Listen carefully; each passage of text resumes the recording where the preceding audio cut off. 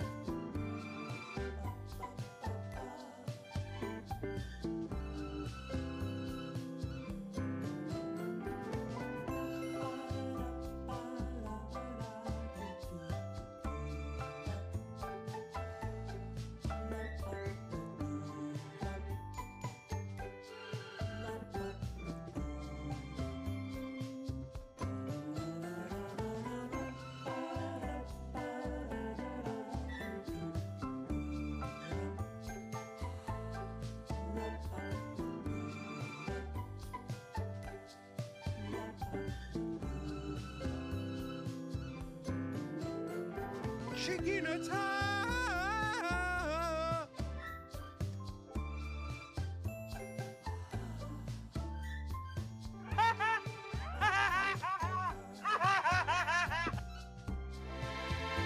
Coco, señorita, te tocará la canción de mi gente. Va así.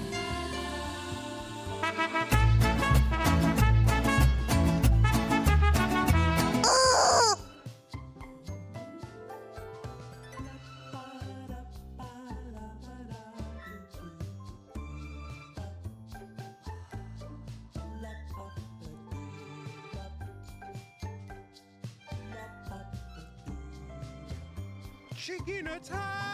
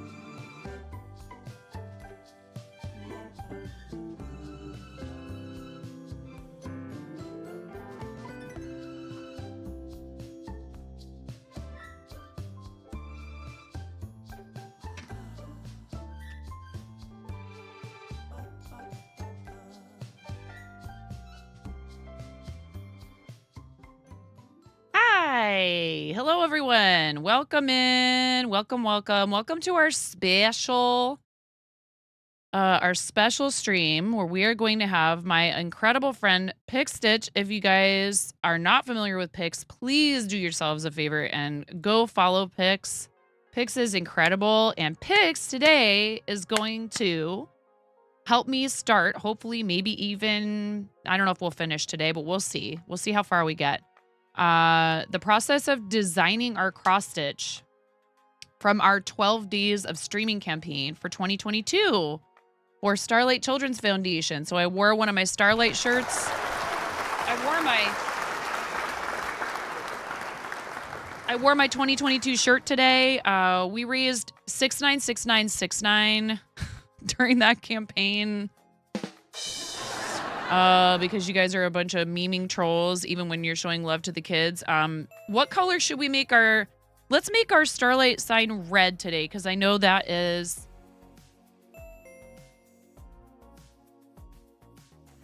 a Pix signature color. So, Pix's name is red in chat. His logo is red. We have that cool Starlight, light behind us that I got in my kit. Right on. Awesome. Super excited. CC. Oh, thank you. You know what? Zach Taylor just resubscribed for 22 months. Cluck, yeah. You may be 9.5, but you're a 10 to me. The CC we're using, I didn't even think of this.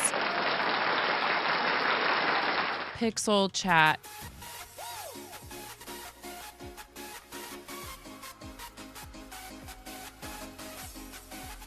I tried to get Pixel Chat to work recently and I had trouble with it. Maybe we should have messed with that today. I turned it on for me. Unfortunately, I'm not sure if I can't add another person in there. Oh, that's so frustrating. I didn't even think of that. Zach, thank you for 22 months. I hope you had a great birthday. Zach had a birthday recently. We were able to raid that day. I appreciate you, friend. Thank you for being here. Thank you, Mawa, for the follow 5 minutes ago. Thank you, everybody, for coming in here and hanging out. If you are not familiar with Pix, I'm going to let Pix talk about himself a little bit when we hop over and we're on our screen where we're chatting. But just suffice it to say, people like Pix being on this platform is one of the reasons why I think that, like, particularly our makers and crafting community, that we have a shot at continuing to build and like push and be something, you know, greater than the sum of our parts. Pix is extremely community oriented, has done a ton of stuff for charity, and absolutely is one of my very favorite people on this platform to watch, to hang out with, to collab with. And so welcoming and so inviting to people, particularly to newcomers. Okay, so if you are new to a craft and Pix is talking about it, they're practicing it, whatever. If it's a stream where you talk about design or where you talk about techniques or whatever, if you come in there and you ask a question, you're never going to get like, oh, you don't know that already. It is very, very welcoming. There's no gatekeeping. It is friendly, but maybe not as fam friendly as we are, but you might see Spicy 9 in there.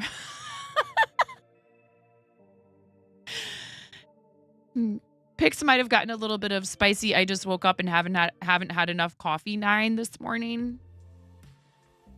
We'll try and keep it family friendly. I will say we might veer a little bit outside the typical PG-13 territory, but I'm not going to put it on 18 and over because I know Pix. Pix knows how to maybe tiny bit tone it down, right? Right, Pix? Just a tiny bit. We'll meet somewhere in the middle. I don't know. I is good bean. Yeah, sure. Yeah, and you moderate for Amish and you sort of behave yourself in there. Big pile of Wesley. For 2 months. Cluck, yeah. I've only been in a Thank handful you. of your streams, but I love watching your vibe. Keep being awesome. Big pile of Wesley. That really means a lot to me. Your kind words mean a lot to me. But then on top of that, you know, for you to decide that it's worth the investment to resubscribe, I really, really, really appreciate it very much. And when you're resubscribing, that means you've been here long enough to know whether or not you want to keep doing it. So thank you very much for 2 months. I very much appreciate that. Thank you. Thank you. All right. So, again, if you're not sure what's going on today, I have this 18 by 25 piece of Ada. We're going to try and figure out if we can get these 36 names from our yes, I chose Navy Ada. Don't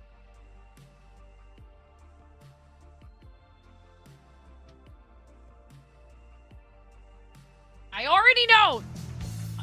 Listen here. Get supported, nerd. Come on, baby, make it up. You know this is just going to make it take longer to get you on here, you know.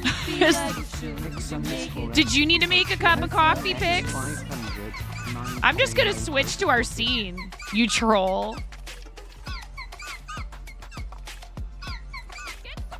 Now I have to do a spicy bean, and I don't know where they are. Thanks, Pix. Thanks for the 500 bits. Starting to hydrate.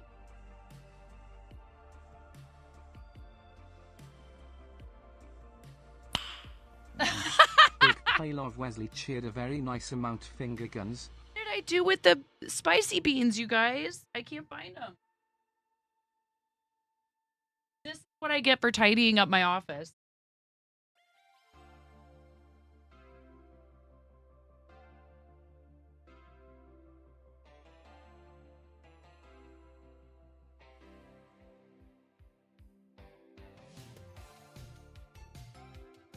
Oh my God. Professional streamer.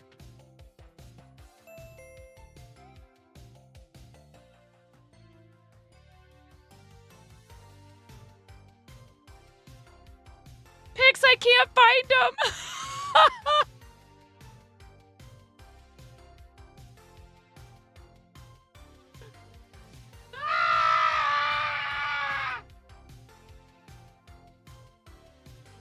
I found him. They were underneath of a half-finished dice bag.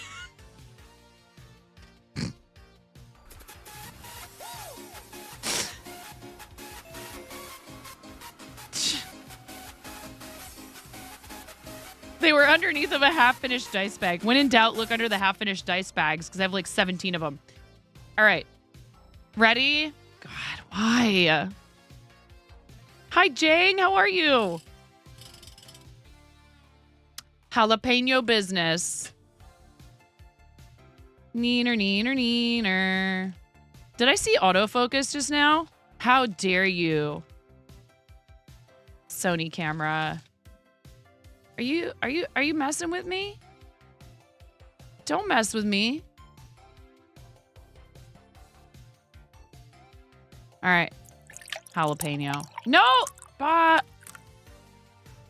The water doesn't help with spicy things, bah. I'm drinking the water first, I guess.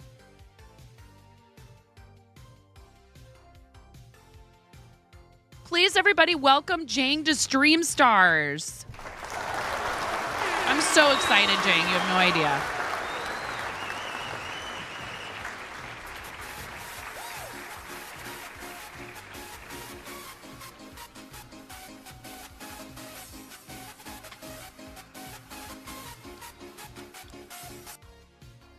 Super excited. That's so awesome. Thank you for joining Stream Stars. Thank you for jumping in and helping us support Starlight Children's Foundation. They're an amazing organization. Before we drag Pix in here, I want to talk about what they do real quickly. For those of you who are not familiar. So what happens tomorrow at 7 a.m. Pacific, chat?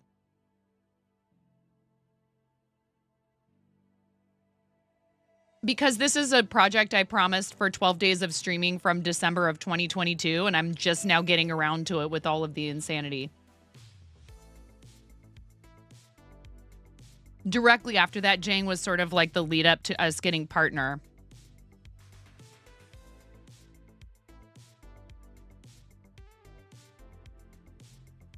The auction opens at 7 a.m. tomorrow and all the rewards unlock. What are you doing?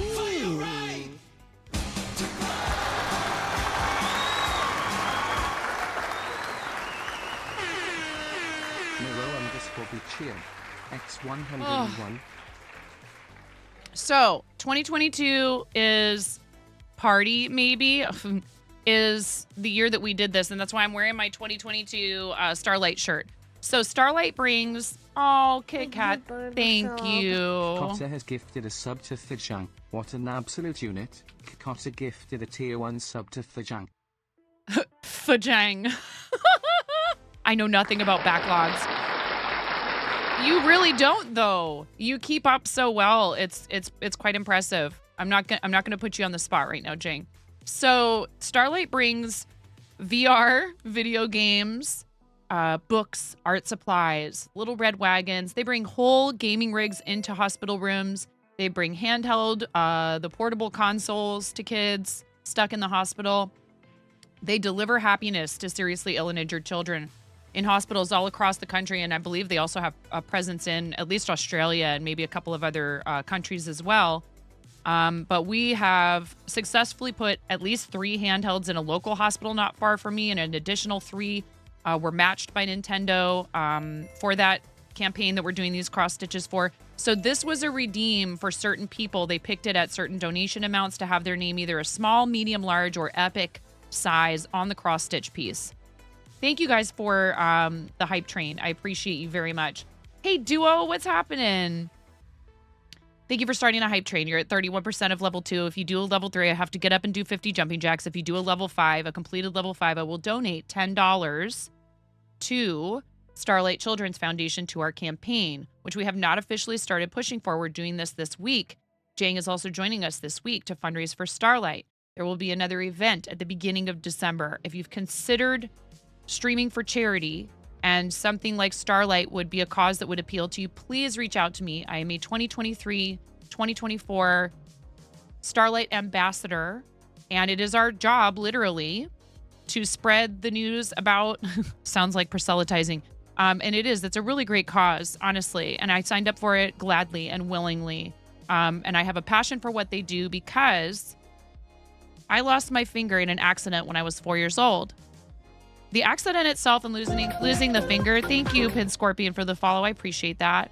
The accident itself and losing the finger would have been, difficult enough to get through for me and my family, but I came down with a life-threatening bacterial infection, and that infection landed me back in the hospital for IV antibiotics treatment and 2 weeks of observation to ensure that the infection had cleared.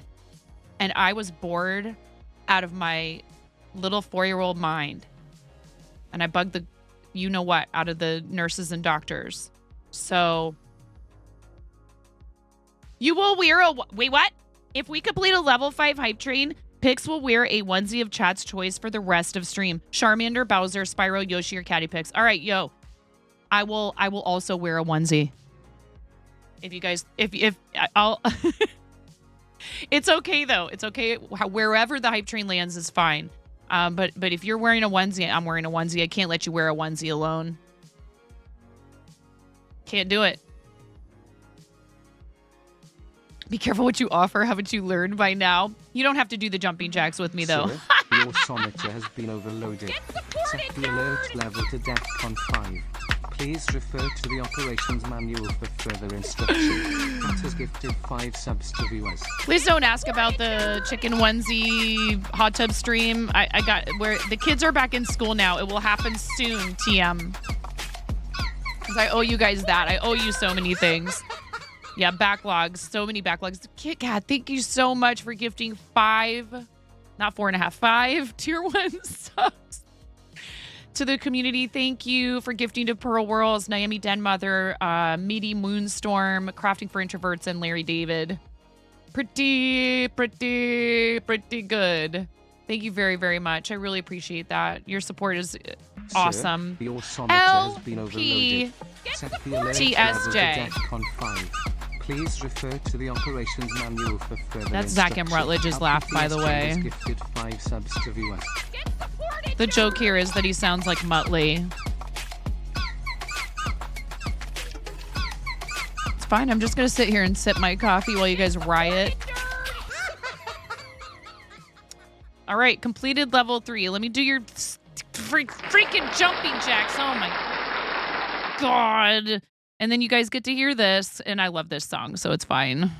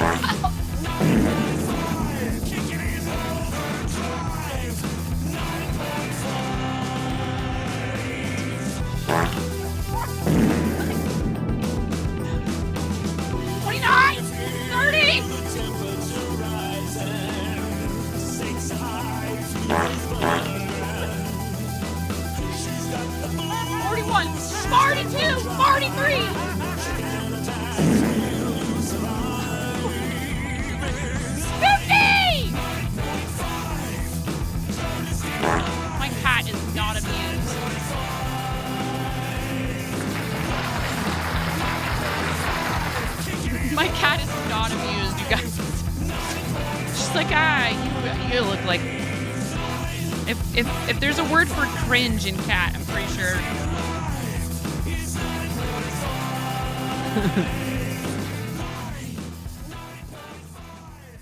All right. Thank you so much. Thank you. Thank you. Thank you. Thank you. Thank you. Thank you. Thank you. Those duos hand emote. It's like, you know, that's like, if that comes into chat, I'm like, oh, somebody's a friend of Duo. Someone's a Duo viewer. I love it. All right. Seriously, thank you guys so much. I really appreciate you, and your support means that I can continue doing this. It helps me cover the cost of materials. Thank you, 123 Stitch. Awesome resource for cross stitch supplies. Materials. Shipping, all that good stuff. And we do have a bunch of auction items that have been offered up by the community. I think I've gotten almost everything in there that's been offered up. If you click that link that just came into chat, you can browse the offerings. We have been invited to test a special feature, a new feature that they are working out on Tiltify called auctions. And I only did the one auction item, which is this right here that I'm still working on, the Flareon. I only did the one auction item for the last campaign just to test it out real quickly because I knew we would be able to use it for this campaign. And this time we've had such an amazing showing of support of people saying, I have this item that I made myself, or I have this game that's still sealed.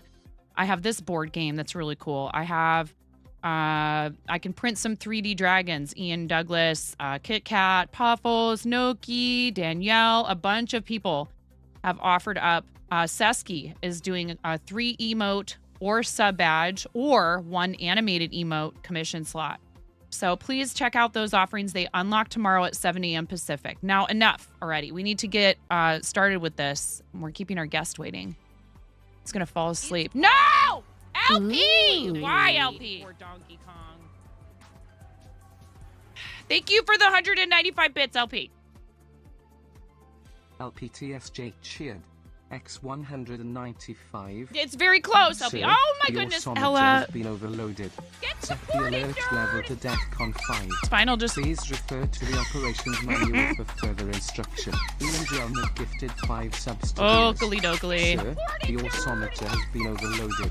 Set the alert level to DEFCON 5.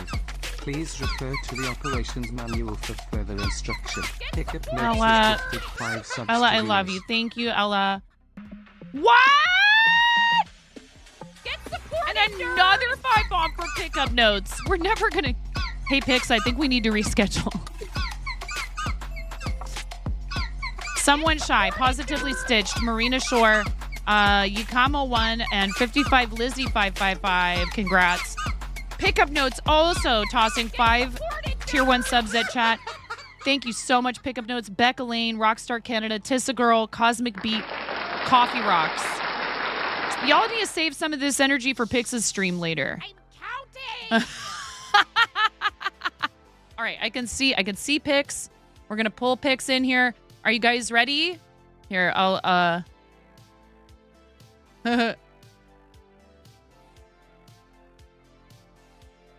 All right. Hello? Hello. All right, here we are. Here's our friend Pix Stitch, you guys. Yay, it's Pix. Look, we've got your screen share up there, but I know, right? here, let me hide that because I'm a professional. Totally. We were working some stuff out earlier. We actually have a separate scene for this, but we are going to look at where did I put it? Too many sources. Yay. We are going to look at our look at your question mark block. What is this? This is the newest project. I've been obsessed with this. It'll be a pillow pattern with just color changes in the row for a Mario question block. And I'm also working on when you get the coin, it's the items been used version. Oh my on the goodness. back. No way. Yeah. That is so Scoop it cool. easy. Cooperman, Full my pillow. Twitch husband. Jang, I'm really glad that you took the time. I'm just going to do this real quick. And I know I said I wasn't going to, but seriously, Jane, you deserve those breaks that chat forces you to take. You deserve them. I hope it's been treating you well. I know your dog loves it. He was talking about that the last time, that his dog was like, what's going on? Pix's audio is very quiet. Thank you very much for letting me know that, because he sounds good to me, but that doesn't mean a thing. If he's quiet to you guys, we need to turn him up. To get turned up. How's You this? can't turn me down. How's this? Hopefully that's better. Test, test. Oh. Test, test, test. Azure, is that better? Okay. That's as far as I can turn it up, unless oh yeah, you definitely do. So I have all this floss, but see here, I was going to show you. No, but talk about this project some more. Finish talking about your project that you have on the table. So there's times where you just have like, I've been working on like those cross or crochet ornaments forever with like the Ninja Turtles, for example, Mario, the Link, the question block. And I thought, I've done this in an ornament style. I saw a bunch of stuff online. I'm like, I need to do a pillow, like a throw pillow. I don't want to do a blanket. There's a ton of them. Who's doing throw pillows for like nerdy stuff on? And I didn't really see many. So I was like, well, we could do this. And then I just kind of converted it into patterns, started writing it out, and we finished it just last night. So I was like, yes, we got it. What kind of yarn? And then now I'm doing the other. This is actually Bernat baby blanket yarn, a size 7 hook, which I think is it an L? And then each pixel that you'd normally have is 3 squares. So if you took little pixel art and made it 3 pixels instead of 1, like the ratio, turns out it's about 16 by 16 for a throw pillow. It's like, let's go. So yeah, I'm kind of like, I need to finish this. That is so cool. Yeah. It looks good. I need to move your stuff down just a tiny bit. I noticed a bit of the bottom was showing on mine. There we go. So, no, this is really cool. And like, so did you use this same software that we're using today to design this? Yep, absolutely. I love WinStitch. It's like the best tool ever. I'm obsessed. I've advocated so much.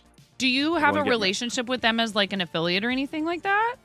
I wish. They don't have any affiliate or like partner programs, but like I know that I want to do like content on YouTube explaining WinStitch and how to use the tool, because they have fantastic guides, but like there's just no current guide for the latest version. So I'm like, we need to fix that. What Duo said, email them and tell them like, hey, I think this would be really helpful. No, seriously.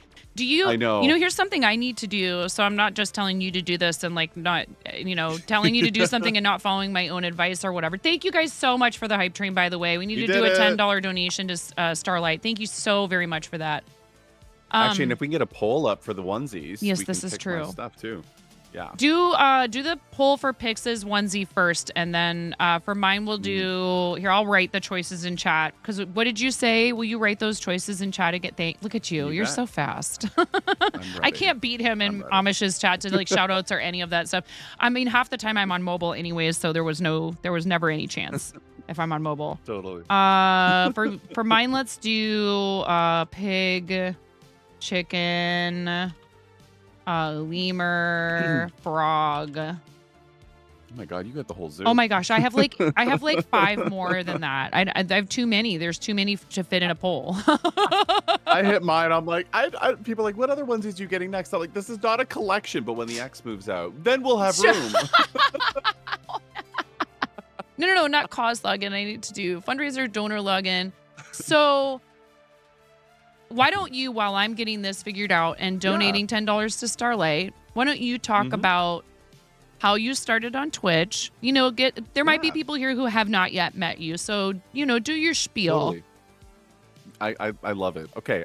If you've never met me by chance, my name is Justin. I'm before the Twitch days, I started sort of as a wee Justin TV early day lad, because my name is Justin. So I was like, what the heck? What is the site with my name? So like in terms of platforms and stuff, I've been in it since before the Twitch days.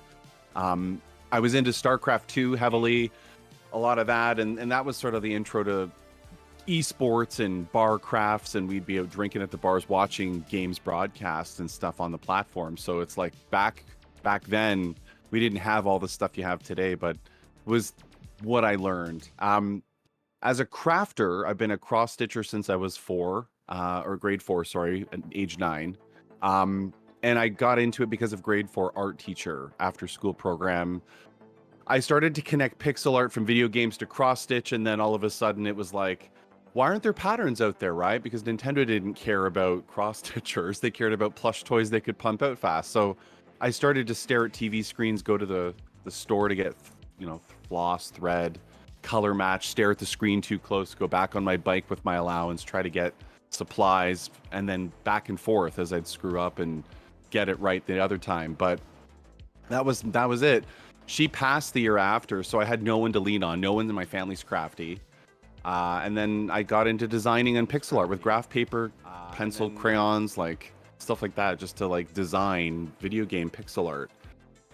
So at some point, I kind of merged the two together, and I learned of Twitch, Makers Crafting. And I hit the go live button March 1st, 2 years ago, just over 2 now, and didn't know a single person. Everything I had done on Twitch was like esports with StarCraft, Heroes of the Storm, moderating channels of pro players, ESL. I did that for like 4 years before taking a break. So I've been on this platform a while, although I did take a pause. Now I'm as a broadcaster. I do charity work, learning new crafts like crochet, diamond painting, needle felting. I do Legos. I'm involved a lot with the Lego community in their streams and in groups. Raised now as just me with the community and my end. We've done almost $18,000 in charity in the last 2 years across all the groups that we've done and all the things I've been able to be a part of or side stuff too. So yeah, that's your boy. Now I'm just a nerd designing stuff to try to hopefully inspire people to get into crafts, like really pushing to unlock that creativity and curiosity and get people excited about turning off electronic devices and maybe picking up some fiber.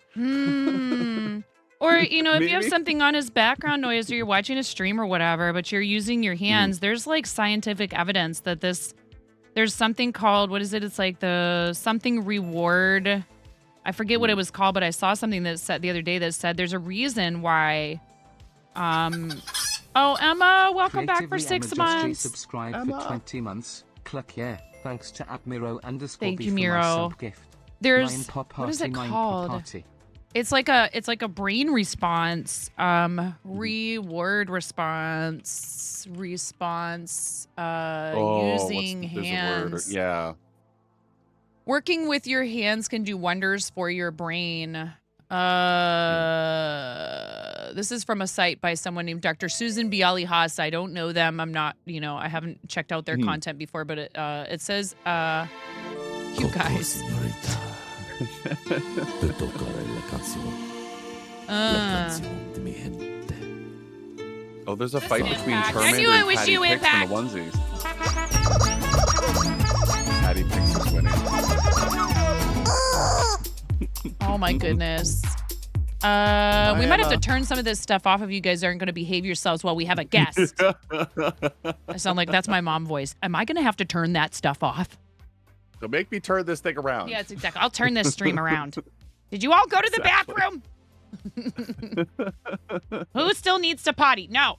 Just go in there. Now. I don't have to.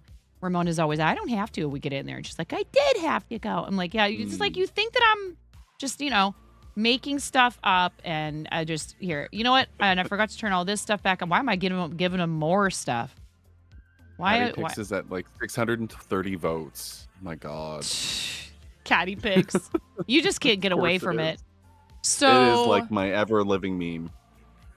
Using your hands gives your brain a chance to rest, this says. When we use our hands on a task that doesn't demand much cognitively, it gives the mind a chance to relax and rest. As a knowledge worker, I'm a doctor, writer, coach, and speaker. I'm constantly using my brain. It's gotten worse with the advent of the smartphone as I spend so much of my downtime reading interesting articles. I also love reading novels. My brain rarely catches a break. So it could be something as simple as a fidget. It doesn't have to be creating something specifically, but this is one thing that I've struggled with as a crafter is that I'm process oriented. Yes. And then I shame myself for not finishing things, which is problematic because it's like, you know what? I have a busy life. I have 3 kids. I work a second job. I am hardly like slacking. I'm not sitting around not doing anything. Yeah. It's just that sometimes I want something repetitive and mindless, and then I'm not having to think about, okay, increase. Like, I love amigurumi. This is anathema to a lot of people here, I'm sure. But amis are not a relaxing project for me a lot of the time. It involves a lot of counting, a lot of focus. Yep. You got to sew the pieces together when you're done, which is the most, obnoxious part of making the thing. So I love stuff like this. Yeah, like cross These stitch for are me, so easy. I love them. Yeah, look at that. That's so cool. I love- That's very love cool. them. GG on the catty onesie. Okay, now you're voting Yeah. for Nine's onesie, guys. Pig, chicken, lemur, or frog. Catty. Hey, pigs. I gotta go change. Go catify yourself. I gotta catify myself.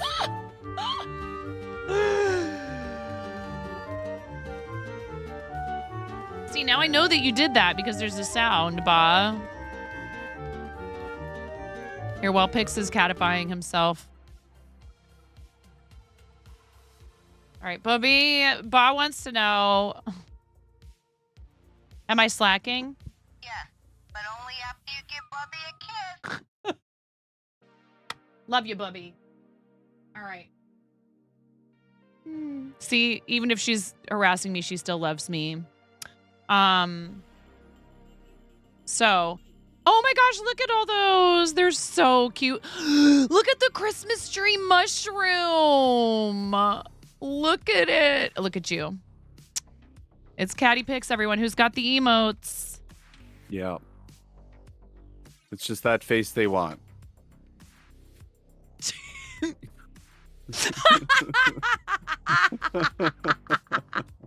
I shouldn't laugh so hard.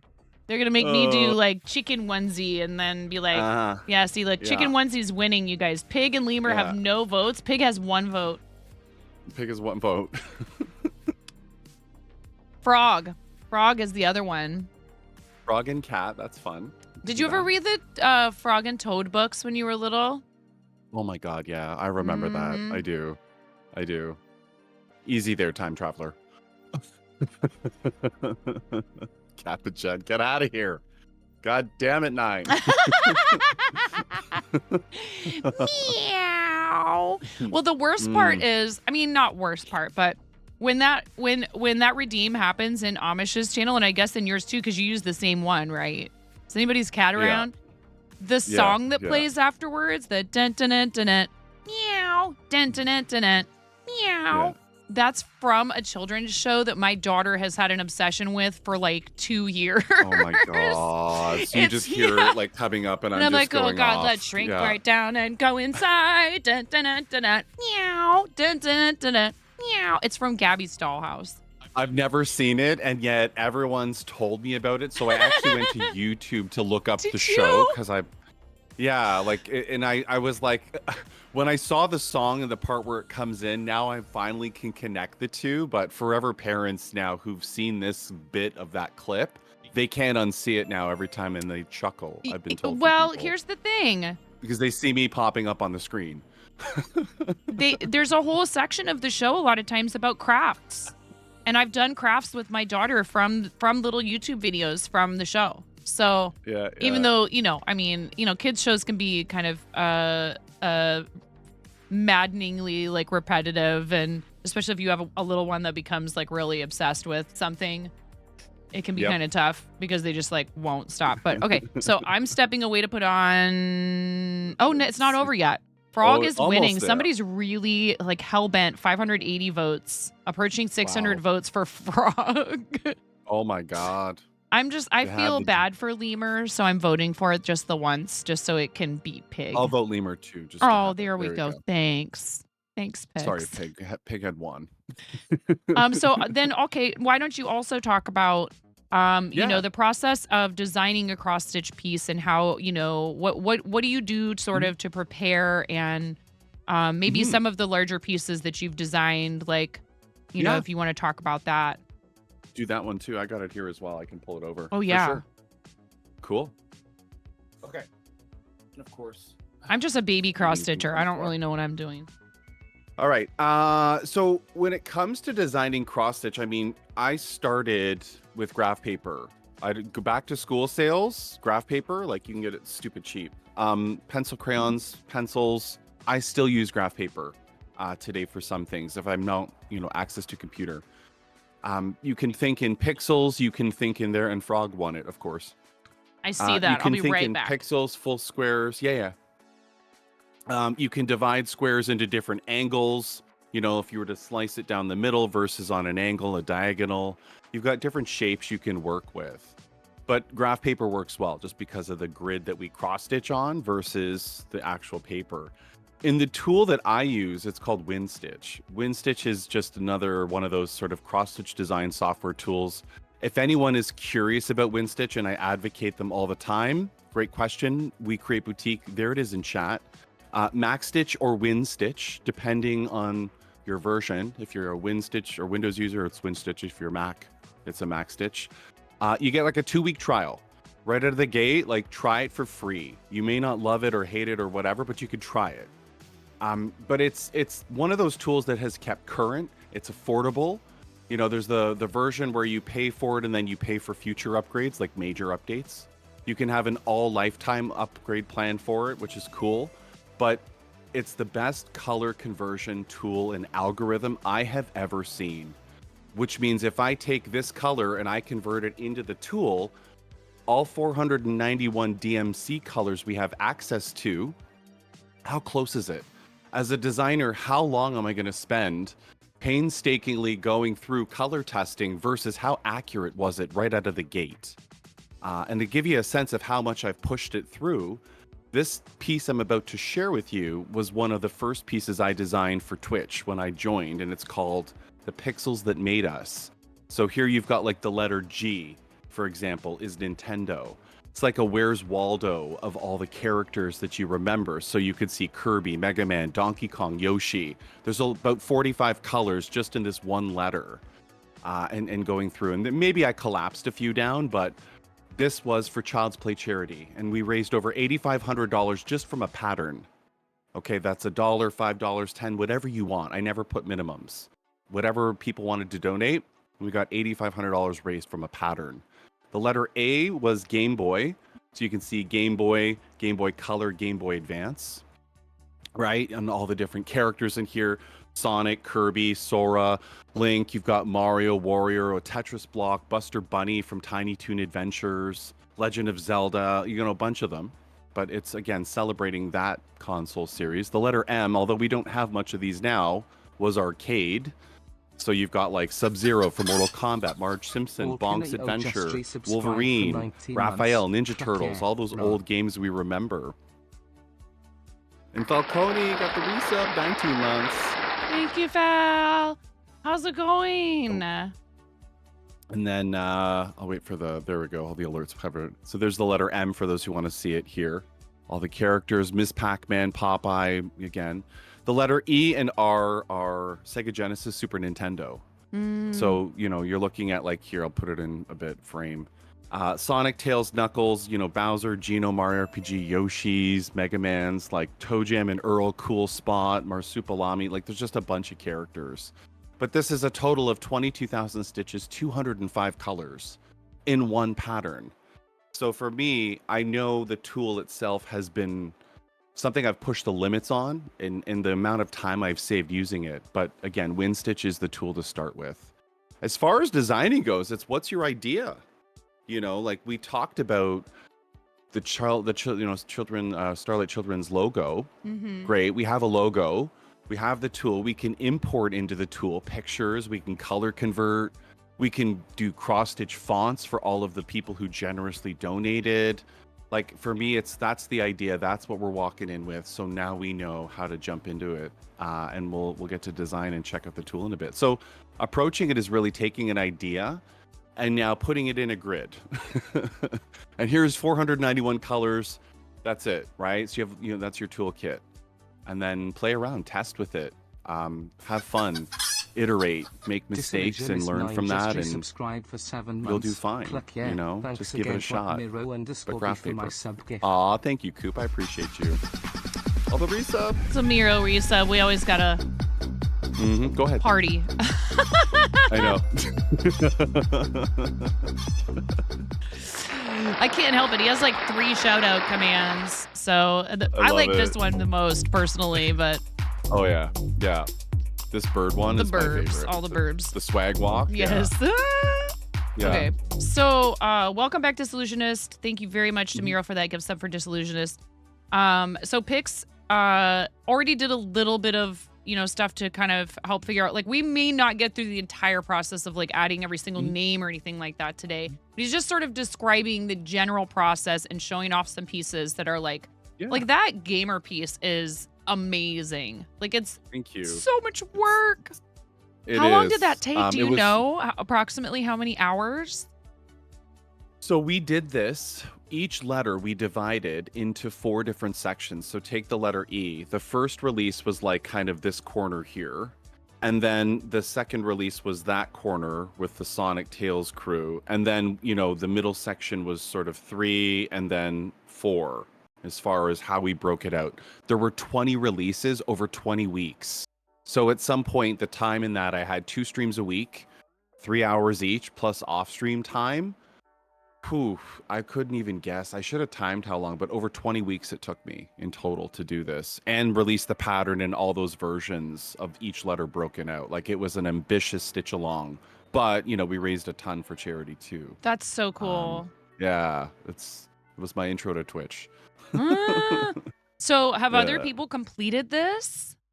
Oh yeah, there's been some wild finishes. People have chosen like the old school gray cloth for an NES. Some people have done glow in the dark backstitch and outline of each letter. Some people have done metallics for that shiny gold cartridge look. Oh, wow. From those old school cartridges. Like, people really took this, and some people have broken out each letter. So you've got 5 different frames on a wall of each letter as its own, because they can't get cloth this big in certain countries. There's limitations in access to supplies and materials. So what they asked me was, could you break out each letter as its own release so we can just stitch with the cloth we have available? I'm like, the things you learn about the globalized economies and like crafting supplies, and it's crazy. But that the supply chain is not the accessibility. same. Like, we assume because we can get something in one place that it must be available to Yeah. anyone anywhere across the world, but not always, right? There's like I had to literally ship don't something ship to a it. woman in Chile to help her out, right? Because she's like, I would love this cloth, but like, she's like, I can't get it. Like, it's impossible. They won't send it here through online means. So it's always private shipping. And then on top of that, you've got different border issues. Certain countries aren't as, honest as others with their borders and their security or their shipments or packages. Things get stolen or taken. So you have to have certain insurance and tracking involved. Like, it gets pretty crazy as far as, what people have access to and how to get things to them. It's insane. So, Puffles asked, is it beginner friendly? I would say probably not. Well, I would say it's expensive, right? Right, As a just beginner, it's simply because 205 of the colors size. a beginner. Yes, right, right? exactly. And just having You to buy know? that many supplies, and then like, what happens if, say, for Yeah. example, you just aren't in love with the craft? Because even if we love something, You'd it may fall not out be of for love. everybody, and you'd be like, Yeah. oh my gosh, I bought all these things, and I have this huge project, and I don't know if I'm really that into it. And you're gonna end up Yeah. being like, oh, I have all this stuff, and I just don't feel like doing it. I would start smaller. Start here. Yeah. probably. Start small, right? Do you even love it after doing 100 or 200 stitches versus 22,000? Right. Like, Yeah. how ambitious are you? I mean, I can blow the roof off these designs. So, But yeah, this it was was my, very beginner friendly to me because it was a medium. It needs to be washed. It's dirty. that's fine. I didn't love use that it. I piece. didn't use. I know. I didn't use one. a grime guard. I'm sorry. Okay. So this is from the Bob Ross cross stitch kit, and they do give you materials. They did not give me the materials for this one. I was like, well, I don't want to do the ones they gave me the materials for. I'm going to do a different one. So Yeah. I bought some floss, and I had some floss already. And I substituted a couple of colors. I kind of wish that I had gone with their colors only because there's a couple of spots in here where you can't really see the contrast between like the orange and the pink right here that I use, but that's okay. This was Yeah. super approachable. I would pick something where you're going to just learn to do the thing and not do confetti watercolor, which is like what I tried to do for the first thing I did when I came back to cross stitch, which was a massive failure. And it's not the fault of the person who wrote the pattern. It's because I picked something that was too complicated and I started making mistakes and then felt like, oh God, I need to rip all of this out. So do something straightforward. And I would do something even smaller than this, probably if you've never ever cross-stitched before, because I had cross-stitched before. It just had been a really long time. I would do like Pixas. Those are adorable. The little Mario guys, like a little ornament kit or something like that. Totally. Like this Boo Ghost here is just white, black, red nose, pink, and brown antlers. Like plastic canvas is great for beginners because this is flexible. You can't really screw this up and rip it apart. Like your tension's consistent. It's fine. Cloth is obviously where we start with those bigger pictures or pieces, but you can keep them small too. Like I try to inspire, like you could do fridge magnets from this stuff. You don't have to do ornaments. You don't celebrate. That's okay. Like this is a ghost with antlers. Like that's what adorable. is your idea? That's so yeah. Well, right. And I guess what we're saying is it's not the technique that's difficult. It's just that taking on a project of that size, and I know Puffles isn't a beginner. Puffles cross stitches plenty. Oh, yeah. But just asking for the sake of beginners, like, could a beginner do this? Could they do it? Sure. But is it realistic to expect someone starting out in any craft to tackle a project of this size that requires this time commitment and this supplies? True. I think that it would probably be better, if they wanted to take it one letter at a time, but even then you're going to be purchasing quite a bit of floss for each of these letters for all the different colors. And there's a mix, right? Cross-stitch design is what you want it to be. As we design today and go through, like there's different designs and stuff I've come up with for the expert stitcher. And I don't expect beginners to get into partials and all the little small stitches in between. You can divide a square into 4 and stitch any of those corners. It's called a petite stitch. But I try to at least educate people so that they're comfortable walking in with, here's what I can do, but I'm going to scale it back to this. And I want to do like a Charmander fridge magnet. Cool. Here's where to go to get all the sprites. Here's where to get all the colors tested. And, here's how big it'll be by the time you stitch it. By the time, you've sized it out. We'll talk about different sizes and dimensions, like your cloth, for example, for this piece today, and stuff like that. So just be creative. Don't let the size of the piece hinder your creativity. At least you're learning as you get into it, and then dial it back or blow it out more. That gamer piece took me 3 versions to nail it. The first one was just too much sprites showing. Yeah, the first one was bigger than that. There was too much of the character showing. I thought, I need to see more of them to know who they are. The second one was like, who the hell is that? I can't tell. They're just so small with all of their faces plunged in. And then I found the Goldilocks version where at least their heads were in frame in each character's placement. There's 180 characters in that piece. Oh my goodness. As far as where's Waldo. So like, how do you make sense of each of them? But I can tell who I can see, like Mickey and Sonic and exactly. Like I see Bowser down there at the bottom and like Mario peeking out of the middle of the R right there on the left hand side. Yeah, like I can tell who they all are. Enough of them. Yeah, right? But then that's just that whole process of designing this is like kind of wild to me that you not only designed it but you executed it and multiple times. That's kind of crazy. I'll share that like the first color pass without collapsing the colors, there were 350 and I got that down to 205. So there's 145 color decisions across the whole thing to make it work and still not lose too much. Yeah. I could never. I really don't think I could. Actually, when I first decided I was going to pick back up cross stitch, I tell you this, I got it in my head that I was going to do a life-size poster cross stitch of the poster from Pulp Fiction where she's like on the bed with her feet crossed behind her with the cigarette, I love that movie. I've loved it since I was a teenager. I saw it like 5 times in the movie theater. And I was like, I'm glad that I quickly realized that was really silly when I popped it into, I think I used Stitch Fiddle and realized to get any kind of clarity in this piece. And even if I didn't do all the background, and I only did like a silhouette of her or something, it was going to be some outrageous number of colors and stitches. I was like, never mind. I backed up real quick. You need rolls of floss and not just skeins of floss. And then I was like, wait, I don't even know if I can find a piece of Ada large enough to do this. You know what I mean? Like an actual movie poster sized piece. I was like, I don't know. I don't know if that's possible. I could probably scale it down, but what are some of the most common mistakes you find with beginner cross stitchers? Sorry, Big Pile of Wesley has a question. What are some of the most common mistakes you find with beginner cross stitchers?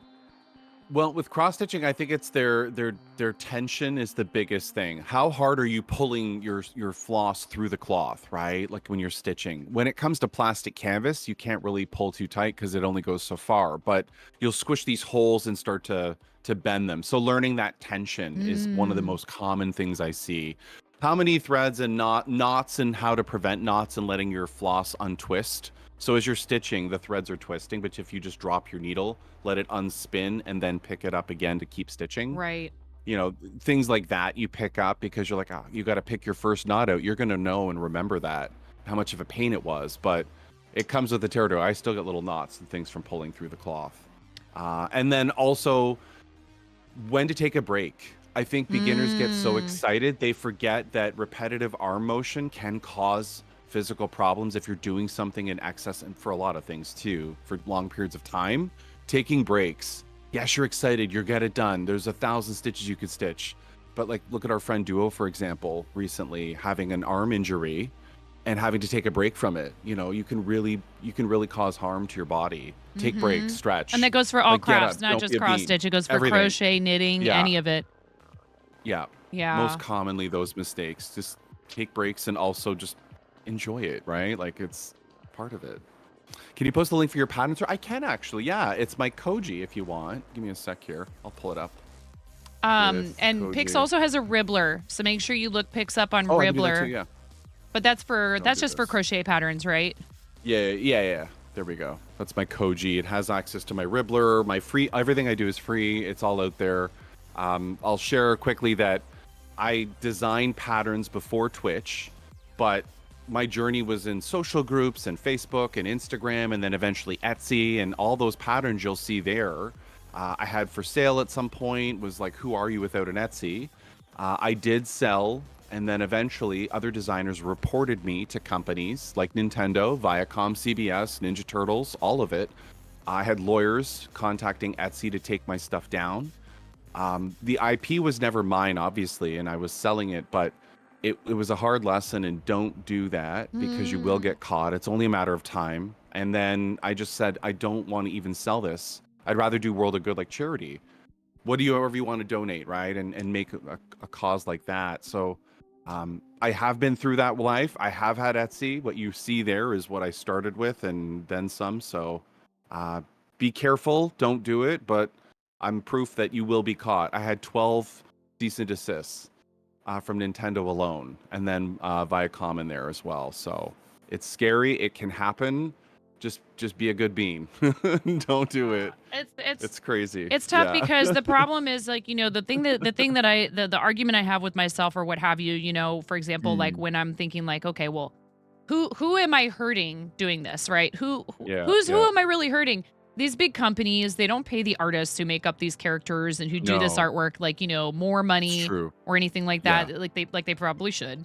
They're not getting paid, so like who cares? You know, it's just this big faceless, nameless corporation, and they're just taking advantage of tax breaks and blah blah blah blah blah. Oh yeah. But the 100%. problem becomes, well, then where's the line between the really big company who you're hurting and then the smaller, you know, and so that line can get fuzzy. And then on top of that, is it worth it?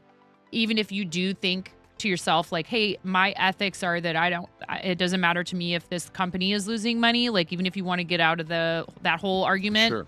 then it becomes yeah. when they come for you, are you going to have the time, the resources, and the money to fight that fight? It's not going to Yep. be worth it. Your time, your energy, all that stuff. So if you do fan art, you should try to make it free because like you could still do fan art pieces and give them away for for it. charity. You could give them away Well, to your community for charity. You know, like I'll auction Even this off private for commission, charity. right? Private Like, commission people, is like- fine. You know, there's people who would argue it's not, but whatever. But if you are Yeah. public about it and you're listing it on a website and you're using, especially if you're using titles that describe their characters, they will find it most likely eventually, and Yeah. they'll take it. They'll ask Yeah. you to take it down. So It's true. Like you search anything today, Mario cross stitch or Yoshi crochet, just Google it. You see Yeah. a whole whack of stuff, right? But the more obvious it is, the more easily you are searchable and caught, right? Like that's all the tags you can use on Etsy. I did that stuff. They were finding me, trust me. So I only would say if you're ever going to sell stuff, like, or someone commissions you, or you're doing this in private or whatever, but like no one will ever know that. It's not that I'm encouraging it, but you have those conversations, you do what's right for you, right? Like for me, I just wanted to create. At the end of the day, I didn't want to profit from it because I had a great job. I enjoyed what I was doing. I just wanted to be in a space where I could have like-minded creators, and I came to Twitch. You know, everyone told me go to YouTube, go to Facebook, and no one picked Twitch. I chose it when I was taking polls of like, where do I go after I closed Etsy? Like, what do I do? I have to create. I have so many ideas to get out of my system, and then Twitch would be the best decision for me for that, because there's so many creators who are doing this in different capacities. So here we are, almost 2.5 years later now. I think that Twitch crafting can be really great because we're smaller, and so we're more tight knit, and we all kind of know each other a lot of the time. But Yep. it also is a struggle because we often feel sort of left out of a lot of the stuff that Twitch does for creators, because they're not really thinking about us. You know, for example, chat engagement. We all Yep. want active chatters. We're appreciative of people who actively chat. But if we're crafting and we're catering to an audience that also crafts, like Pix does, like I do, like so many other people in Yep. makers and crafting and in art, those people are also busy using their hands, and they're not as, maybe not as quite as active in chat. Chat may not be quite as active in our channels sometimes. And so based on, you know, their measurement of what it means to be like an engaging streamer, they want engagement. They show that to advertisers, all this other stuff. They say, oh, that person's chat isn't as busy, so they must not have active participants. But like, if I go, Yeah. yo, crafting lurker call out, you know, like if I say, hey, Yeah. literal show of hands on your keyboard, how many of you are here lurking, but you just happen to be working on a project, you'll get like a dozen, 2 dozen people that will just like pop up out of nowhere and go, we're here. You know, so it's hard because I think we don't fit the mold of what they consider like, you know, Yeah. a good evidence to advertisers that they should invest. So it's hard. Like Flav is like, Well, hi. it's funny because like we also though, like, and you do this too just as much as me, like we'll pause and go and show what everyone's working on, right? Like what are people doing? We'll go through the Discord, take a photo of your recent where you are now, and let's admire everyone's work, right? Like we have those sort of pull the red carpet out for each other moment, and let's look and showcase this stuff. So it's almost like there's a balance as a broadcaster, the entertainment, the interaction, and the crafting too, right? And I think it's our job to give them the tools, as much as there's people who aren't crafters with us, new people joining who are chatty or asking questions. Like there's such a mix of curiosity, and I think it's tapping into that. How do we get them to try it, to be curious with their families, their kids, their whatever? I'm sorry. Just do it. Impact was like, I Just want do to get it. back into this Yeah. thing. I'm like, just do it. We encourage it. each other. We push each other. Do it. We help each other love it. learn new things. We support fellow artists. If they're selling their stuff, great. If they just want to, like, you know, you do all this stuff for free, which is so incredible and so generous of you to devote your time like that to giving people, you know, projects to work on and stuff like that. You know, so again, it's I think there's room for us on this platform. I think that we should not think that it's like a lost cause or anything like that. But I will also encourage those of you out there thinking about starting content creation around crafting. Don't neglect the fact that there are other places to also get your stuff out there and make use of. And I'm not saying you need to be on active every day on every platform, but I would pick 1 or 2 other platforms that you post to regularly, whether that's whatever Twitter's supposed to be called now, Instagram,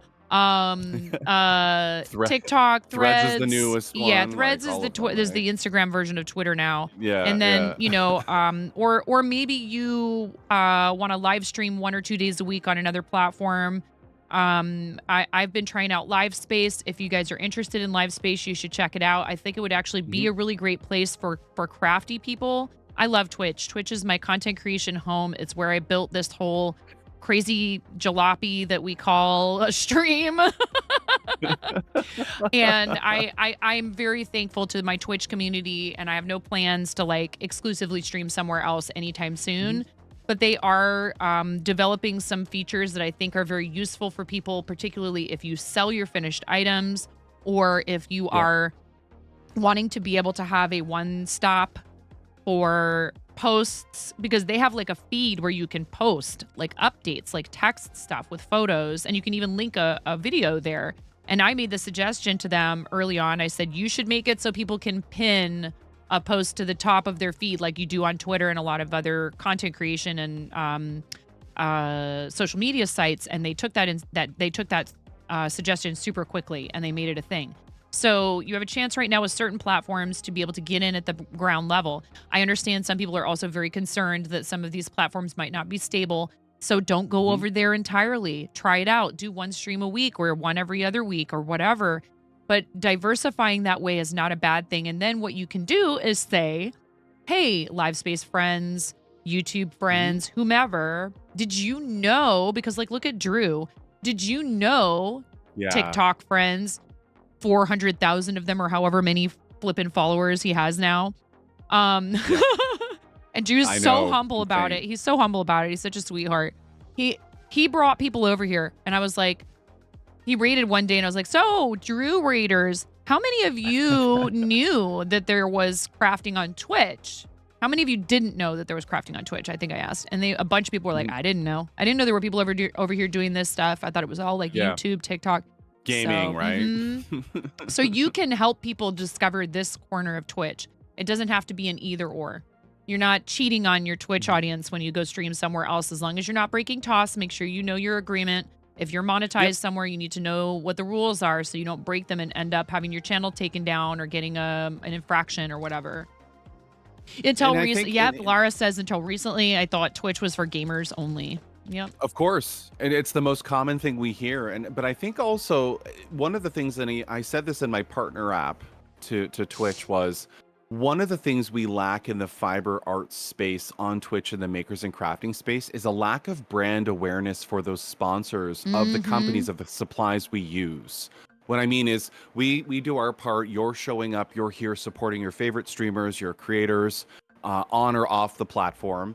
But the brands and companies themselves of the things we use, DMC, Floss, Red Heart Yarn, Lion Brand, pick any kind of supply. The affiliates that we have, whether you're with your Diamond Art Clubs or you're sponsoring your affiliate links with others, we need more attention to those companies because they have larger audiences for the things they use globally. So to attract a lot of that other stuff externally to this platform, I can go live on 4 different platforms or share my fancy, studio photo shot, which I don't have, in any other capacity. But when do we get companies' attentions and start to pull them into this world to collaborate, to do that? So when I told Twitch, I said, we need that awareness. Like, we need that business acumen and mentality here. It's not just, I hit go live and show up 5 days a week. There has to be somewhere to push for that, to get their audience. How many followers on DMC on their socials? And that's Can you imagine if DMC had a Twitch channel where they would come on and be like, hey, check it out. We have all this new floss. Look, we're coming up with these new things. Or like, here's, hey, they had you on as a guest and they're like, hey, we're here with Pix, who's teaching us how to design our own with your materials, and here's a DMC giveaway with stuff. your brand. Exactly. And we're giving away a whole kit. Hey, guess what? Today you could win one skein of every single color of DMC floss that exists or whatever. Master or like kit, if I could get like wild. Dude, or if I could get Tulip, whose needles I love, and I know they're on the spendy side, but I love their Hiroshima needles. They are like so smooth, they're like butter. If I could get Tulip over here because I also use their crochet hooks. I use Tulip crochet hooks. Yep. A lot of people use Clover. I'm a Knit Picks and a We Crochet affiliate, and they do accept people who stream over here actually fairly regularly, and they've even donated boxes full of stuff for charity giveaways. I love working with them. That's Premier Needle Arts, which is not to be mistaken with Premier Yarns. They're different. They're separate companies. Exactly. But like, or Premier or any of them, the big, Bernat, all of these companies. Bernat, isn't Bernat, Karen, and Red Heart all the same company now? But still, so fine, whatever they're called. I can't remember what their parent company name is. What is it? Oh, fuck. What is it now? I can't remember. I was not prepared. I forget. No. Well, does anybody know what the name of their company is? I forget. When I see it, I'll see it. Yeah. I know when somebody says it, I'm gonna be like, oh yeah, of course. Your Yeah, come- inspirations. Thank you, Naughty Your Gnome. Hi, inspiration, Naughty there Gnome. it Thank you is. for the follow. Thank you for your first time chat answering my question. Brain Love you, was Naughty not Gnome. braining. Brain was not braining. Oh, is this someone from Pigs' community? Thank you so Recent much. to my community, just been a complete sweetheart and jumped into the space. I've been such a fan of them. Hi, welcome. Good to We see love you. anyone whose names are like punny and have to do with like, so I love that your name is Naughty, but it's GN because you're Yeah, a yeah, gnome. We love this. We love the dad jokes. So, you know, we even have this and it works now. Where does steel wool come from? Oh no. But yeah, it's Sheet it's metal. that kind of thing on the platform, and it's tough. Like MNC, I always say this.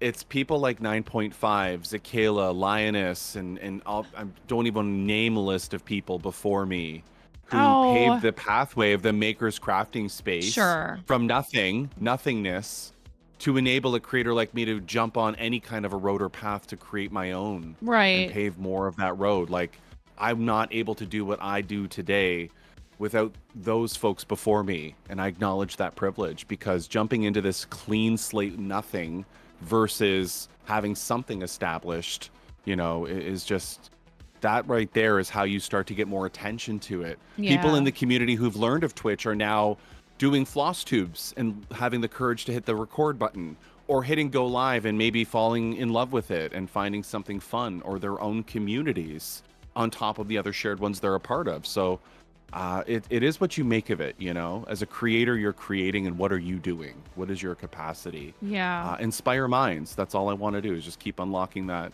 curiosity But and inspire. remind yourself too, though, right? Because the thing is, I think this is super important. It's extremely important.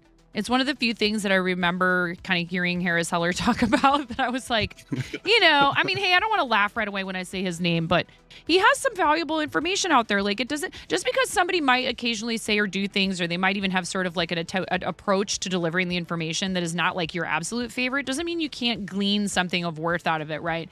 So he said this, Yeah. and it really struck a chord with me, because I worked for other people for 25 years in restaurants, and I never, ever, not once, except when my husband would sometimes talk. Oh God, we're getting smashed with a raid by Tab twice. Oh, Tab. I love you, Tab. Look, I'm Welcome wearing in, a Raiders. onesie. It's onesieception. Welcome, Totally. everybody. Hello, everyone. I love you, Tab. Thank you so much for raiding. Speaking of people that have delved into doing creative content and stepping outside of their comfort zone, which was follow. gaming for the longest time, our amazing friend Tab Twice. God damn it, cheesesteak Jimmy's! I threw you a follow, Tab. Good to see you. Welcome in, Raiders. Get in here and follow Pix, okay? Oh my God, Naughty No, why did you use your Prime on me? Get supported, nerd.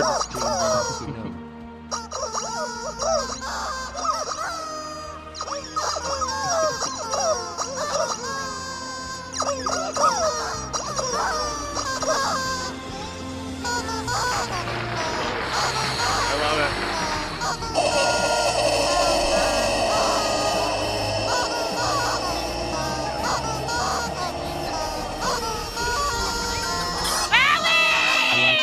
So loud in here right now. Yes. Hi, I love you. I'm a fan. You're a queen. See, look, you guys, get Hi, wrecked. You underscore can't even or start a just to hype train. I love subscribe you. for Thank you 4 so much. months. Kylor, thank you. All right. You guys, they already did that. We already did that. I'm wearing a frog onesie. This is Wearing why a we're in frog onesies. onesie. You guys, thank you so much. Thank you for the raid. Thank you for the subs. Allie, thank you for using your Prime as well. Naughty Gnome, thank you for your Prime. You can use those Prime subs. Here comes the spiel. You can use the Prime sub anywhere on the platform where someone's affiliate or partner. And you made the choice to use it here. Like, and I understand there's probably streamers out there who go, it's just a Prime. Well, that's silly because they have to go in and do that. They have to know that it's ready. They got to realize that they can use it on somebody. They have to pick that person. Yeah, I mean, we appreciate all support, obviously. But I really appreciate when people choose to use that here. Thank you so much. How was your stream? What were you working on? What were you doing? Now, they don't want me to talk to my raider. They don't want me to talk to the raid boss. They want me to squeeze the rubber chickens. They don't want me to do my Yep. job. It's fine. I agree with and now them. my cat's like, I'm almost out of here. Okay, this is really this is making me so angry that I'm about to leave my comfy spot between the back of your chair and your butt, which is where she loves to camp out. No, Puffles, I love you, Puffles, rejected and refunded. I love you, Puffles, rejected and refunded. We need to welcome our readers, do the read video, and maybe finally at some point get started. I'm having such a good time talking to you that I really don't care. So it's totally fine. Matters not to me how far we get today.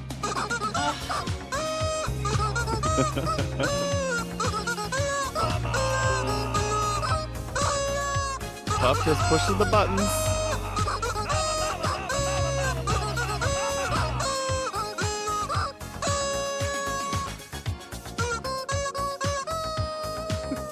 And I can't deny the fact that you like me right now. You like me.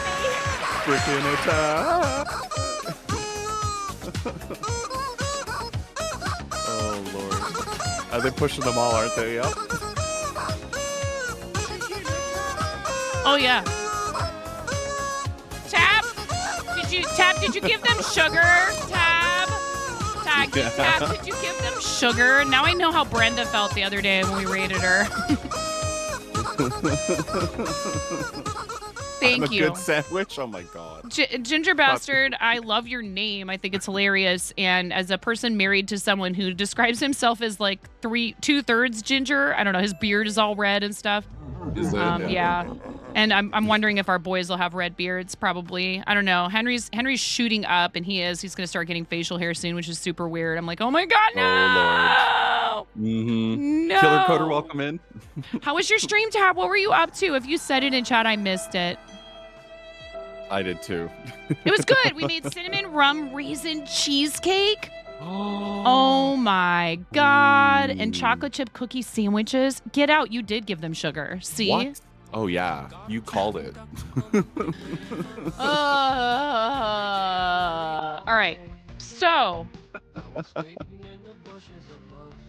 here's the thing. We have this awesome read video, and I really don't like skipping it, only because it is put together with so much love. Why are you doing this, you guys? Stop it. Cheesesteak Jimmy's, cut it out. Thank you for the bits. Oh, my God. Okay. I have to answer a text from my husband anyways, so I'll just jam while I'm doing it. Enjoy the video.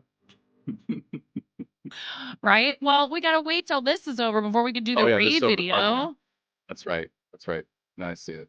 Dance, Pix. What are you doing? Yeah, exactly. I know. I'm delayed on this stream. I caught it. There we go.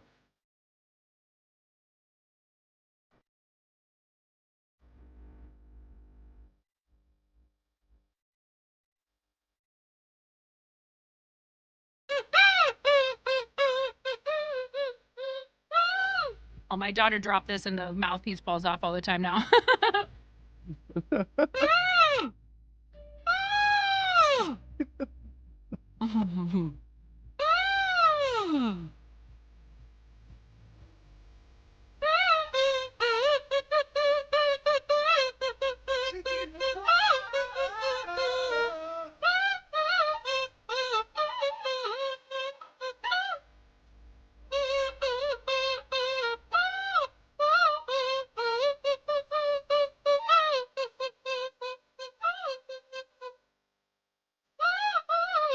I'm gonna pass out.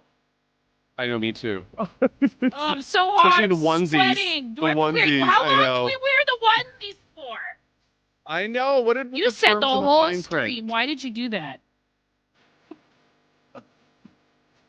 Thank you for the biddies. Okay. Donations? Question mark. Hi. Oh God. My God, Miro. Thank you so much, you guys. Here, let's do that read video. I really appreciate you. This is so much fun. My awesome friend, Jonathan X. Ruth, put this together for the channel, and I like to describe it as equal parts advertisement and warning label. Yes, we are that fond of rubber chickens and fart noises around here, in case that's not already painfully obvious. I'm freaking out right now. I'm fangirling.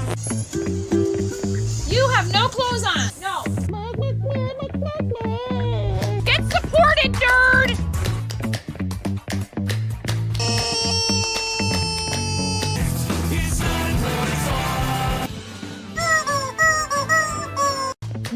flipping way. You didn't do it.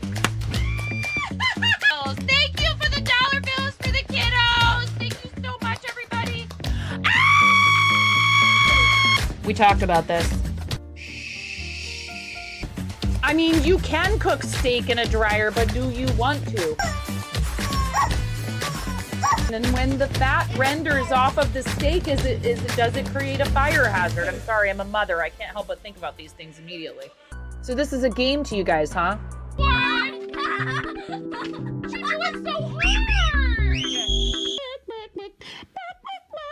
There's people out here with reputations at stake.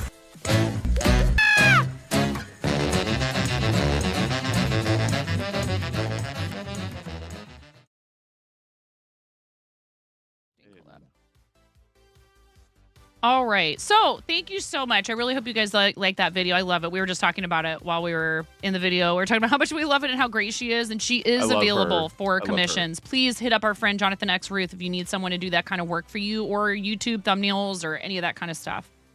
Yeah, she's awesome. So thank you so much, Tab. If you need to read and run, you know I understand. I do offer usually to do the pair eyewear toppers. So if you have time to stick around and pick those, that's great. If not, I completely get it. I am a mom of 3. I have 2 cats, 2 dogs. I live in the Pacific Northwest. I've been streaming for 5 years. We got Twitch partner in February. I was named the 2022 Game Hers Creative Streamer of the Year, and we've raised over $60,000 for charity through Tiltify. I think that covers just about everything. This is our amazing guest, Pick Stitch. And you should all follow Pix, please, who will be streaming, who will be live later today. Yes. And, oh my God. Yeah. Jimmy is like, I'm not done. You thought. These are so stinking cute. Talk about what's on the desk. Yeah, so part of getting into crochet and learning, because it's just been over 2 years, I've been a cross stitcher since a kid, was learning how to do my own stuff, to freehand, to come up with patterns, to explore my own curiosity and creativity. So they're beanies, and I've got all the different Pokemons. I learned how to do different eye shapes, different colors, make it, my first wearables and stuff like that, all free, because why not? But I needed to do the starters. I was like, I have to get these out of my system. I want to create something dumb and nerdy and goofy, and everyone knows these characters. So how do we do that? And just kind of explored with crochet and Ribbler, right? Like getting onto pattern making for crochet, but not just cross stitch. Expanding as a creator myself and trying to see what I can come up with. What things could I dream up and see what I could do. And this is what I did. Came up with this kind of stuff. So I love it. Quack says beanies. I think you mean toques. Is that how you say it? Toques. Yeah, in Canada, the toque, right? Exactly. I got called out as a Canadian just there. Oh. Thank you for that. Yeah. I got added and outed pretty quick right there. We love Canadians. We have so many people from Canada. It's weird because when I look at my viewership, I feel like it's not skewed enough towards Canada. But I don't know if that's just because Canadians are such friendly people that you all talk more in chat or something. I don't know. I mean, I've met a lot of Canadians, but like I'd say when I last looked at the viewership for 30 days, I think it was 8% of my audience is Canadian. How funny. And like 77% American. I've got Aussie, Korea, Australia, yeah, all over. Are you serious, Allie? Yeah. Did I know this already? Did you already tell me this? What the heck? What? We love our Canadians. Oh, that's right. You just hadn't announced it yet. I was like, wait, do I remember something about this? Oh my goodness. See, when you tell me it's a secret, I try to put it out of my mind because I don't want to accidentally say something. Oh my gosh, I'm so excited for you. That's okay. Lots of people do. You never know the reasons too why people choose to wait to announce. So, just, patience and understanding. If somebody confides that information in you and asks you not to tell anyone, do not betray that trust. I'm telling you right now. I couldn't wait. I couldn't wait to tell people all 3 times I was pregnant. We didn't make it through. I think we might have made it through the 2nd trimester with not family. I think I told family was with Finnegan, but I actually was working a job where I was terrified that if I told them that I was pregnant, that they wouldn't give me the promotion I was aiming for. Unfortunately, no. I mean, it's a real thing. Yep. People Yakama discriminate. just said, "I'm a new Canadian. Got your citizenship on Tuesday. Congratulations." Yay! Although Buttspot said that fartisanship is how how Buttspot picked that up. Congrats on your sit fartisanship. Your sit From partisan, Buttspot. yeah, your sit partisanship. Because Congratulations. everything is farts with Buttspot, at least in here. Basically. Um, You were living in Canada for 14 years? Quack, nice. You were, but you're back in the UK again now. Okay. Mhm. And is that, I hope that is an adjustment that hasn't been too difficult, because 14 years is a long time to live It's a long anywhere. time. Yeah, it is. You have a pint It's a of long half time. baked and you're going to put up. Oh, that's smart. Allie, I ate so much ice cream, particularly Ben and Jerry's, with all 3 pregnancies. Oh, And dangerous. well, So good. you know, you like, I mean, you need it. I love it. well, I was also waiting tables, so I was burning a lot of calories every day, and I was like, Oh, it's okay, then I'm allowed yeah. to have it. But you should, Yeah. everybody should watch their sugar intake in general. But like when like you're just like, oh man, I just gotta have For me, like I'm peanut just butter and lactose chocolate. intolerant, Oh so no. it just kicks me in the butt, literally. Like, it's just the worst time ever, and I still a sucker for punishment. What are you gonna do? I mean, Just every keep once in a while doing you just it. like it's worth it. I'm suffering. It's I fine. love dairy too much. I'm suffering. Yep. You couldn't eat anything with either of yours. That's also a concern for a lot of people. A lot of people end up having like foods that they used to love, or just they don't agree with them at all. Yeah. Or stuff that it just isn't, it's just not appealing, or like you don't feel like eating, or you're like feeling sick all the time, which really sucks. When the baby craves the Totally. sugar, give baby the sugar. Give the sugar. Give baby the Pour sugar. some sugar on me. Talk to me. Do it. So Tab has been doing a lot of food and drink content, and we were talking about this Love earlier that. about how Mhm. a lot of times people don't realize that these the creative categories exist. Yep. And then when they do find out about it as broadcasters, oftentimes they're really nervous about trying it out because they're worried, like, what if nobody who's part of my community wants to come and watch this? I would Yeah. encourage you, like, Tab is totally evidence of this. I've known lots of people. It actually gives your audience, and you may notice that your numbers are a little bit different when you do stuff that's outside your normal, regular Mhm. routine. But give it a chance for a while, because what's going to happen Yeah. is you're going to bring in people who would have never otherwise found you in the gaming category that you're normally in, or whatever other categories you typically stream in. You're gonna find new people who browse specifically for the stuff that you're doing. And you're also going to show your existing audience a side of yourself and be sharing something with them that helps them get to know you as a person better and see this other side of what you're like and what you like to do. So I don't think that anyone should feel too much hesitation or anxiety about trying a new content creation category. Yep. Like, do it like once a week or something like that, or make it a redeem. Say like, hey, you guys want to see me build Lego or bake? Or Canvas Monsters, thank you so much for the follow. Welcome in. I'm here with our guest Pick Stitch. Please, everybody, make sure that you're following Pix here on Twitch and also all the other places. What is your YouTube? I was going to ask you that earlier because you were talking about doing more YouTube stuff. Oh, Lord. It's on the with Koji link there. Okay. I need to do more YouTube. I haven't done any in a long Click time. the link that's but pinned at the top of chat, and that will have, does that have all your stuff at it? Is this kind of like a literally everything. Linktree Yeah, is type thing? all of it. Oh, yeah. Yeah, it's exactly. Totally. It's all of its stuff there. Free patterns, socials, links, stores, shops, all my free stuff. Awesome. Go there. I want to quickly say on that note about the baking. Yes. My first baking stream I'm excited for, and I was exactly that, super nervous, but I'm willing to be vulnerable enough in a space that encourages you to explore other things, no different than new games. In the creative space, I recently did a bunch of work for charity where each milestone was a different collaboration with other creators, whether we're learning a new thing, we're exploring our fiber arts, yarn dyeing, needle minders, spoopy streams, things like that. Like, set goals with your community, whether through channel points or hit milestones or achieve certain things, and be okay with it. Don't worry about them burning your numbers. Show your community a side of you, and because you're a human, you can do all this creative stuff and explore things. Don't be worried about failure. I encourage failure. Mm-hmm. Screw up, mess up. You're going to learn from it, but you're going to have fun. And that's the point. Never lose the fun. Keep your audiences with you as who you are, but try new things. It's okay. Don't gate yourself. Into You'll burn something, out. You know? This is where Yeah. a lot of people find burnout, is feeling like, well, I've created an audience around this particular game or this type of game or whatever. And they're Totally. like, I don't even really find that much joy in this anymore. It's very rote. It's boring. I'm not, even enjoying it all that much.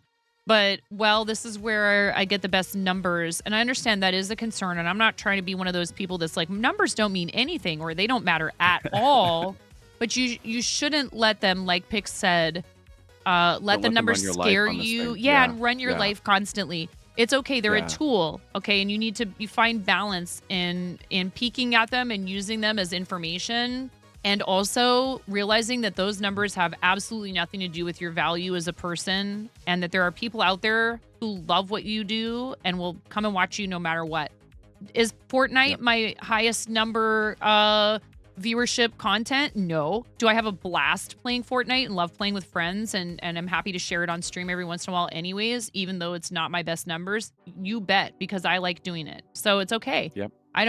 I'm not going to get in my head about that, because I understand that what it is like, for some people, they just don't care for the game, period.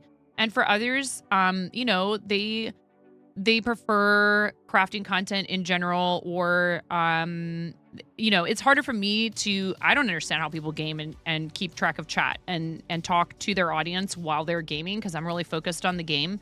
So I'm aware of the fact that I'm maybe not quite as attentive to chat when I'm gaming. And so I've made peace with the fact that when I game on stream, it typically means I'm not going to have quite as many people in my chat. It's okay. It's all right. And our Mario Kart tournaments, I'm the worst, because I have 3-minute races to deal with, and I'm like getting goats screaming in my ear and like people doing jump scare redeems, and I'm like, okay, because they're trying to mess with me. But at the end of the day, seeing gamers get into cross-stitch or Lego, or a crafter picking up a Lego set, or raising money with their community, or throwing wish lists or whatever, seeing that happen, just try. Also, I'll be honest, last year I asked my community, what other kinds of stuff would you like to see? Talk to them, ask them, get their input. They're your best supporters. So why not ask the people who are there anyway what they'd love to see you do? They chose Phasmophobia, and I said, why did I give you the choice? But here we are. We did it, and we also had all the buttons and clips and moments, but that's the point, right? I hated it. They loved it. Well, for charity, for other things. Dead by Daylight. I did not really care for Dead by Daylight. There was a lot of stuff in Dead by Daylight that I wasn't all that fond of, like mechanics wise, and like I'm only really I don't know about you, but like what I did was I found music and theater in like 5th, 6th, 7th grade, around then. 8th grade is when I started doing theater, and I had done music for a few years before that. And I was just too busy in school for video games, and I didn't touch them until my husband downloaded Fortnite, unless you count, and I do count phone games, honestly. If you like a game on your phone, that's a game. You're gaming. I don't gatekeep that stuff. But like I'm saying, I hadn't played like a console or a PC game, or never played a shooter, none of that stuff, ever. And so like, unless you count, Candy Crush type stuff, or like, what was the other one? Diner Dash. I loved that, which is silly because I'm like, I'm waiting tables, but then I want to play this Diner Dash game when I'm not at work. What the heck is up with that? But there were not very many games that I felt like pulled my attention, but then Fortnite pulled my attention for some reason. It was like all the like cultural references and the dances and the silly outfits and stuff. Whether you like the game or not, you can't argue against the point that they have collected the most insane intellectual property. Wow. Like it's crazy. All the different characters. Licensing for that game alone is like, I couldn't even imagine. They pulled it off because the game is so successful and because it's so popular, right? And they do change things frequently, so it doesn't get boring. There's always new stuff in the game.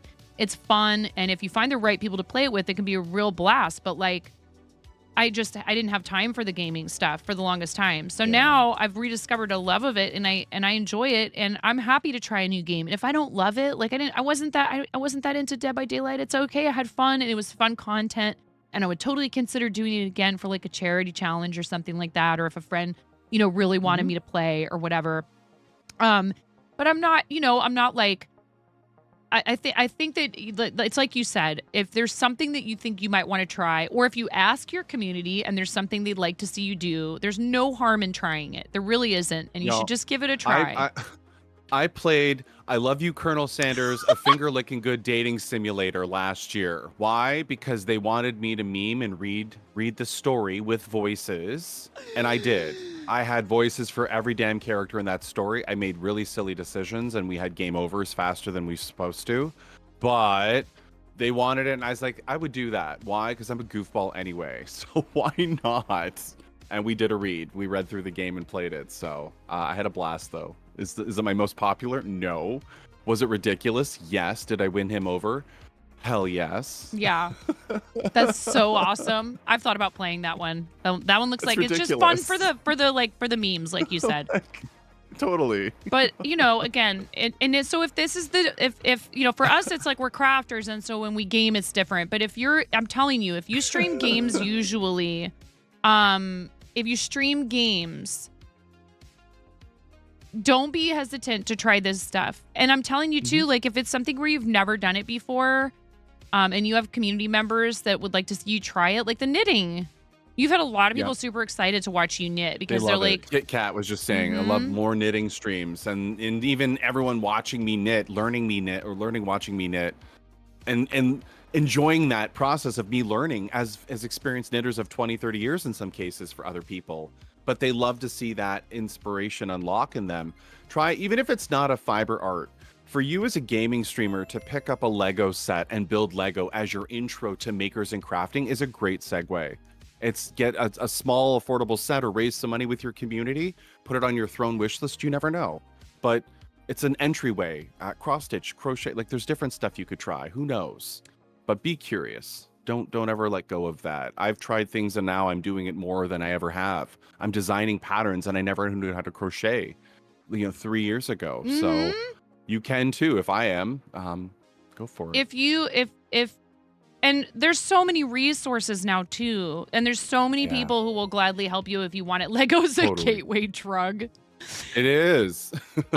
Even though you seem to still be on an indefinite hiatus from streaming, you loved when you switched to building Lego sets on stream. For sure, I've done it too. We did the bonsai. I have the orchid set that I'd really like to do. And you don't have to do something big and complicated. It could be, for example, it could be. What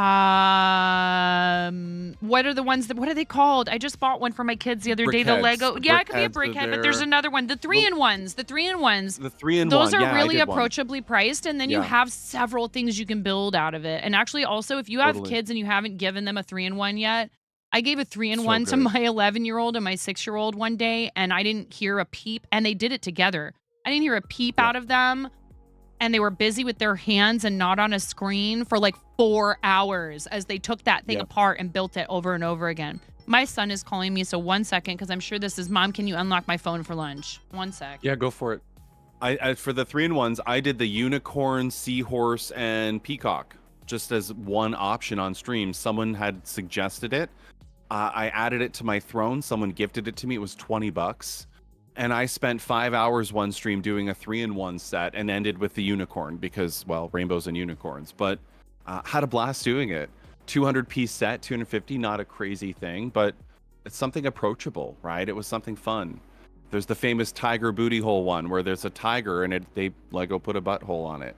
But again, it's a cheaper set, approachable, and something fun. What works for you? Try it. I mean, I wasn't doing Lego on streams up until about July of last year, so I'd been on for about a year and a bit before I decided to entertain that on the content. And now I do pixel art for folks with different dots and art, and just loving it, being creative with it. So give it a shot. It's not necessarily for everyone, but it's something you could try as a stream or a bonus thing or an incentive for your community. DD says, of course I'd walk in on Tiger Booty Hole. It is the Tiger Booty Hole Lego set. They gave it an official butthole, and they gave you extra buttholes too. I think Gemini Tiger, who was building it recently, a good friend of mine, I taught him needle felting. Spare buttholes. Has anybody seen my spare butthole? It's true. They gave you extra butthole pieces. Oh my God. The only pink piece in the set. Wow, that's crazy. Oh, by the way, speaking of giveaways and cool stuff and crochet stuff, I have a quick announcement to make before we maybe try to dive into starting this design. I grabbed Wooble's advent calendar for giveaways for next month today. Ooh. Wooble's released an advent calendar. I don't want to do it for this month because I feel like there's not enough time. I haven't really announced much giveaways this month. I think because we're doing so much with charity, we should skip them for this month because we're doing all the auction stuff and I'm doing charity giveaway stuff and all this other stuff. I think we're going to skip giveaways for the stream for this month. And next month, I'm going to give away. So just stock up your points this month. It's fine. We'll give you 2 months of stocking up points. And we will do, since we didn't do one this month, we're doing a big one next month. And we're doing the Woobles Advent Calendar next month. Okay. Very cool. Yeah. They Very just cool. came out with this Advent Calendar. Hobby, however you want to say it, HOBBII, another company I'd like to work with if they would like. I would love. Oh my God. Come on, Hobby. And like, and again, I'm still using Canva. The jury's out whether or not I'm going to continue my premium subscription because they decided that Twitch streamers are not individual content creators. I'm like, really? And I didn't notice the first email. I probably could have pleaded my case.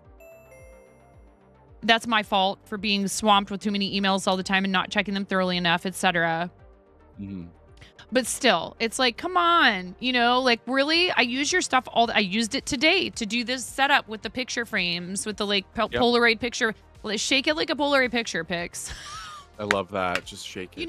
Shake it. Anyways, they just basically let a bunch of people go from their content creator like affiliate partner program because apparently if you're not on YouTube, Instagram, or whichever ones they said were, counted for content creation. And I'm like, well, I am on those platforms, but I don't have your minimum number of followers or engagement or whatever it was that they wanted as criteria. So, it's hard because I've used their products a lot and I think that they work for a lot of people for a good reason. It's not that I'm not capable of learning the more complex software. I just don't have the time. And I like how easy it is to share stuff from there. And I've used it for a lot of things. So thank you, Miro, for the heads up about ads in approximately 3 minutes. Did you want to take any kind of a little break at all during those ads, Pix? Are you doing good? I'm not. I'm fine. Okay. I was smart and I went to the potty before I put this ridiculous frog onesie on. Yep. Impact. Why are we RIPing? Why are you RIPing all over my chat? Are you okay? Is everything okay, Impact? What's the matter? Rip says, oh, my husband's calling me now. Maybe we will take a quick break and I'll talk to him. Okay? Thanks, you guys. Good. I'll be right back. All right. Oh, ho, ho, ho, ho. Ah, ha, ha, ha, ha, ha, ha.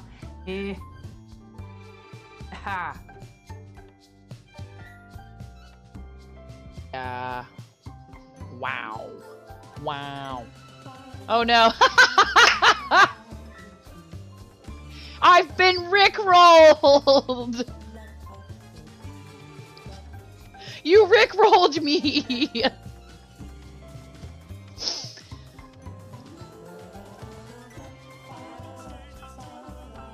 We're no strangers to no.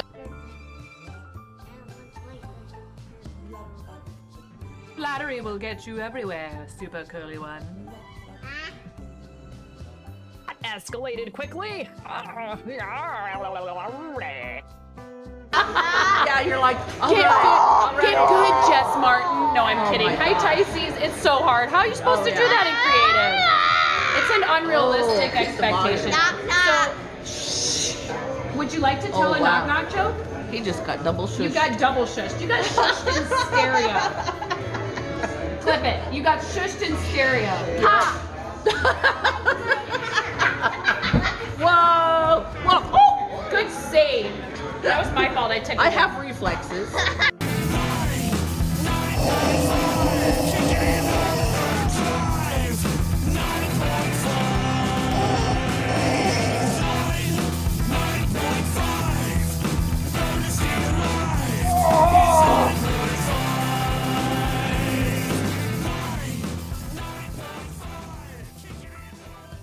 That's right. Get wrecked, cancer!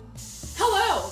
Welcome to 9.5 Kitchen, where we're going to be making the most basic ass Midwestern chili you've ever seen. Them. You look really nice tonight. Me. Thank you. Yeah.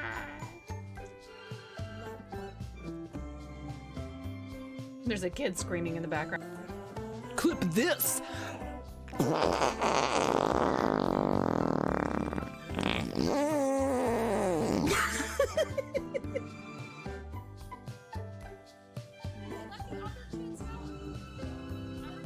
it, just do it. I don't care that there's stuff in it. We're gonna take a shower later.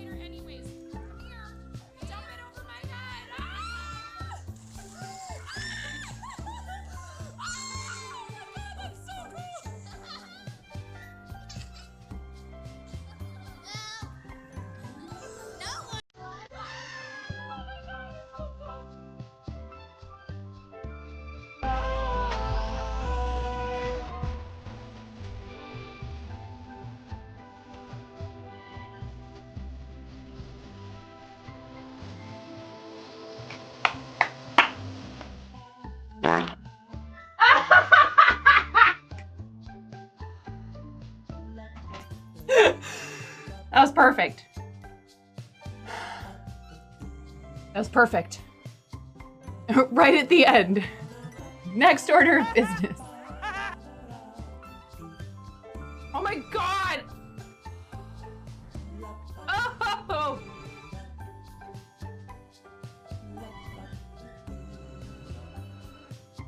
Ugh. I'm never doing that again.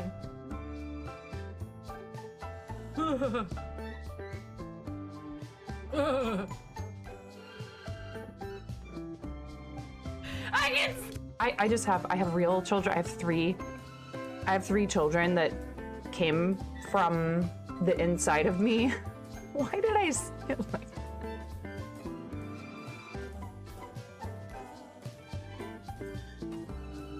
Why do I say these things?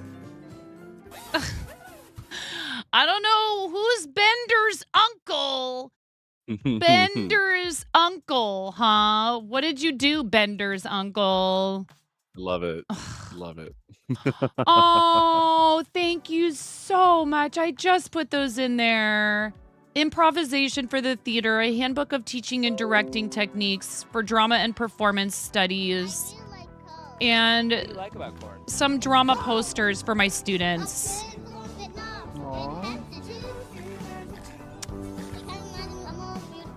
Woo! It's corn! I could tell you all about it. I mean, look at this thing. Look at this thing. With the butter, everything changed. How was the magic as he crocheted for me? All right. I love it. Thank you so much for snagging those from my list. I can't keep the stuff that's for my students in stock on my throne, and you guys have no idea how much that means to me. I know that if I could, if it wasn't, if it didn't pose sort of like a safety and info risk, and if I posted, here's a fundraiser for my school, you guys would attack it with so much love. I can't really do that. Just know I do end up spending some of my own money. So when you support the stream, all teachers do, all educators. The statistics are wild in the United States for how much money, particularly public school teachers, because we're not giving them enough funding. And it's not about, like some of them do get paid a pretty decent, at least a living wage, right? Mhm. But usually that takes a while and you have to be at it for a while, and it's a stressful job and it's so important. And there's not enough support for our teachers to make sure their students have what they need, particularly in areas like the one where I teach that are often extremely economically disadvantaged. A lot of these kids' parents don't have the money for stuff like after-school activity fees. And what I'm trying to do is build up our program to have stuff like that covered so I don't have to ask families for money in order to operate the program. So when you purchase something that says that it's for the drama club from my list, you are helping support that directly. Thank you so much, Bender's uncle. Thank you. Thank you. I appreciate it so much. I love that. Yeah, well, it was like, that's one way I could, throw some stuff in there that we need for the program. And that way, it's not divulging locations or any of that stuff. Be safe. Well, I think you bring up a good point, like access. Like in Canada, just getting a skein of yarn can cost Amazon $40 for something that's $2.50 or $3 for you in America. Like access to things in general is crazy, whether it's children in schools, people in different countries, like we were saying earlier, with like cross-stitch cloth, and it's expensive too, right? Like that stuff costs, and to see people paying out of pocket in education is just like, you wish that there was an easier way to access instead of putting that uncomfortable conversation on you, the person who now has to encourage the arts and creative minds, but it costs to do that. So creative ways to do things, I think I'm all for that. Kai, that's really awesome news. Kai says, just got a text that my aunt is in remission. We love to hear that. We do a lot of cancer stuff. We did stand up to cancer. That's amazing news, Kai. I'm so happy for you and for your aunt and for your whole family. What a relief that must be to get that information. Cancer I'm sure there's almost nobody who could say that it hasn't affected them in some kind of way. Oh. We lost my maternal grandmother, or my paternal grandmother. We lost my paternal grandmother before I ever even had a chance to meet her. And I see my son, my middle child, in her so much. I've put pictures of them next to each other, and he has her smile. It's really wild. Yeah, get wrecked, Cancer. Absolutely. And Stand Up to Cancer was really fun for me because I got to, again, the Lego community. I fundraised with them. I'm not a Lego streamer. I'm not a Lego streamer. I mean, you know, we are super good friends with lots of people that do Lego, including Pix and Amish, Fred and Jang, Dee Dee, all kinds of people. There's tons of them. I mean, the list goes on and on and on. Cooperman and everybody, all of the awesome people from the Lego community. Ton of them in here right now. So, you know, it's important to me definitely to like try new things, but I was a little intimidated with the Lego stuff because there's this whole really enthusiastic, very like knowledgeable, but I did it anyways. And guess what happened when I did it? They all came out and were super sweet and awesome, and nobody said a single negative thing, not one. Please don't be afraid. Yep. Don't be afraid of the Lego guys. They're great. They're really wonderful. And I had zero backseating. None. No backseating. And I probably could have used some. There were a few times that I almost wish somebody had a backseated me so that I wouldn't have to break it down and redo it. But no, I mean, they probably just didn't realize that I was doing it wrong either. Yeah. But yeah, the Lego guys are big teddy bears. They are such a sweet group. Zach, everybody. I'm super excited to meet a bunch of them. Astro at TwitchCon.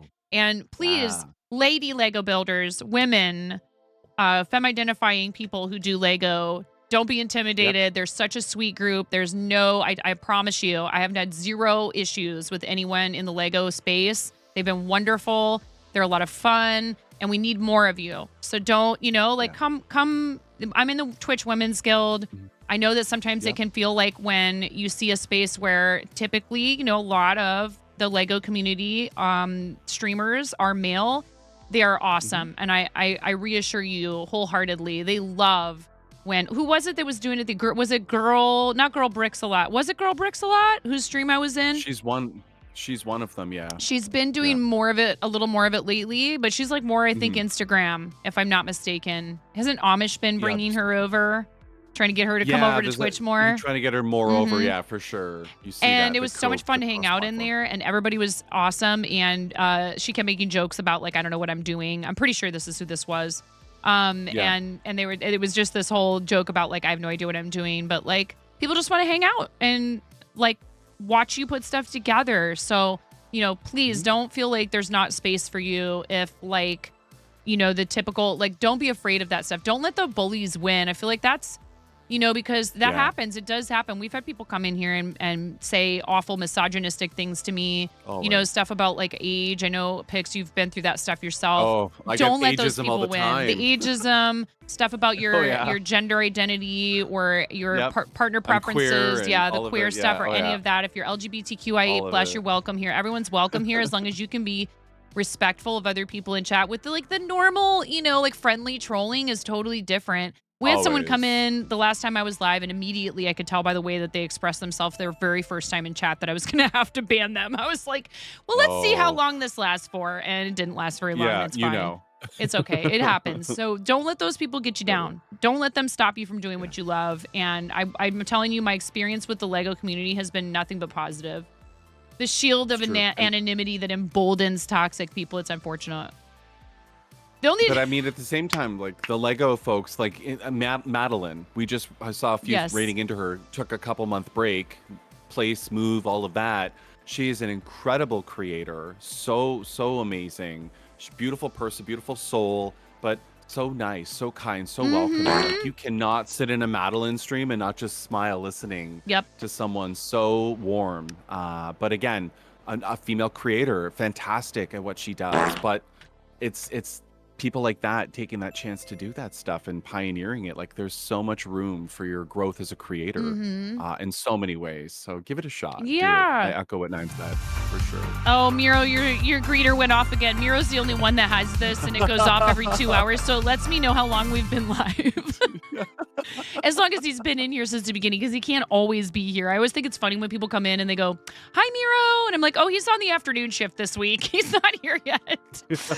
Oh, man, because he's so dedicated to our community. And I appreciate all of our moderators very, very much, because that's the thing. We have great mods in our Lego communities that are very protective in the right kind of way of our communities. They're welcoming. They're fun. They are our worst trolls. honestly. There are best trolls. I take that back. There are best That's trolls. troll, yeah. Because For really, sure. moderators are just the trolls you choose, in the words of Ms. Jinx. So, did you want to switch over to the screen share and kind of show them how you do this? If this is a good time? Or was there anything else that you wanted to? Because I love that you were ready. See, guys, take a page from the book of Pix.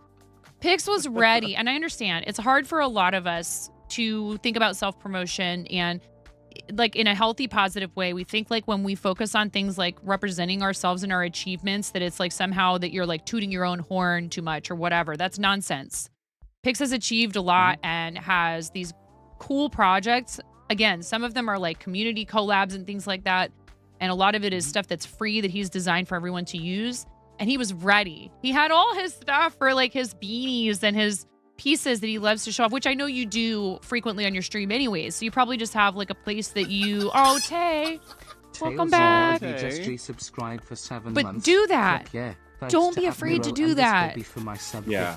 It's It's okay important. to plug into your own horn. Yeah, you know? well, Like, go you need for to it. get comfortable talking about yourself and what you do and feel good about it. Sure, It's okay. absolutely. And I have a hard time with it too sometimes. But it's important, especially if you do want to pursue this as either like a full-time gig or even if it's still a side gig, but something that you are really dedicated to and you're pushing yourself with. It's an important part of what we do as broadcasters. And I just wanted to point out, you know, it's like he knew he was going to be on somebody's stream today and he was prepared and had the stuff to show off to say like, this is what I do. So if you come visit me, this is what you will find. And there's nothing wrong with that at all.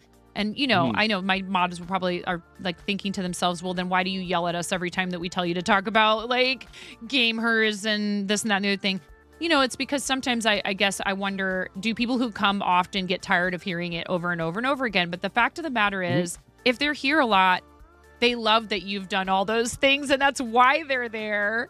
And then if you have newcomers, they may not know about that stuff. And it's a way for them to become, you know, more invested in what you do and understand what you're about. So now we're going to switch over to and you did a stream not long ago. Is this up on the YouTube, the stream that you did talking about Wind Stitch? I meant to go look and find that and make a command for it and I failed.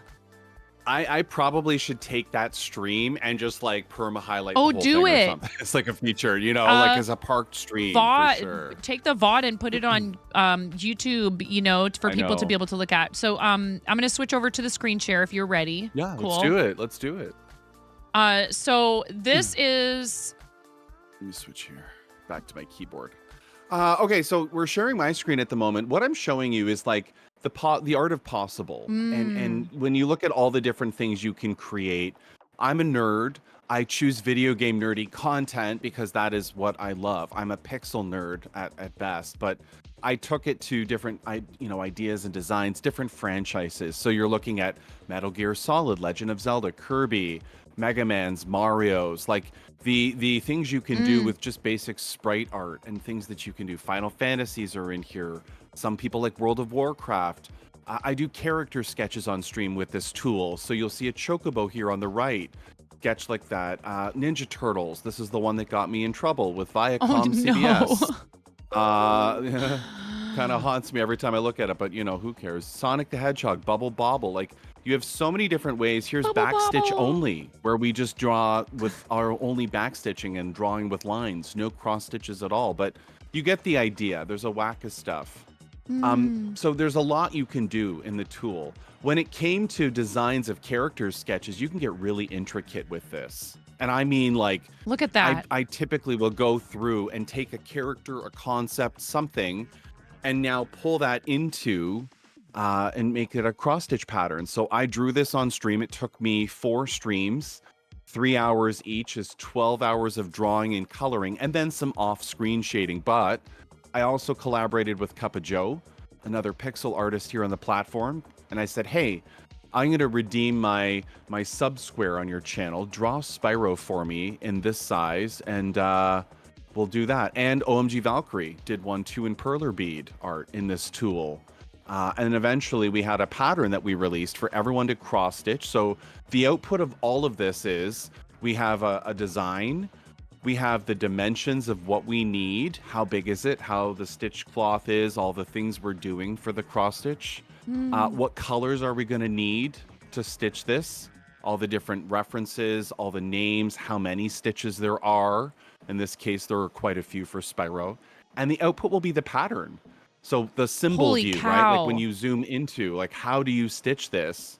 When you zoom into it, you can see I got here so all excited the I different burped. symbols we've used. I love it. But you know, there's that. And then of course, all the back stitch that we have to add too. Like where to stitch all of that for the face, where those stitches go. How do we make this pattern?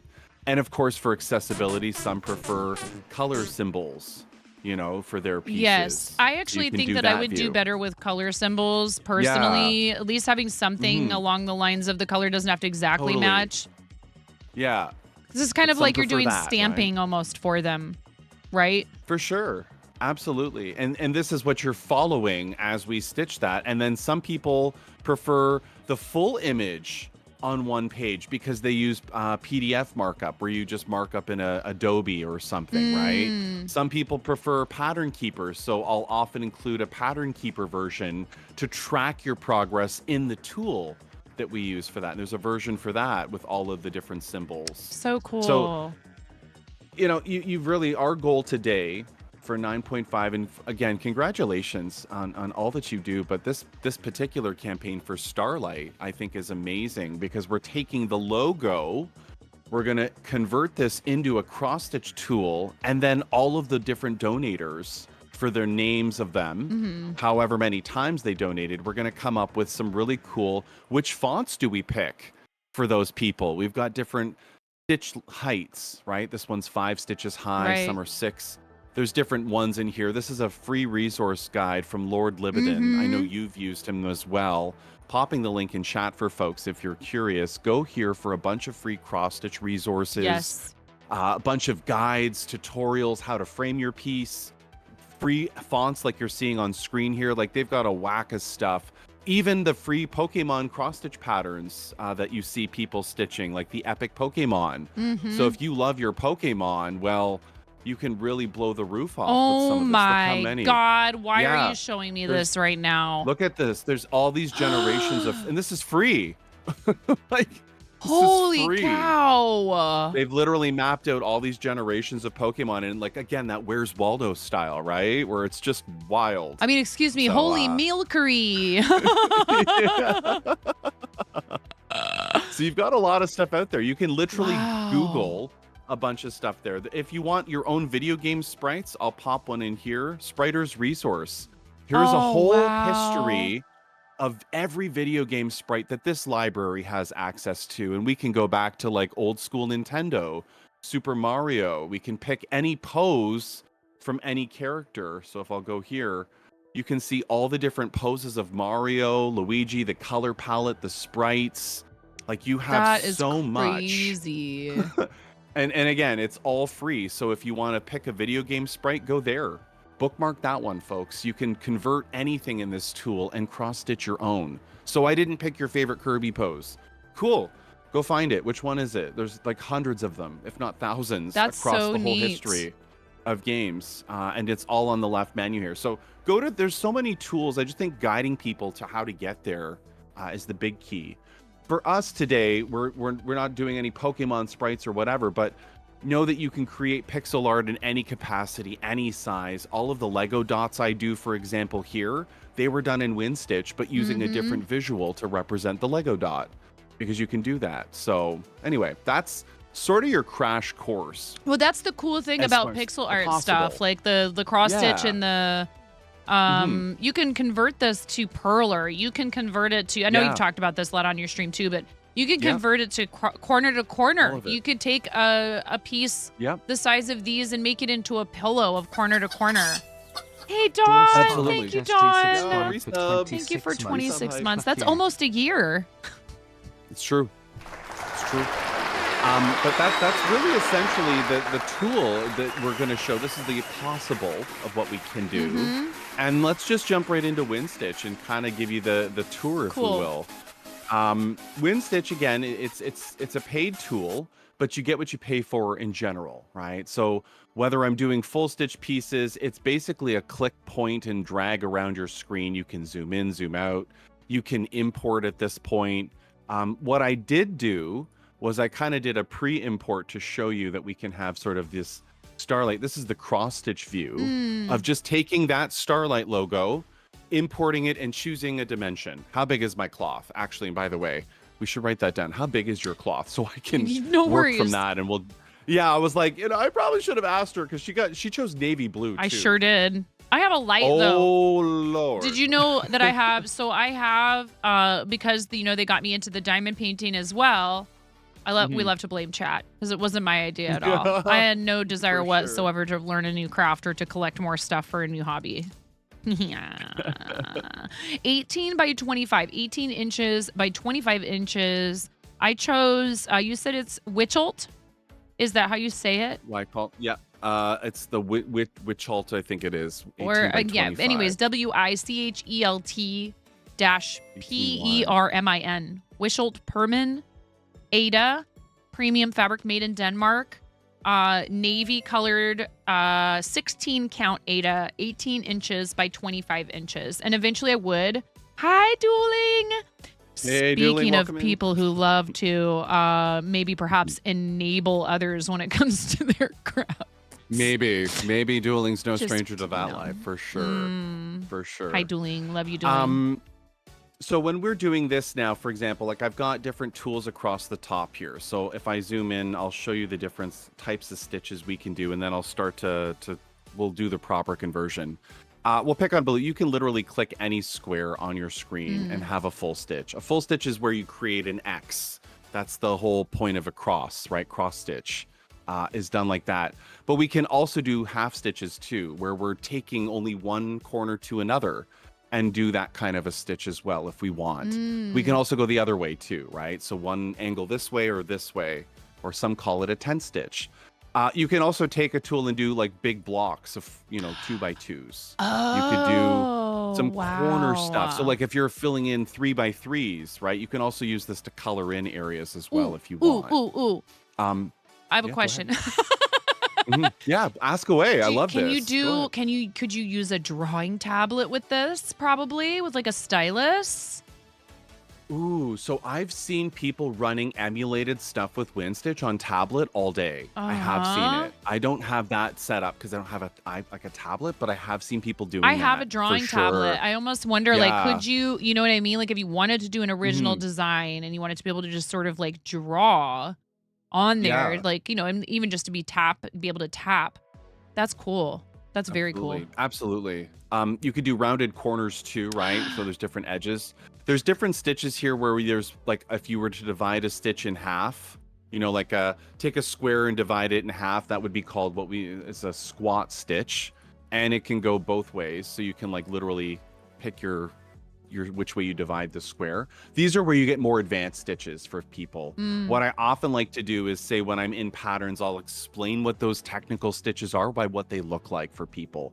Thankfully today we're just going to be doing full stitches. That way 9 is just going to have an easier time to do the names, and we're not getting all fancy here, people. Not yet. Yeah, right. We want to maybe for a future project I would consider doing something with like a bunch of back stitching or whatever, but I think we want to try to keep it simple so it's achievable. Yeah.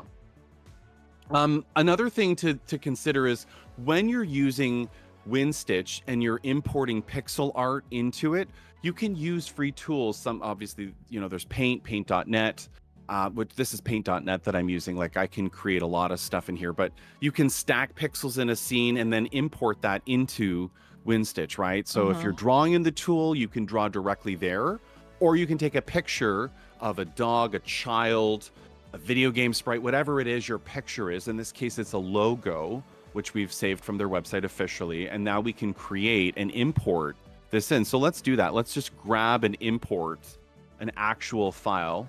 So when you open up WinStitch, you can basically say, I want a new chart. How big is the cloth? How big are the dimensions? Or we can convert an image. So we're going to do that. We're going to take an imported image. I'm going to go to my Starlight file here.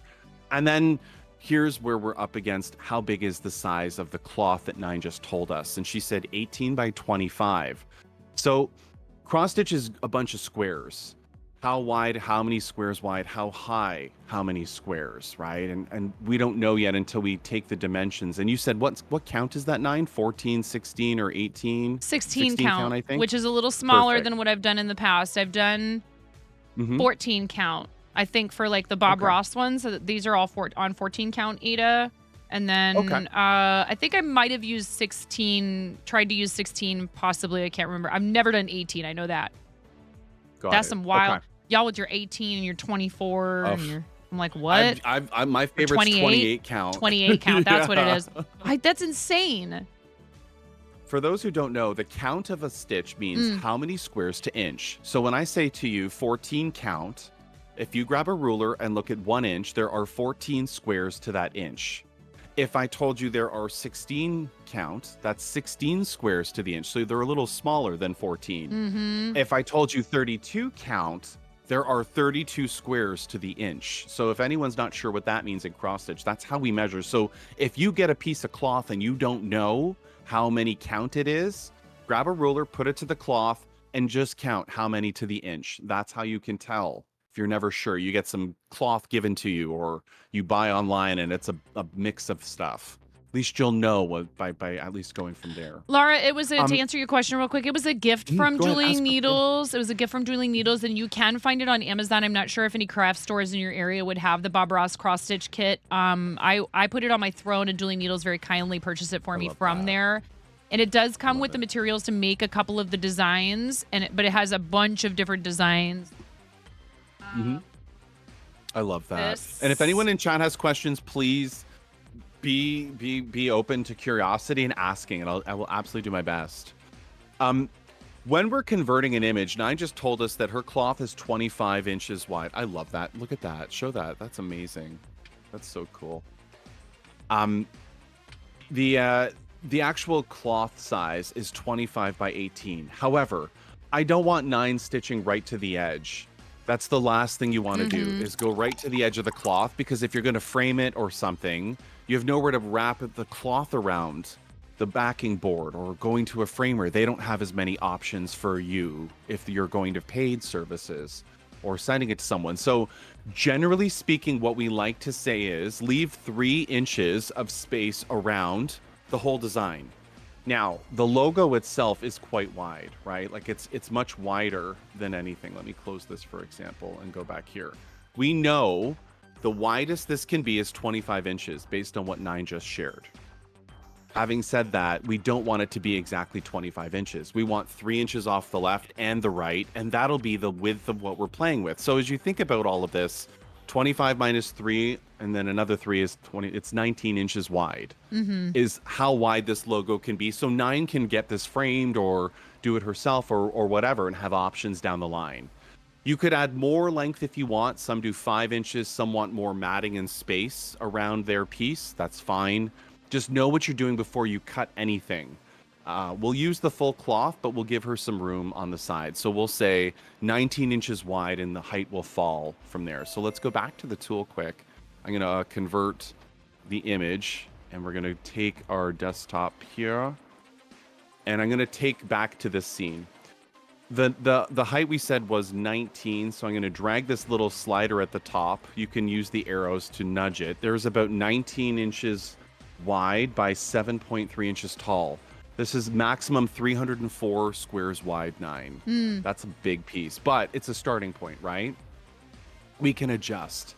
The Starlight logo doesn't have, it has all of 2 colors. So the amount of colors, we don't need any more than 10. If it gives us more, fine, we can collapse that. And then you have all these different flosses to choose from. DMC is what we'll be using for today, but there is anchor, there's beads in here, etoiles, satins, glow in the darks, light effects. There's diamond painting stuff in here if you're a diamond painter. There's names in here I've never even heard of or used. There's some specialty threads you can get imported from Europe. Mill Hill's in here for beads if you're a beader or use beads in your pieces. Oh, that's all the different cool. types There's of stuff beads. for beads in there? You can add beads to your piece in your design for cross stitch. Antique frosted glass pebble, like there's just so many beads out there and options. And then you get the point. There's a whack of them. Even Red Heart threads and classics are in here, which I didn't even know they did that. So we'll just stick with DMC. You can also choose what colors we include for you on the right. I only have these colors in my inventory. So convert the image based on what's in my supply, or use every single color available. It's up to you. You can choose to build your own collection of threads. Now, I have my master set. 491 is the number if you're going to be a collector. But for now, we'll just import the image and we'll take a look at what this looks like. This is the same logo, but now shrunk down a bit. And we have a bit of cleanup work to do, but not much. And that's what it'll look like as far as there. We'll basically, that's your stitched area before we go in and start adding names. You can also see it gave me some extra colors here. So I can replace those with what I said I had before color tested was 3843. And then I'll just do this, replace active thread with 3843. And I'm doing this all in real time. But again, if you have any questions, feel free to ask away. Replace. No, I mean, You so do this, far replace you're it. so thorough. You explain everything as you go and you do it well. So I'm just try. fascinated because I this feel is like cool. It's a very cross cool stitch tool. design is one of those where I literally will go through and like just enjoy my time doing it and not have to worry about, you know, what I'm doing or whatever. Yeah, Yeah. you find it relaxing. I do. I really do. See, then and I can was the replace kid who this liked to thread. draw things that already existed. Like I loved drawing cartoon characters. Like I loved your to just draw. favorite? Oh, I used to love drawing Mickey Mouse and Garfield. I love that. drew Garfield See, everyone has a thing. obsessively. I used to as a what the children on Twitch would term an old fogey, probably. They like to call me boomer, Of which is course. hilarious to me. I'm like, oh, go ahead. Go right ahead. Yes, exactly. Clearly I'm a boomer. But I mean, you know, it's like that's how you know you're Gen X because you don't care when people call you a boomer. You're Really, like, yeah, it's cool, true. dude. Whatever. Anyways, I looked forward to the color version of Garfield in the weekend paper because that was how I got my comic strip fix.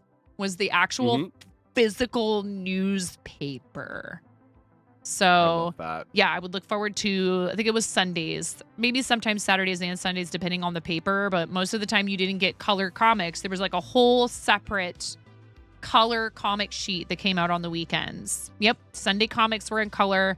And so you would like look forward to that Sunday paper every week. And my mom loved to do the crossword puzzle, which I also loved to do as an adult and used to help her with sometimes when I was a kid. So I have fond memories of the newspaper being like an actual thing in our house. It's not really a thing anymore. Newspapers are not really so much of a thing. They're very skinny these days and they don't have, you know, we used to like look for like the like help wanted ads. Like when you needed a job, you didn't go on the internet. You went to the help wanted section of the newspaper. You looked in the classifieds and you would circle them. And like, these are all things that are going, you know, it's okay. This is how life is. Things change. But at any rate, yes, I used to love to draw Mickey Mouse and any kind of Disney characters. I love drawing Ariel from The Little Mermaid and all the different Disney characters and Garfield. And I love drawing cats in general. And I don't do much drawing, but I've been thinking about trying to get back into it. But this is a way that you can use those skills as a visual artist, right? Like if you know graphic design, if you're into drawing, that's where I was coming from with this is watching how you were drawing on there earlier. That's why I asked the question about the pen. Instinctively, you think like that, like drawing with a pen, right? Because of that. And I'm just cleaning up edges as we're talking here, but like different letters. No, I have see different exactly what bumps you're that I'm not talking about. happy You're like, with. yeah, I want that to Cleaning be. up some of my edges. Got it. Yeah. I will say, pixel artists, WinStitch is your best friend. Inherently, the art you do directly translates to this. So if anyone's into pixel art or drawing that kind of stuff, it's just an amazing tool in general for that. But if you don't know anything about drawing, I can easily take an image, put it behind my grid in this tool, and then trace over it as well. So like if I were to do, I'll take a blank example here, just a default 200 by 200, bunch of colors here, and we'll put an image. Let me pull this actually offside just to make sure I can get an image behind here, behind grid. And I'm just gonna pick anything. Let's see if I can do this. Yeah, we'll do the Starlight logo. you can go behind here, and it's excuse the black background, but you can take this, zoom into it, Oh, I see exactly and what if you're I wanted to draw, saying. yeah, I can now take anything. I'm using the black so I have contrast here, but you can change your colors. I Uh-huh. can now draw and trace behind with that picture still there and make those decisions about where I need to draw Oh, my that's thing. So cool. I can't draw is fine. The tool has you covered. It can literally make those decisions of tracing. As you see, I'm doing this in real time without Right. So having any sense of would this be like right. we would use this for the back stitching specifically Yeah, or exactly. Like just you could literally fill this in with full stitches, or I'm using back stitching right now to outline these letters if I got wanted it. to do this like that, right? But you have this option. If you can't draw, trace it, like figure out the size of your piece and then start to draw in the tool. So So I cool. don't have to worry about drawing. I could just do this. And now that little white bit is 32 stitches so far. It keeps track on the left of what I'm doing. Oh, really? But here just to do the letter S and wrap it up. Oops, if you screw up, that's fine. There. That is a total of 38 stitches to outline that one Nice. letter. And then I can fill it in and color it and whatever, right? So you have that kind of an option. And that was just me doing this quickly on scene. Oh, that's So awesome. we won't you got that kind of tool here. In this case, because it's full stitches, all we did was import, and it made some decisions on some of the letters, which, I wasn't a fan of. But now I go back and all of these, look, the letter I here has a couple pixels missing. So you fill those in, right? You clean them up. The letter T here seems wider on the right side than the left. I verify, in fact, it should be equal distance. So they made a decision on the letter T. It was too wide. Right. The T should be equal. Like, there's little silly things like that you pick up. The height of the letter seems to be okay across as far as just referencing. Right. And then each of these bottoms of the letters, I'm noticing have like a rounded corner to them. So some of them are a little boxed out and didn't match up exactly. So I'm just going to make sure that I round those corners just a little bit for the smoothness. Right. And that's about it. That's really just making sure all of my, double check my color there. All of these edges look clean so far. Oh, this There is they so are awesome. as I scroll across. Each letter looks pretty good. I'm going to skim the top of them now. This one here is missing a little square in the corner for the round around the T. Close that off. Keep going here. And this one could be a little cleaner in terms of the curve. So I might just take that out and add an extra pixel there. Again, you're making decisions. Right. The star, how did that look? We'll do a quick zoom up here. Not too bad. The shape is clean. If I want to reference back to here on the yellow of the star, I can see the circles, the lines, the dagger. I might clean up a bit of this to not make it as skinny on that middle one. Maybe a little over here. I just iterate, right? Like what looks good and as far as people are concerned. And there's your color DMC 973. You can see it's canary bright. We color tested this stuff ahead of time by actually pulling the floss from the bins. And everything on this one looks pretty good. Now, the TM here, if we wanted to include the TM or the trademark, or you're leaving that off, I don't think you have to include I it. think It's we up to could you. probably leave it off because we're just doing a Yeah, like, commemorative piece. It's not it's for meant, it's not fun. going to go on their website. I'm not Yeah, it's auctioning not it. I'm official not, logo yeah. for them, right? Like, I mean, we're doing this for fun. right. We're doing it to and then thank the this people who chose that as a reward. So if anybody's not aware of why we're doing this, because I think I might have mentioned it at the very Yeah, beginning, go but for some it. people have asked, what are we doing today? During our 2022 12 days of streaming campaign to benefit Starlight, we raised $6,969.69 because you guys are you and I'm me, and I think I set that goal. So what did I expect? I was actually able to archive a campaign at that exact number, which is amazing that no one came in and ruined it. Amish threatened to do it. And I was like, no! What a bugger. Such a bugger. Right. So we did that, and then one of the redeems you could choose in the campaign was to have your name stitched onto this piece with the logo. So we're going to figure out how we're going to stitch names on there, but there are 36 names we need to stitch onto the piece. Absolutely. And Puff asked a question quickly. Pix, have you found that crochet and cross stitch use different muscles? Yes. I find cross stitch, your arm is extending up and bending like a fulcrum from your elbow up. So you're more of a distance for pulling your thread through. You're using more of your upper arm here and muscle from your shoulder blade to pull up, versus crochet is very contained in a space. You're using more wrists for hooking and things like that, but not as much of your upper. But yeah, absolutely. Great question. Different fiber art, but certainly something to think about. And if there's any others, let me know. So I'm just going through now. Now, we said the cloth was 18 high, so you're going to have 25 wide for the best width of the logo, but we said take 3 inches off the top and the bottom. So that's 6 inches off 18. This should be 12 inches high. So I'm just going to now take this design we did and make sure that I can do this as 12 inches high. We can override at the end. It was about 7.5. So we're going to add some space now for all the names. Flava, I see what you did there, Flava. I see what you did there. What did he do? Nothing. Read the message and you'll get I it. definitely use my wrist more when hooking. Yes, there we go. Damn it, Flava. Love you. Okay. Now we're going to zoom out just a little bit, and I'm going to place this. I'm going to zoom out quite a bit. So give me a sec here while I do this. And I'm going to cut and probably paste a little center now once it catches up here. And the good thing is once you cut and paste, it actually tells you exactly where center is in green. So I know the logo I just went is this wide, but I've added space above and below for us to put those names in on the piece. So now it'll tell me about center is here. So I'll put that in, and there's our logo. Now I can zoom in. Now we have all this space up top and below the piece to add names. You know, unless you have a design in mind you want, all the names are at the top and the logo's at the bottom, just as an example. No, not Logo at all. can be center, like you can really pick what you want, you know? Hi, Did you have Retzel. anything you No. wanted I thought it would be Yeah. cool either to have them, top and bottom or all around. All around or but something, all yeah. around would be maybe tough because you would have to reduce the size of the Starlight thing.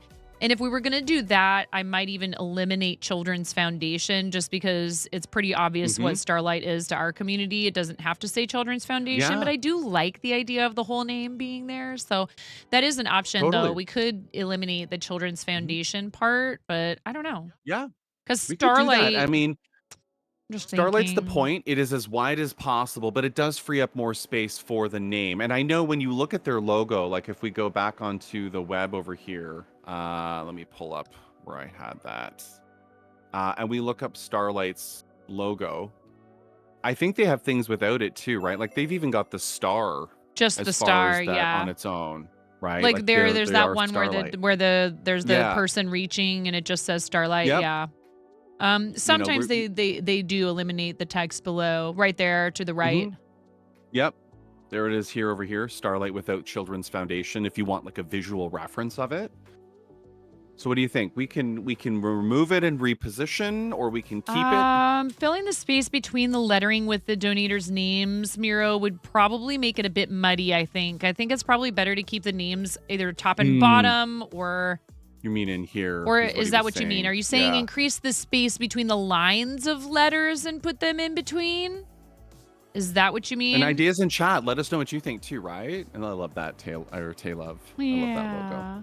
Nine's little Starlight. We have an animated emote too that will bust out starting tomorrow. So Nice. 7 a.m. everybody. All the rewards and stuff unlock tomorrow at 7 a.m. The bidding on the Ayo. auctions start up. If you want one of the Starlight stars that I've been crocheting, those also unlock tomorrow at 7 a.m. and there's only 5 of them available. And yes, it might seem like a hefty price for a plushie. That's not the idea, right? You get the plushie, the handmade note, and some other swag in a package sent to you as a thank you from me because I'm so happy that you decided that Starlight was worth the $100 donation. Normally, I would not charge that kind of money for something like that, but that's typically how these sort of things work. And all the auction items will start at slightly below the, what is it called that they asked me for? The fair market value. But what we're hoping for is that it reaches at least fair market value or more in donations. And there's a ton of stuff in there that people have donated, which is so kind. Thank you to everybody who's volunteered things for the auction. I love that. Miro says, so Miro, when you say fill the space between the donators, the lettering with donators, but then not between the lettering, which one do you mean? Right. Do you Like, mean this in is between the between. two lines of the logo, like between Starlight and Children's Foundation, like in between the Mhm. middle of those? We're not talking about in between each letter, right? Because that's what Yeah, I yeah, thought you yeah. meant at first. Okay, that's what he meant. And that's what okay, because I think in truth, but we different. Oh, I see. Just don't know. Thinking. No, absolutely, Miro, you're fine. I think so. I love the Depending what we suggestions. I love define the as the- suggestions. We may not take them, but please don't hesitate to Yeah, make yeah, them, yeah. okay? Just because we don't take Still them doesn't mean they're not suggest. worth making. Thank you. I appreciate you, Totally. Miro. Absolutely, and I think it's important that people like at least try to. And I think the letter D here. I was just gonna fix this up just a bit there. It had a bit of a space. Yeah, so look, there's a lot of fonts we can do. What we can do for now, we have that up. I'm going to go back over to our web browser. We're going to look at some fonts. So let's do that. Let's start to see what fonts we can play with. And we have a list of names. I won't put them on this screen, but I do have them to the side. And we're going to go back to the free alphabet patterns. Let's think about names and when we talk about all the donations. There are, what did we say, 36 names in total, but also a couple duplicates to go in. So when we think font height, what do we look at? Let's zoom in here. What do we like for some of these fonts? I There's like like them 5 all. They're stitches all high. great. Well, here's what I was There's thinking. so I was many, wondering what right? you thought about this Yeah. suggestion. Because so we Mhm. have Sure. we have all the different names, right? And again, they Yeah. picked a size. Like Chadley, who's here in chat, is one of our names that's going to go onto our piece. And so they had a choice between small, medium, large, and epic. And one thing I thought of was that the small could be one font. The medium could be a different font and color, like so that it would I be like that. obvious, like small, one font, one color, medium, a different font and color, large, Okay. a different font and color, epic, a different font and color, if we can manage that. The only thing I'm I love thinking it. of is, so are we using white as one of the colors? Because, okay, I'm going to show you something real quick. I'm going to switch back over for one moment Yeah, switch scenes. Go ahead. because I want to show you Go, some go. color things because I mentioned this before, but I did get floss. I got additional floss from 123 Stitch, which is an awesome resource, and their shipping is super fast. If anybody's looking for a place to buy floss that's not the big box stores, I highly recommend them. They've given me great service, and it's always been really fast. So this is the blue that we got for the lettering.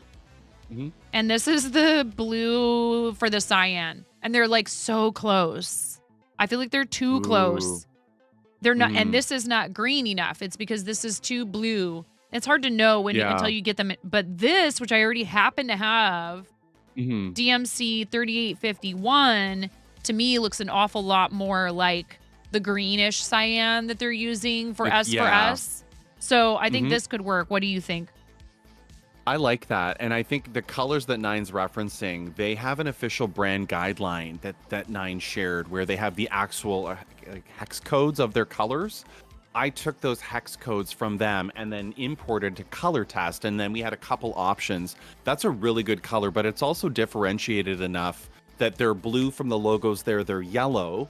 And then the teal to complement, like exactly, I was going to say, pull the whole palette out to show what we're working with for the actual colors. And I love these pastels too, by the way. But you can see here, this is what we're working with for what font are we going to pick, where they go and where they're placed, and what is epic for the bigger donations and the angel drops and all the donators in general too, and all the different things that happened for that campaign. And the white is only there if you're going to do it. You can outline and backstitch. We can add that stuff. It just means more stitching. Right. But you've got options. You do.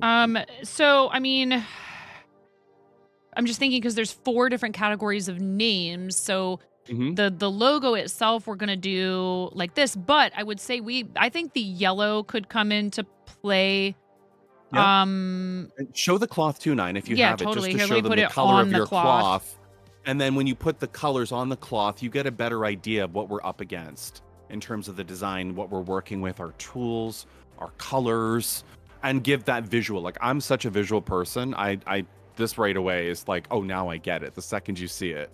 There's the navy. So when Nine said white, you were maybe thinking in chat white cloth. But remember, she's doing this on navy. So it's a darker cloth. We have options, right, for that stuff. But you can see the contrast.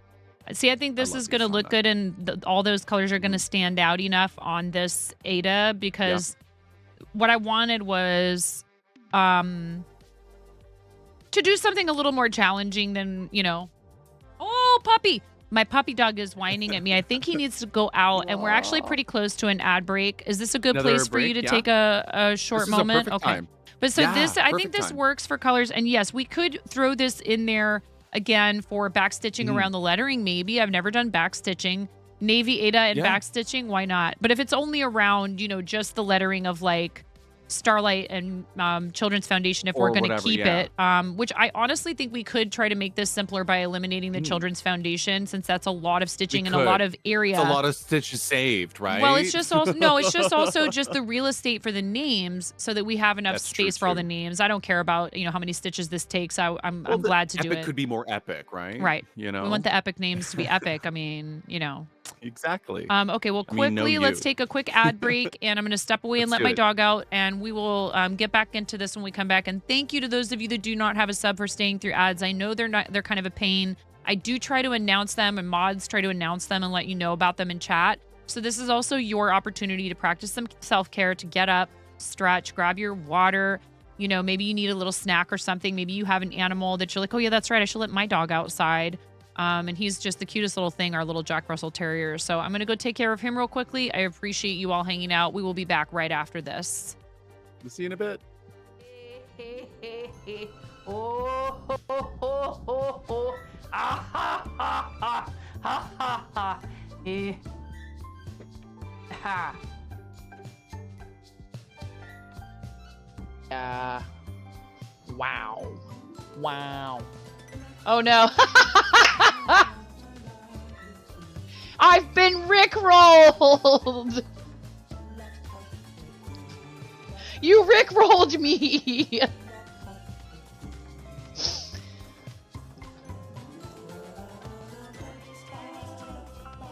We're no strangers to no.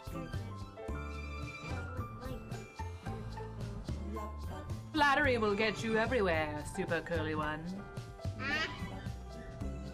Escalated quickly. Yeah, you're like, Get good, Jess Martin. No, I'm kidding. Hi, Tysees. It's so hard. How are you supposed to do that in creative? It's an unrealistic expectation. So, would you like to tell a knock-knock joke? He just got double shushed. You got double shushed. You got shushed in stereo. Clip it. You got shushed in stereo. Ha! Whoa! Whoa! Oh! Good save. That was my fault. I have reflexes.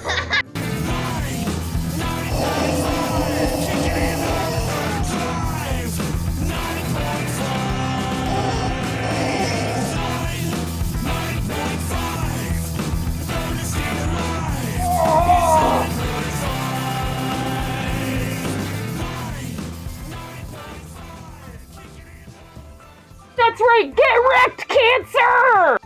Hello. Welcome to 9.5 Kitchen, where we're going to be making the most basic ass Midwestern chili you've ever seen.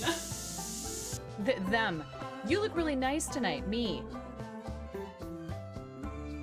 Thank you. Yeah. There's a kid screaming in the background. Clip this.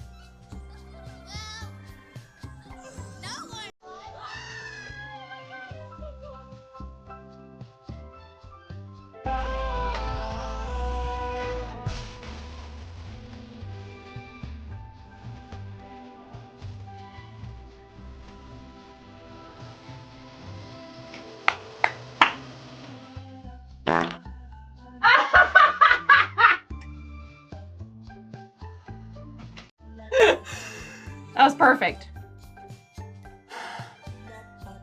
That was perfect. Right at the end. Next order of business. Oh my god! Oh!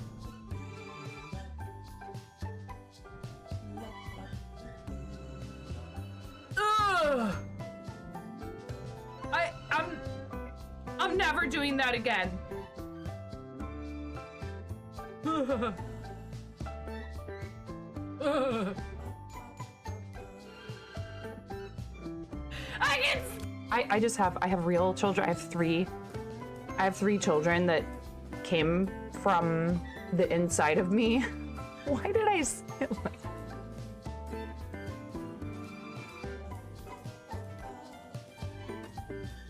Why do I say these things?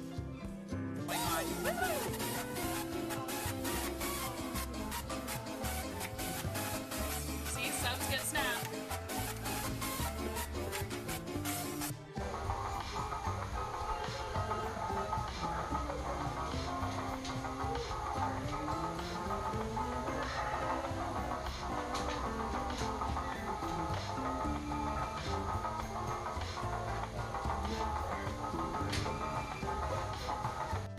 Buttsbot is not explainable.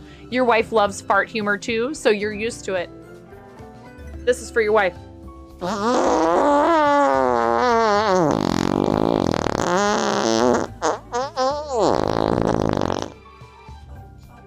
Please clip that and make sure you send it to her. Ooh, piece of candy. Ooh, piece of candy. Ooh, piece of candy. Ooh, piece of candy. Ooh, piece of candy. Ooh, piece of candy. Going off the rails on a gravy train.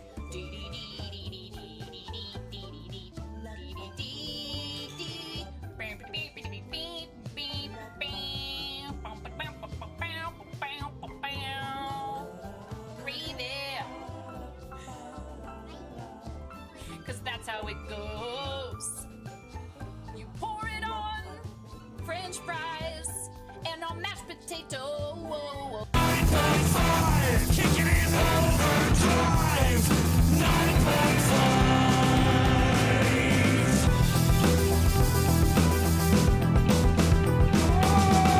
Can you feel the temperature rising? 6 high fevers burning. She's got the moves, she's got the drive. When the chicken attacks, will you survive? 9.5. Trying to stay alive. It's 9.5. 9.5. Kicking in overdrive. 9.5. 9.5. Trying to stay alive. It's 9.5.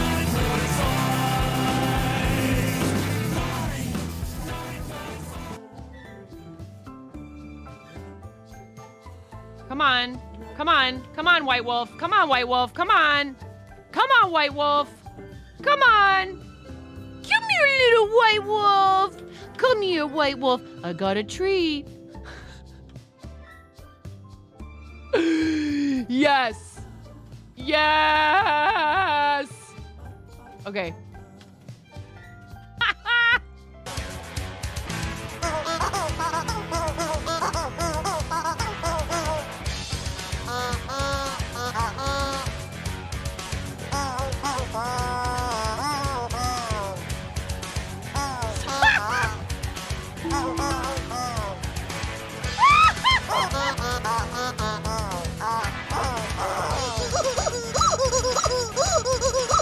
Wait.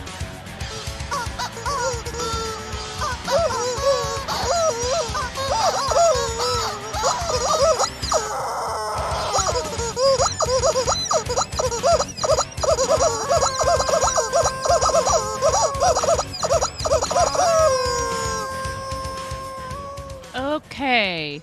Here we are again. Hello. Thank you for your Bye. patience, everybody. Sometimes when I take them out, they're like, ha ha ha ha ha, ha, we're never going back inside. I'm like, okay. But they had a nice potty break, and it's really nice outside today. It's gonna be like 77 degrees here, which is really weird for this late in September. Wow. It has been like a wild sort of mix of weather here. It has been like we've got a week of hot weather, and now it's kind of early fall, but nice. Like it's not overly hot, but like I'll take it. Oh yeah, I'm not complaining because at least it's not over 80. It's when it's gonna be over 80 degrees this time of year that I'm like, no, I'm ready. It's okay. It can start to cool down. So I did a quick number here off on break. If we remove Children's Foundation, just to obviously make room, we'll reposition. That is 2,301 stitches just in that font alone. Right now, total, there's 8,410 blue stitches. So if you take the 2,301 off, that's 6,109. So just when you're planning this out, it's nice to have those numbers here that tell you how many stitches are we dealing. Like if I just delete that now, right? Like I remove it, I can do this. Just by highlighting this area, I can, actually, I just almost clipped it. We'll do it this way. You can literally just clear and erase. You see a pop-up that happens here, and I just remove it from there. Wow, gone. I there vote it for is. taking it out because again, this is not an official piece. It'll give us like more it. room to put the names in. It has nothing to do with. I love the idea of stitching 1,000 more stitches than that. But at the same time, I also want to make it something where hopefully I can finish it by the end of this year. I'd like to try to finish this before the end of our next 12 days. Realistically speaking, I think I can manage that with the names and with just the logo without the... and I think it's more powerful in this case, to be honest. Starlight, like to your point earlier, it is the point, right? And all the names now feel like they're not competing with the words Children's Foundation, right? Because they're just the names with the logo proudly shown. So I think from a hobby, a side thing, a charity thing, without being in the company looking for a TM and all that, like this is fine. Yeah. I think it looks great with that, Okay, let's start talking fonts. Now we have how many different styles or sizes? We said small, medium, large, and epic. Yes. So we're looking at like kind of 4. Small is one thing. We can choose that, but like how epic, how big are we talking here when we say epic? Because we can go, if I scroll all the way down just for larger font options here, like there's 10 stitches high. There's some that are 11, 12. You can see. Let me grab the spreadsheet real quick and I'll tell you how many of those names we have, because that also is a consideration, right? Exactly. Like what's our longest name we're dealing with to place in here versus, like our worst case, if you will, for how we design. We have 5 people, and one of those names is Emerald Auntie or Tabtai Cooking. One of those two is going to be the one that has the most characters. I actually think they might be tied. Let me think real quick here. 1, 2, 3, 4, 5, 6, 7, 8, 9, 10, 11, 12, 13, 14. 7, 8, 9, 10, 11, 12, 13. Tabtai Cooking has 14 characters. Okay. So about that. So 14 characters wide. And then like, what were you thinking for fonts? Like, were you looking for script for legibility with like taller letters here? Like there's some different, these are 16 stitches high. The Obviously, easier to see, the better. The more recognizable the names, the better. I did think that it might be kind of cool if we could work it out this way to do something that's a bit bolder and like wider for the epic names, but not that competes, with balance with the logo, of course. I know, ew, Flava, that's gross. 103 degrees with 80% humidity. Oh, I would die. And again, this is just some options here. We can certainly choose like free cross-stitch fonts and just pick some. Like there's so many free cross-stitch font patterns. Yeah, Texas. And we can pick like what is available to us, right? Like let's see what the interwebs have. And I can say like maybe 15 pixels high or something. And I also have different font ones, like even ones I've done. Like Lord Lividin is popping up across the board here as far as fonts go. But there's different stuff too. Like there's colorful alphabets and stuff. And even I've done a few myself where I'll pick on... Let me see if I can pull it up here for World's Best Boss. I even did... I'll share this with you quick. I did a Super Mario font, right? Where I had done an entire alphabet. Of If this like, was for Mario Day, but it wasn't. Yeah, right. I mean, they do work closely with Nintendo.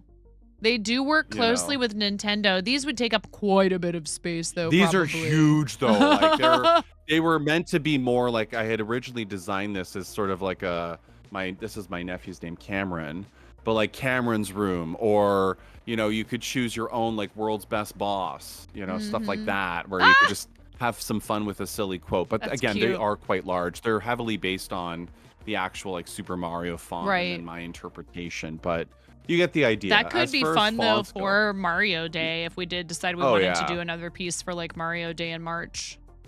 100%. Let's go back here to Lord Libidin. Is there any that stand out to you on like this? I like this tall one. This wider here is very nice and pronounced. Yes. Very clean to read. I like that up one. to you. The one that you're hovering second over one right here? now. Yes, I Yeah. like that one. The one Yeah. above it I like, but I feel like it's a little harder to read. It's a little sideways slant. Like the J is a little weird hook in it, and it's got some imperfections. But the bolder font here is nice, so we can definitely pick this one out. And you'll see when you click the fonts, they're already giving me the square references to start drawing these names out awesome. and reference them as far as that. So if they needed to be wider letters, we can extend that and see what we're spelling out, right? As far as that goes. Maybe we'll get to meet up Flavor. His parents live. Oh, there you go, Puff and Flavor. Have you met a lot of your mods or any of your community members IRL, or is TwitchCon your first chance to have that? So prior to this past year, I had only met Fairy because we lived in the same Fairy and T-Weasel. I had met Fairy once in person, and then we got to see each other again at the shop in the last, like, what was it, like 3 months? The same day that Flava was there, visiting from Texas for a family event. And then just recently, very recently, Risika happened to be down here, and Risika doesn't live terribly, terribly far away. So That's cool. there will be a ton of people at TwitchCon. But, we also have a lot of EU, we've got Ella and Miro who are in like the sort of Central European area. Right. And Emerald who's in the UK.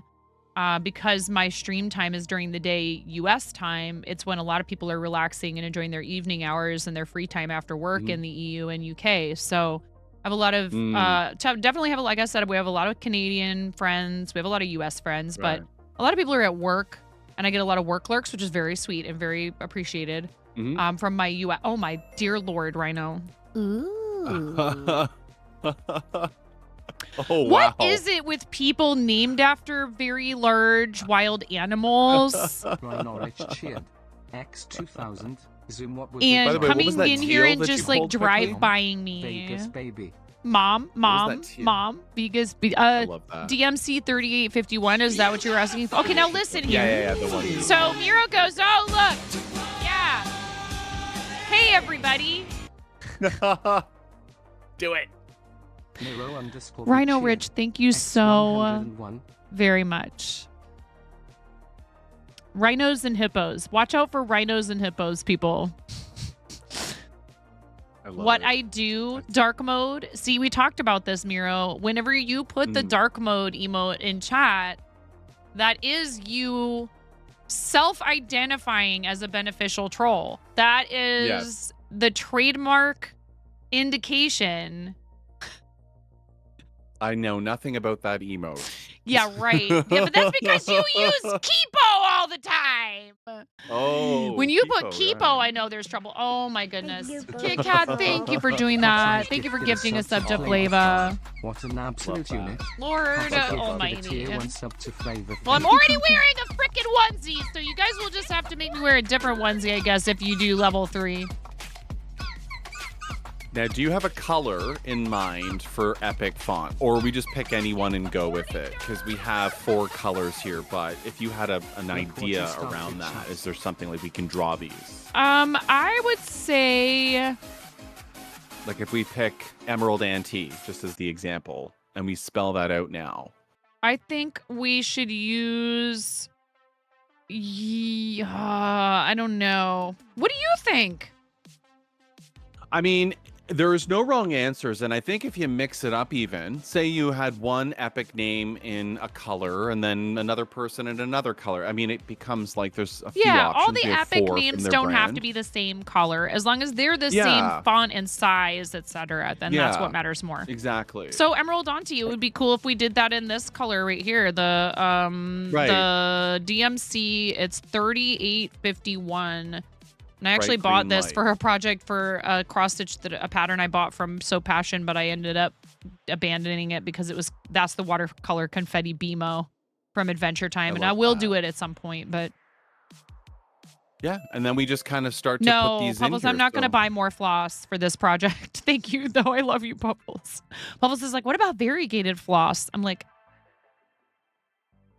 I already have a lot of floss that I purchased for this project, Puffles. I think I'm going to stick with solid colors.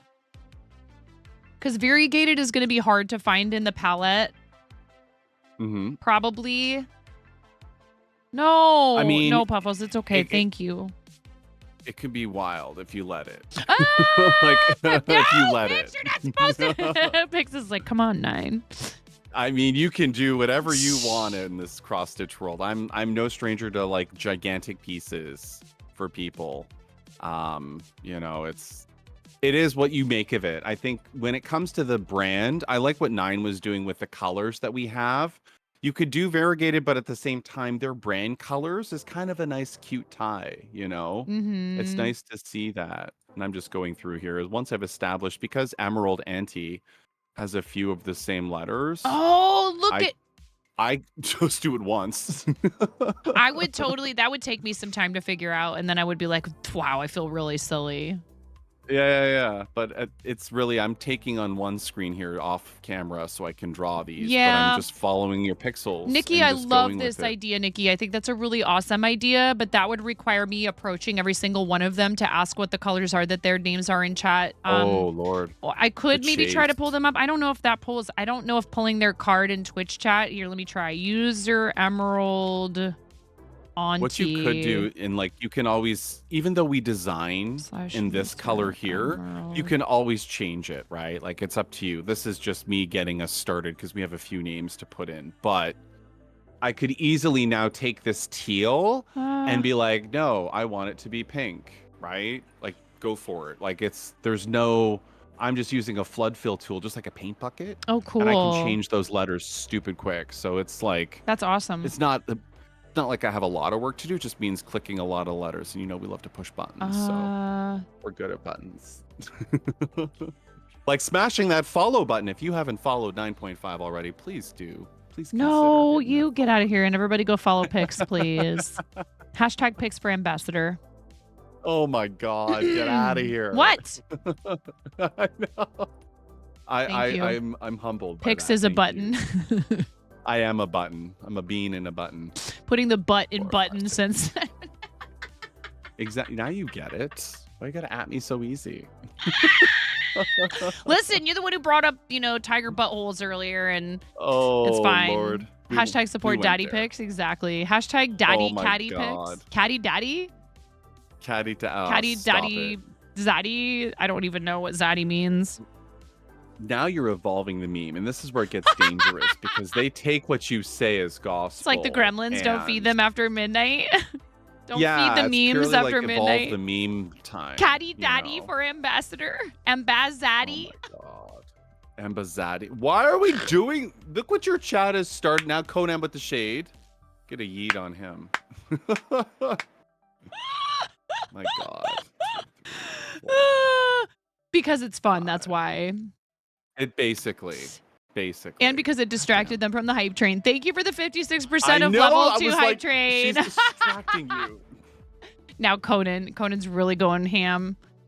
It's fine. Of course he is. So as we just finished the first word, emerald, let's take a look at what that looks like as far as the piece goes in terms of Ooh, scale. I like And it already. You know what I mean? So as a name, and I'm just going to move this around, we can basically cut this and paste it wherever we want. You can see here just the word emerald as one of our words. how much space that would take up before we go too far, and we can see the color here. And I can place this wherever I need right now. Like I just put it out of the way. So you I can just type drag it around. That's awesome. Yeah, just drag and drop, and that's call it a day. But that's Emerald, and then Anti would fit, and we still have room for all the names too. As far as establishing your biggest on there, I think it stands out. It's clean, whichever color we end at. It's I'm a fan, but that's not bad. And then we just zoom back into the tool here, and I'll go back to 220. We want to also we'll try to continue keep on. it to the colors of the brand. So the suggestion Yeah. for, I love this idea for like some project at some point. I think it's an awesome idea, Nikki. I'm not trying to be like, oh no, that's not a good idea. It's more like what we're attempting to do here is to use branding colors that match the charity. Because they actually give you like hex codes like we were talking about earlier for like what their branding colors are. So that would be a cool what I think that would be a really cool idea for is This is what they gave us for anyone curious. This was the image I got from 9 as far as their brand guidelines. Like this is their colors. So I took those and then imported to get a true test at what would that look like, But that's So what and we're they up they use these colors a lot in across their branding, even for like the holidays and stuff. Like when I downloaded a bunch of assets, they had like little neon icons of like holiday related stuff, like little that's gingerbread people and all this cute stuff. So I even thought about how could we maybe introduce that. I don't want to get into that yet, only because then also you're like, well, how do I create the like glowing effect? That might get kind of complicated and would involve a bunch of stitching in like a lot of shades of colors close to each other. So we'll save that for another type of project. But they use these colors frequently, and so like I know Booker loves green, so we could try to use the DMC 3851 for Booker. But like it doesn't matter. It doesn't. I don't think that matters. That people did not specify colors when they snagged these rewards in this campaign. They just did it based on like we're gonna be stitching Ella's name on there 3 times because Ella was the only person to stitch. Ella was the only person to snag all of the top 3 sizes. I don't think she did a small one, but she did medium, large, and epic. Hi, Rue. I love that. Welcome Hey, Rue. in. We were talking How are about you earlier, Rue. We were Hi, talking lovely. about you. We were talking about you. Only good things. Always bad. I mean, No! Rue's I'm I mean, serious. well, I mean, I don't know if this is a bad thing. She'll deny it, but Rue is my try-hard savior, and I worry for her spinal health because she's carrying me so hard in Fortnite all the time. good. Oh my god. But I'm pumped. You need to throw like a back brace in your throne from carrying 9 in Fortnite. Exactly. Add it to your throne wish list. Right? Um, Hashtag carry 9. she's a talented artist as well as a top tier Fortnite player. You would go to war for me. I love you so much. When someone kills me in that game, she like aggressively pursues them and tries to exact revenge. It's pretty funny. Oh my god. See, I'm just like, okay, I'm a hide. And I'll go get your card in a minute. She does that too sometimes. You got to try to play it smart. But sometimes I'll be like, why are you rushing them? She's like, because they killed you. They killed you. They can't kill my She got 9. the rage. Yes. So I like the I'll way do a that frame looks view a here. lot. So I'm Yeah. thinking, even though people's names have different capitalization, I think it would be cool to do them like this. Like, for example, just do, even though Tabatai does capital T, capital C, I think that it would be Right. cool to make their names stand out more from the others just because, hey, and it's not meant to make anyone feel, please don't get it twisted. If anybody donates $1 to these charities, I just offered this as a reward, and the smallest one was not very expensive at all. I wanted it to be accessible to people and for you to be able to get your name on there. But $100 is half the cost of a little red wagon. So it's like important to me to have, some fun ways to celebrate the fact that some people are capable and willing to donate larger amounts. And, you're all important and you're all appreciated. For sure. And I think that, look, we have 2 different options of font. We have like all title case where it's all capitals, or we have the lowercase too, right? Like we have options with some of this stuff. So I think at least acknowledging like people are spending like all their different money amounts. It's important we include them, but we're just trying to make a differentiator for certain donation amounts. And I think it's a great idea. You know, it's not uncommon to help. You know, like I saw Amish writing names on a board for his thing recently, and you know, someone donated even more on a Kit Kat. He erased the name and wrote it bigger or something. You know, like it's common. It's trying to show like, wow, that person just dropped a lot of money. Holy crap, angel drops are real. Yeah. It's okay. Yeah, okay. not a typo. Not a typo's right. Let's do Tabatai Cooking next. His 'cause face. That's another big name, Dude. right? Yeah, Tabatai Cooking. And Tabatai is a fellow Starlight supporter too, and so it's very cool. Tabatai's amazing. wife, Amanda, who is Plaidberry Design, has a Mhm. website where she does cross stitch design, and she does cross stitch.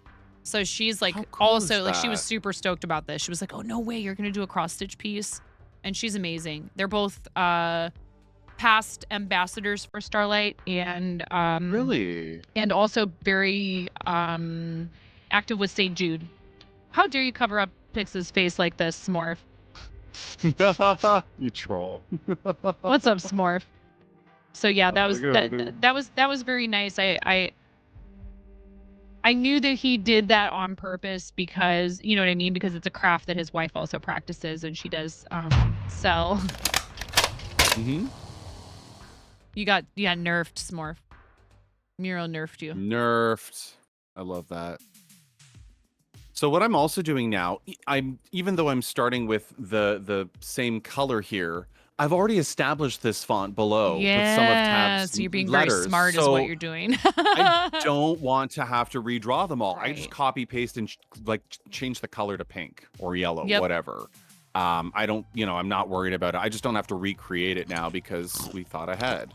Mm-hmm. So we just do it once. Okay, I'm already drawing in pink. So, and that's it. And it's fun. Like, it's almost like its own paint by numbers in cross-stitch software. Like, it's not like this is hard to just drag and drop here.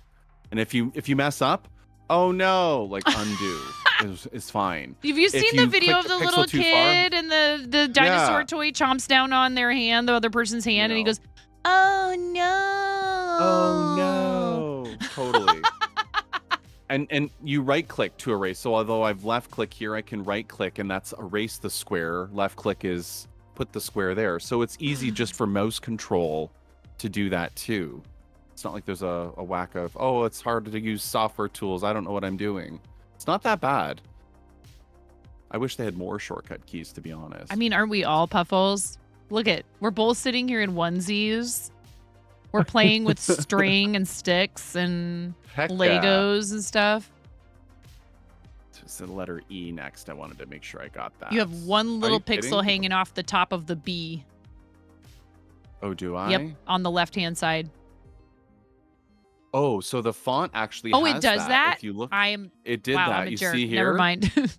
And we can totally remove it. I saw No, that too. no. I'm like, It's wait a okay. second. You're following what the font says to do, and I'm the Yeah, one who's yeah, like, yeah. "It's. I think you made a mistake." But you caught that. You caught it. That's a good Oh, eye. it's okay. That's literally like you're a pixel artist already. You saw it. You How many hear times that? I'm I'm a diving pixel up to artist already. pixels? Chat. Absolutely.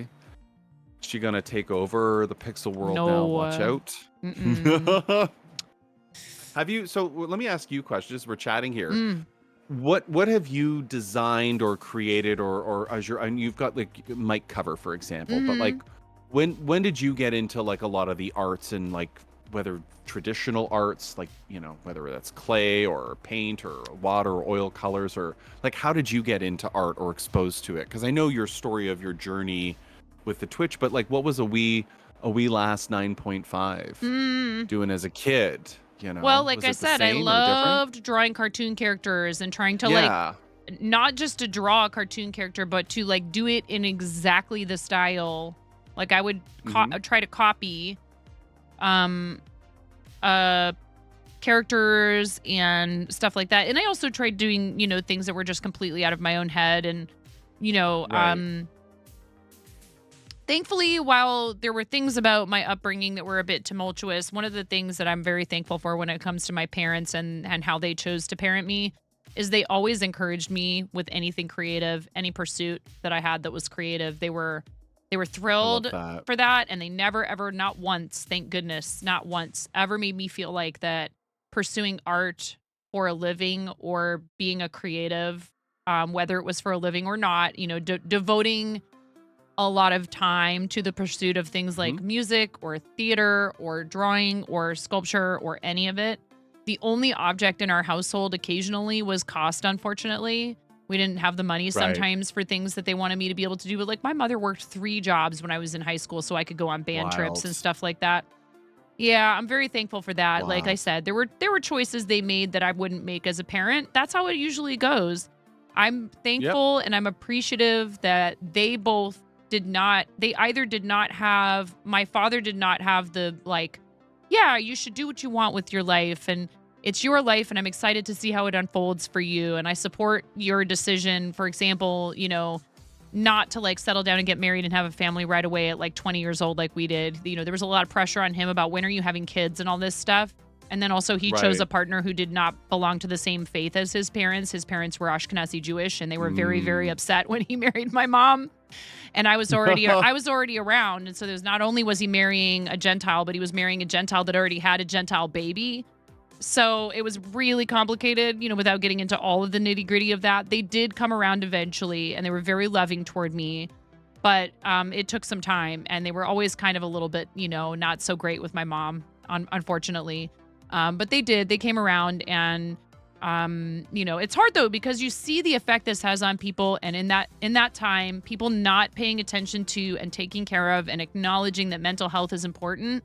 It had an effect because what I suspect was the case was that his mother dealt with her own depression and her own anxiety and her issues the way a lot of people did back then by saying, well, too bad, so sad, and suck it up. Impact. True. Impact. Really? La canción de mi gente. This is a perfect moment for this, Impact. Thank you. This is amazing. So, anyways, back to no, it's okay. But there was a lot of humor in their family, and that was actually a thing that I can see the good, and so like they were proud of me. They loved that I did all the art stuff. Would they probably, if they had been around to see me, go off to college for theater and all that, they probably were like, oh, why'd you so smart? You could be a doctor. You could be a lawyer. I mean, I kind of feel like I remember conversations like that from time to time. But thankfully, because I had my parents going, you do what you want and you be who you are, I was like, oh, I can do whatever. It doesn't matter. Now, am I saying that it's the right choice for everyone to go off to school for like theater or whatever? No, you have to decide that for yourself. Oh, Smorf. Thank you, Smorf. Smorfosaurus just resubscribed for 9 months. So it's hard because here I am now literally living my dream. And my parents were very supportive. And so I did, gosh, if there was a creative thing out there, I wanted to try it. And I first mostly did drawing. I took up acrylics when I was in like probably 4th or 5th grade, and I used to do acrylic painting. Oh my God. This is looking amazing, and I like this font a lot, and I like the choice of pink with Tabitai's name. I don't know why, but it just seems right. It's something, just something cute, that we can add in there and just change it up, and I'm just clicking the letters I drew and copied and give it a little contrast. Now, there are points in WinStitch where you could misclick. Thankfully, it warns you. So, for example, I'm clicking the letters. But if I accidentally click right here, the claw... Oh my God! Oops, right? Like, there's your font. But, again, it's stuff like that where it'll give you, like, the full control to screw up, but undo is just a click away. So don't worry. You're fine. Just don't save. I can barely hear you, but... Oh yeah, you've got all the hype. Oh, there's a party. I'm not even on the screen. It was chicken. It was rubber chicken baby shark. It's fine. It's over now. Thank you for the bits. I appreciate it. Thank you for the random sounds, Morph. So, anyways, I did I did a little bit of ceramics. My parents actually found someone charging a reasonable price to do like just painting them. I didn't do a lot with sculpting at that point, but then in high school, I had an art teacher who like put clay in my hands and was like, "Here, see what you can do." And, I think different approaches work for different people. But for me, having an art teacher who didn't know me very well, and I came to the school as a brand new student that year, and also I think was moving like part of the way in the year, Or maybe I did start 8th grade at that school. But at any rate, walking into that class and having someone hand me clay, and when I made something out of it, them like visibly shocked at how good it was, it made me feel so great that I was like, wow, okay, maybe I am a good artist. Maybe I should pursue this kind of stuff, you know, no matter what it is. Maybe I do have some calling in this or whatever. And the only problem was that he got up in front of the whole class and was like, all of you are slacking and look at how good she did with this. And that didn't make me any friends. So, I mean, it's okay. I understand now as an adult that part of what he was trying to do was to maybe motivate the other students to pick up, you know, their pace and be interested. I don't know if that's the best way. You know, comparison is the best way to motivate most students. And there were some kids in my class after that who would like they would purposely try to mess me up while I was working on my projects because they felt like I was the teacher's pet. But I don't regret being teacher's pet, particularly in the art classes, one bit. And I got all these awesome opportunities in high school with teachers who pushed me with music, with writing, with theater. Yep. My English teacher pushed me to apply for a writing award. I did all kinds of really awesome stuff with our theater department. I painted, I made the props, I did costumes. So I think if you are interested in something, you should try it.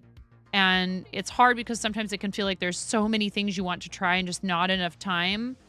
Just one thing I would recommend if you're trying something new is to not give up on it instantaneously when it's not coming to you immediately. Try to give it some time because some things are going to be easier for you. You're going to pick them up more easily. But it's like Bob Ross said, talent is a pursued interest. So if something is fun for you and you enjoy it, don't worry about how good it is or what anyone else thinks.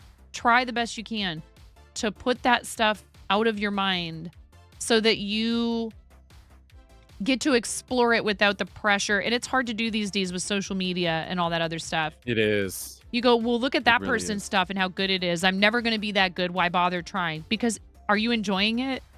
That's what matters. It doesn't matter if that person probably has thousands of hours of practice on you. And you're seeing the result, the end result of a journey that may have taken years for them to get to that place. You think you frogged your first 3 rounds around 10 times before Fred the Dino came into being? Yeah. And like Pix said earlier, failure is important. We learn from our mistakes. If you're not failing, you're not learning anything.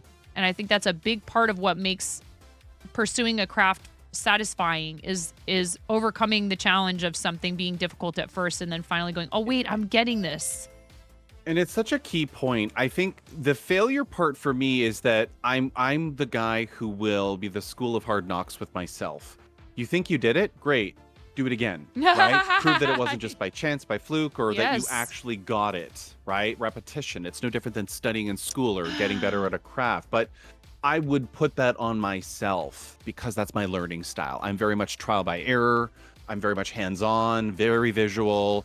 I don't have an attention span to watch a 25-minute YouTube video, but I'll watch a 2-minute one, you know, and then jump in because I just can't listen to back in my day on the trolley and then just oh my god, I have please, to go. teach Okay, me. all right, I have to go. Like if I'm on mobile on a YouTube video where they're doing that, I'm like okay, 10 forward, just the 30 seconds. Okay, Hurry it 30 up. seconds. I will say this: if you're doing tutorial content and you want to have a preface to it, totally fine. Include chapters in your video and allow those of us who are like pressed for Let us time and skip also ahead. maybe just have a really bad attention span, so it's not your fault. Squirrel. Yeah. Give us the chapters Total. where like this is where you get to this part of what I'm talking about so that I can skip to it. It's not that I don't want to give you the engagement and the full view of your entire video. And like I'll like and subscribe to you and all that stuff if you're providing me with useful content, but you know, the like 5 to 10 minutes of stuff that I don't need to know, it's really hard. I'm like, I can't with this. Where's the point? But it's a good point for content creators. Like, don't be greedy with my time and assume I want all the filler, right? Like, there's a balance, and I don't know what the number is, but your time is, I'm going to jump ahead in the video, and you're going to see that in your metrics. Like Kimberly, I don't need to know like your whole like this like a 7-page long story, like this essay. The essay Before the recipe. Can you just tell me how to make the blondies, please? Yeah, exactly. I need to learn how to make this margarita because I could have drank 5 in the time you taught me to teach 1. You know? I really need a margarita right now, Kimberly. I get it. I understand that part of what some of these people, the blogging, the recipe blogs especially, they are marketing Yeah. these as it's not just a recipe. There's a story involved, and many people love it and they enjoy that Totally. part of it very much. But it's nice when at the top they have skip to the recipe because Please. again, if I'm trying to feed hangry children, I'm like scrolling through your thing on my phone and I've got like 4 things boiling on the stove already. Like it's really Yeah. helpful when I can at least just jump to the recipe. You know, like I get it. I totally do. And I think it's wonderful that people share their lives that way. But like my goodness, please. So Liz says margaritas perks up. Yeah, exactly right, Wen. It's like looking at an internet. Yes, exactly. Don't need the life story. Let me jump to the recipe, right? And I like to read the story, Totally. but not every time I need that recipe. Exactly. And some people will Absolutely. also do you the favor of creating a link to a printable PDF. And then if you want, what you can do, even if it's not a PDF, is if you take it to the print screen, you could always save it as PDF from the print screen. You know, you can print to PDF and then save it in a folder. And that way, if you want to look it up on your computer instead, then it might be a little bit easier to look at. Because also, a lot of them have a lot of embedded ads, which I understand is how people, you know, cover the cost of having a domain and all that other stuff. They do the ads because it brings in revenue for their content creation. But it's really hard because sometimes I'll be like, what's going on with my computer? And I'll realize that I have several patterns open that have embedded videos. And it's probably that like clogging up my Chrome. Chrome is just like freaking out with all the videos. Oh, Chrome's ready to crash on you if you open any more tabs beyond the 50 you have. Oh my God, I have so many tabs I'm open such all a the tab time. gremlin. I think most of us probably do. This looks really awesome, and I like the blue, but I was almost wondering, do you think this is too much of that same shade of blue as the? It might be. Like, now that we're doing this, here's another good point. When you're designing something, although we walked in with a goal of following their colors, because the logo's already blue, adding more blue means that we're adding more of it, right? So how much do we add of one or the other? You know, like it's a good point. Like how do we tackle what do we introduce a color? Are we okay with this, or do we pick another? Like, it's a good point to say you have options. We do What are have you gonna 36 names, and if we were to remove the blue we're using for the Starlight logo, we would be able to divide up the other 36 names by 3 colors and just use the teal, greenish teal, the yellow, and the pink. That is a possibility, but I mean, let's just, you know, I'm impressed with how fast you're doing this, but now that I've seen your tricks, it's tricks. pure, totally hack the tool. And I mean, there's no underscore symbol in this particular alphabet for Miro's name, but I know when I'm looking at my other letters here, I kind of have parts of letters that I can work with and say, like, you know, how does that work for his underscore? Is it a Right. 4? Is it a 5? And then my spacing, I need to move this over 1, so I know where I'm putting everything in like proportion to. Right. Like I To can like see where I'm putting it. give it a There we little go, bit I'll more put it there. space. Yep. Yeah, and you know, you can see like I've got 1 pixel between each letter here, so I know to follow that rule. Each time I'm spacing, I can see that I've got the 1 pixel. Everything lines up. You're good. Right. But, you know, now I can choose Miro's color and whatever that is. Hey, Space Hobo, how you doing today? I saw you pop in a few minutes ago. Thanks for Space joining Hobo. us. How many pieces have you designed? Do you know what the total is? And bearing in mind, you guys, that we're doing this on Navy Ada. So, like, Miro's name, where he's doing it in yellow, is not going to look like there's enough contrast. Ginger Swirl, thank you. And I do like the navy blue here to give you a sense of it. Like Nero's name actually pops. And I'm just picking a blue here for the cloth color on the background. But you can see here, if we do a framed view of it, just quickly picking on that, there's what that would look like. And I think with just maybe her we name might so need to do far. the white back stitching on the logo. And that's where I was saying, right? Like the outline of the actual letters themselves, we can add that in there too. Right. So you wanted to see that in there with Starlight. There's another cool tool we have, and I'm just going to add another white floss to this because it's easy enough to do. I can then flood fill with a color and an outline. Kit Kat, I've already purchased the Ada.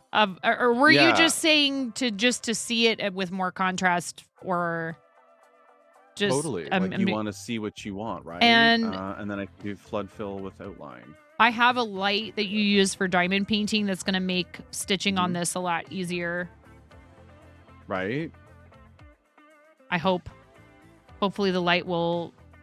I don't have a. You were saying you use, what is it called? A clamp.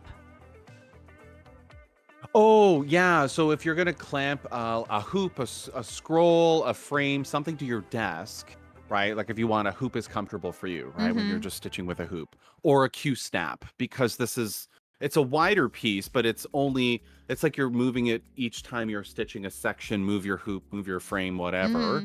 The scroll frames are nice as far as supports for your actual desk, but I find with some people, it's like, you need the space for that and to be able to move a scroll. Like Old Man Chadley is a perfect example of someone who does one massive cross stitch piece. He focuses on it.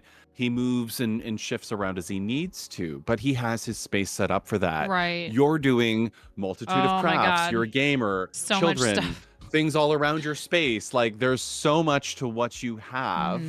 What do what makes sense for you? So it may not be that. Yeah, probably not By a the way, clamp. Honestly. there's a magic outline tool here. You can see that. I just wanted to pause and talk quickly. I could draw around each letter quickly. WinStitch has this fancy magic wand that says automatic outline. No way. So as long as I choose my white font color, it'll outline the letters for me. So you wanted to see what that would look like. And I can do this with just a few clicks as I scroll through all of our letters to show you what does backstitch look like without me having to draw how many stitches are going to come out of this, So, and here's what that framed view looks like. Oh my goodness. There it is. So you can see a little slight definition of outline, a little glow to the white. Not a lot to do. And backstitch is just going and outlining stitch by stitch. Question. Would you scroll back to the first T in Starlight?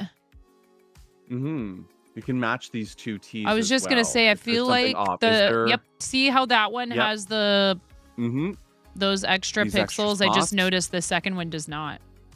Let's do this. Let's kill these. I was going to say, I think probably taking them out would be just fine, but... And then what I'm going to do is remove this here for the... You can also erase backstitch specifically from this one. So like if I want to erase backstitch from this area, it only removes the backstitch, not the full stitch inside. Right. You're not clearing everything.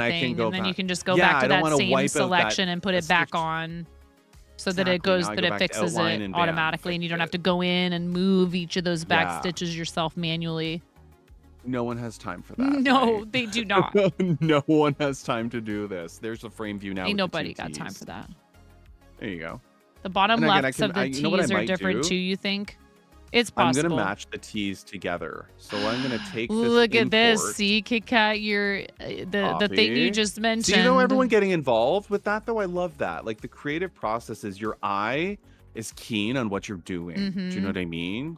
So if you can match these up, you can see, sure enough, Right, they're not exactly the same. actual stitch is not there. But now what I can do is remove the excess. I'm just going to erase this excess here because I left my outline on to tell where it was. Remove that outline and this last one here. And call it a day. When I remove my backstitch now from this one. Remove backstitch from this area. And now I can paste over again and make sure I'm lined up. Only one square off. And it was right there. Done. Now your T's match exactly. That's awesome. Yeah. Done in a couple clicks. Back on the preview. Again, always preview your work.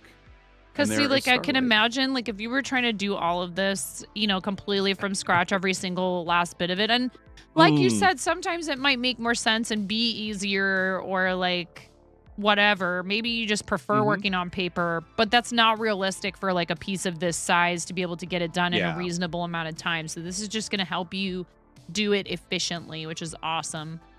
And I've seen people take graph paper and tape pages together. I've seen it. I've seen where they literally Sure. draw something so big and they like old school on the floor with paper. Like I did that as a kid because I didn't have graph paper that big. So we just kind of taped it and made it work, right? Like it still applies. Yeah, Puffles says she did that or does that. Yeah. So Emerald, Anti, Miro, Elandriel, Tabatai, and DM Booker, those are your epic names. Again, we can, what do you think of colors? Do we mix these up a bit and we can switch some out? And another I pink instead of a green, kinda or like where we're at with it. I would say, something, move things around, maybe like mm, iterate. We can locate things. maybe if like Elandril was moved a little bit more to the right-hand corner and Booker's a little more Okay. towards the middle, just spread those larger names Spread the out a names. bit. I like They that. don't have to be Cool. lined up with one another, like Yeah. Keep it a nice, clean, mhm. random look, Yeah, I right? like the Okay. idea of them being on different horizontal lines, but like maybe hmm just enough that they're sort of spread out evenly through the whole canvas, if you will, Sure. the whole area. Cool. And then I I like like it. the colors that you've used with these. I would say maybe Booker in pink instead of blue, Yeah, the blue. I because can we do were that. talking about maybe not using the blue for the names. Cool. Um, Let's do it. Okay. because we're gonna So you use said let's plenty move of them blue over. with the Starlight in the middle. Oh, you're gonna be in love with that blue by the end of this one. You've got a lot of blue. Do you Yeah, recommend I've had those against moments. using a Q snap that is smaller than the design and just moving it? Is that something you think is a problem?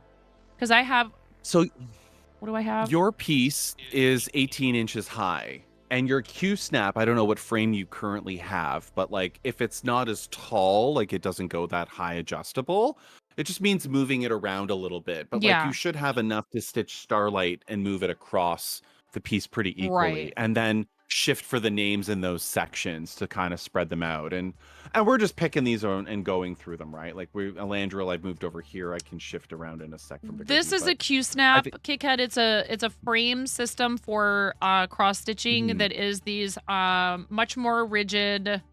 Well, I don't know if they're more rigid per se, but it's these plastic pieces that fit into each other that look kind of like pipes, right? And Yeah, then almost there's like this PVC. snap part that goes over the top of it, and that's what, so you put you put the part underneath together, then you put your Ada over that and you snap the plastic part on to keep it in place instead of using a hoop or a scroll, or I think there's Mhm. maybe a couple other I'm throwing Picture cloth on the a ground. white tubing in a square, and the cloth is clamped into place with these plastic clamps that go over the tube on one side with the Mhm. cloth in between. And that's what's called a Q snap. It snaps the cloth to a frame, so you have a frame to hold and stitch from. Helps with your tension, consistency, portability, so you don't have cloth draping everywhere. It's no different than using a hoop, but it's a sort of a rectangle Mhm. snap where you can move your cloth across it, or like you're moving a hoop, but you're moving a square. They're very helpful. Some prefer them. The problem is some people find the weight of some Q snaps can be heavy for your wrists. Mm. So you're holding something comfortably against your lap, you're fine. You're sitting down, it may be a little uncomfortable. You have a snap for your desk, a clamp to hold the frame. Perfect, just stitch away. So it's what you're using for your setup. Yeah, Kit Kat Found says bigger hoops made my yeah. hand hurt. Yeah, Right. exactly. The weight of the hardware. I'm a hand stitcher personally. I will stitch in hand. I will roll up my cloth and then do that. Kit Like, I'll Kat, you're roll it up, asking questions you that know, are like like that. smart questions, because Very. then the person is already answering them. That means that you were thinking to the next step they were already, going to address. But no, I think Chadley says tried using a Q snap with clamps that attach to your desk, but it just didn't really work for you when trying to record your progress. Had to Yeah, go back to your before scroll you did frame the lap frame. stand. Yeah. Right? So different systems or different equipment is going to work for different people in different situations. And sometimes you Mhm. might find something is better for you for one purpose than another. Like, for example, maybe Chadley is fine with using a Q snap for his off stream project, but the one that he's filming, it just doesn't really work. The same way as like, I don't hold my crochet out here like this, but I have to when I'm crocheting on stream so you can see what Mhm. I'm doing. I could have a camera angled like at me, holding it up close to my chest, but I've just gotten used to working on it on my desk. But when I sit Yeah. and crochet in my bed, I have it right up here and I'm like right in front of my chest crocheting because that's what's comfortable Totally. for me.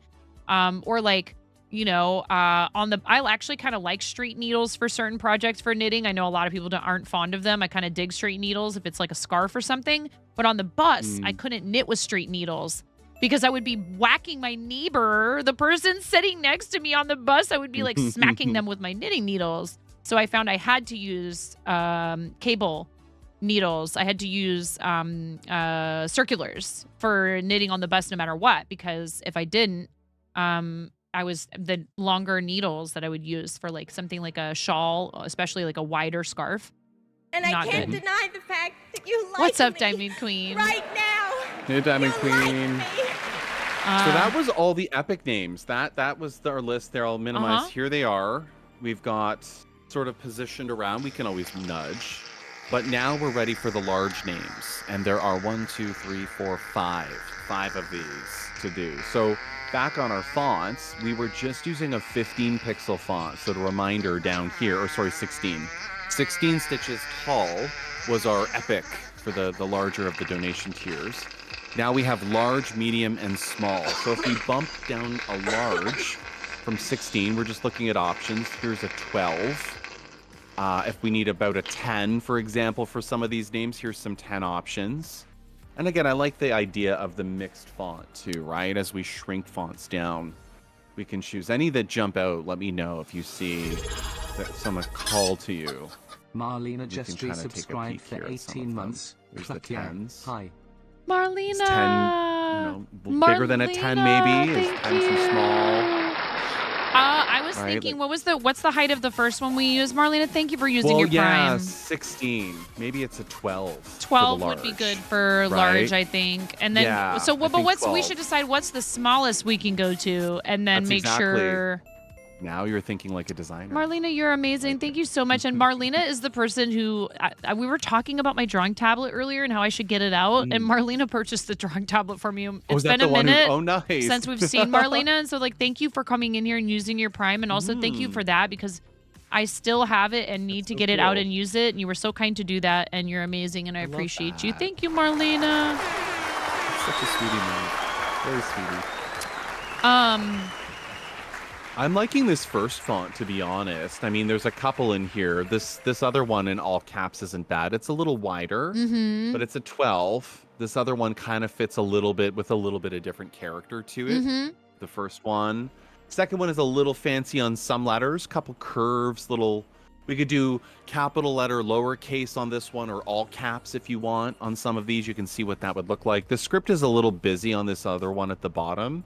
Sometimes that's hard to read. It is if you go the script for the font. like lowercase letters. You mean? Yeah, old English fonts are like really just better in like goth pieces in Halloween versus like names. It's hard to read. Yeah, I sometimes, probably wouldn't some of do the that one. letters. It's also 15 I can't stitches read it. high, so Yeah, so like how wide I you would go? think 12 probably. So wait, let's see, 16, 12, and then like what's the smallest they go to on here? The smallest they have on here is probably 4 or 5. Okay, 5 stitches. pixels high. So if we they have did 6 in here though. 6, 8, 6 10, and 8, 12. like, If we do 6, 8, 10, 12. we could do that. Okay. That's a good one. So from the 12. Or 8, 10, 12, 15, or 16 if you want, right? Wait, no, we did 16. That's right. We did 16 for for the biggest so ones. we go for, let's pick a 16, 12 now maybe. I'll scroll 12. down to the 9. Yeah, I don't know if every 10s, 4 like would the really fast work. So scrolls. if we There did we go. 6, if we did 6, 8, 12, 16, 6, 8, 12, 16 maybe? I like that. Yeah, that works. Okay. That works. Thank you if That way you the got 6 an and the ad 8s are break close. just now. I know we had an ad break just now and we didn't really stop exactly what we were doing. We didn't pick a font yet or anything, but I know that was a 3-minute ad break, and I know that's a long ad break, but I do them once an hour to turn off pre-rolls for the following hour and change, sometimes even longer than an hour, so that we can prevent people who are new to the stream from having to come in and get hit with an ad immediately. So I appreciate you. Thank you. It is a way that you can support us here on the platform. It's a free platform. There are ways you can turn off the ads, a multitude of them. But those of you that did have an ad just now, I appreciate you. Thank you for staying through them. Yes, we do have caddy picks today. We had the know, level caddy 5 hype picks. train hit, so I offered my my onesie services. And I was like, well, okay, fine. If Pix is doing a onesie, I'll do a onesie too. So is it Tuesdays then? Anyway. Cool. We could do, it. let's see, how many medium names do we have? I feel like it's a similar number. 1, 2, 3, 4, 5, 6, good 7, question. 8, 9. Oh, wait, there's a lot more. Wait, large is There's the a next lot one. of mediums. We need large. Yeah. We're on 1, 2, the large, 3, there are 4, 5. 5 of them. Same number as epic. 1, 2, 3, 4, 5. Yes, 1, 2, 3, 4, 5 large names. I think And I we think could. Cladberry design has the longest. Yes. Yeah. Because so for large names, we have Ella, Plaidberry, Dueling, Rack Whack, and you know what? It says Rack, but I know we're putting Rack Whack there. And Zunder. Cool. You used your points to bully them both into the onesie you wanted. Yeah. Basically. Imagine supporting people by being in their streams so hard that you have ample channel points to influence decisions about what they have to put on their bodies. The mods usually have the most points, and I know someone was fighting for Charmander. I actually just washed all the onesies. I think it was the 2 nights ago. I was like, I need all of these done, and before Mrs. Profit, and then yours. So we got there. I had to wash all of mine at two. the end of like what I call onesie season because I just don't offer them up during the summer because it's too freaking hot here. I turned mine off after that charity campaign. I'm like, a month of this cat thing. I need to breathe. I'm dying. I've fan and aircon on offsite. So yes. So what are you welcome back, thinking? The Laura. first one here, the second one with a little bit of curls to it. Decisions. The first one's a little taller. The second one has some width. If you look at like the letter D and M, for example, or Yes. your wider. I like wider the ones. second one, I think, because it's a bit different from that first one Little that we different. used. So, like, differentiating it by using a different font might be kind of cool. I mean, we can, you know, see how it looks. Yeah, For let's do sure. it. Let's pick a name and let's pick Plaidberry Design just because I like picking on the worst case words and letters, and it also gives me more to work with. Yeah, for and then sure. I'm gonna probably Well, just right, you zoom do in Plaidberry once, all- and you've got like enough of your letters that when you go to do other ones, like you were showing Yeah. us, you can just copy them. 100%. Like Tabatai gave me a lot of options that then fit into the next person. It'd be kind of and you cool just if kinda build on Plaidberries it. and Tabatais were close to each other on there because they are married. Oh, I just picked that. Oh, that's cool. That's so ironic. Yeah, I love Plaidberry that. Let's is do it. the person I was saying. So she has a design on her website that says "Consume a satchel of Richards." Oh, I like that. That's a very nice way to say it. I love that she manages to pass the Shrek test with that, but the adults, still know what she means. Of course. The satchel, especially. Yes, consume a satchel of Richards. Please don't make me spell it out for you. No, It'll I ruin won't. it. Someone will. It won't be me. Yeah, we're just kind of following our grid here and just recreating our letters. Like that's it, and it's fun. It's like its own paint by number version.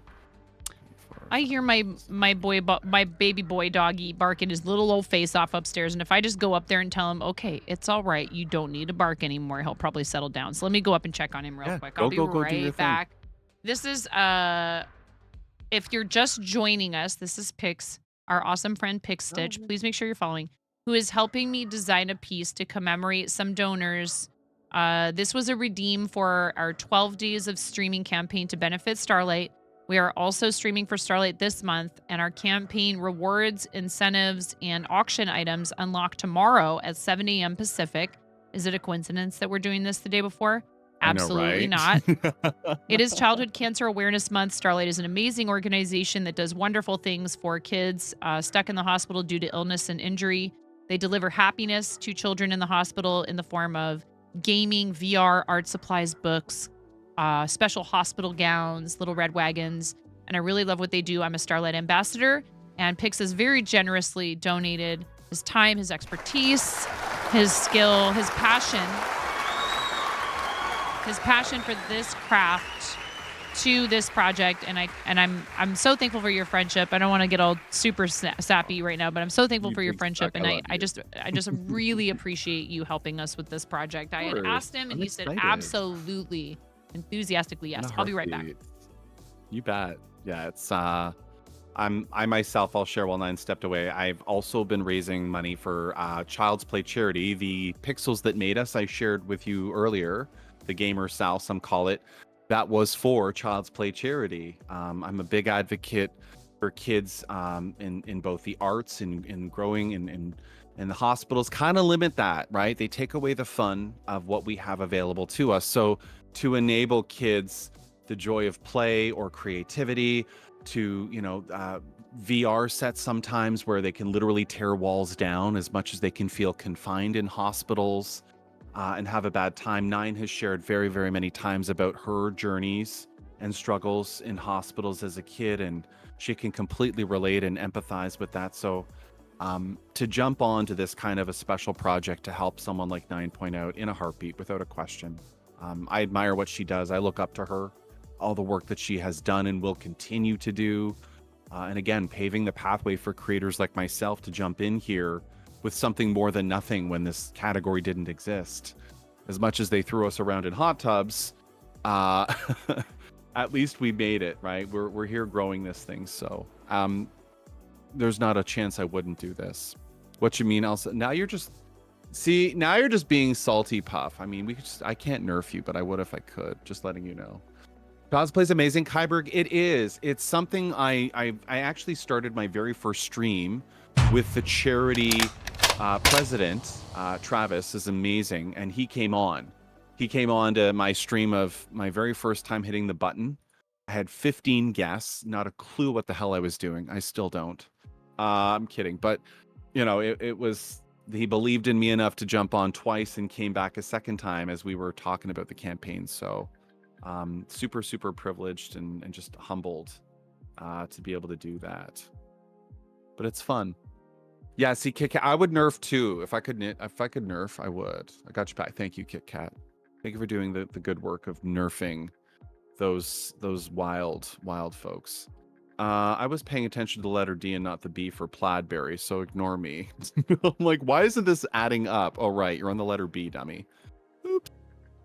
He changed the spelling. No, it's the Pixtagasm or Pixgasm. I changed my one of the perks as partner is that you get to change your acronym, so I shortened mine and went with that. And some people still have the old one popping up.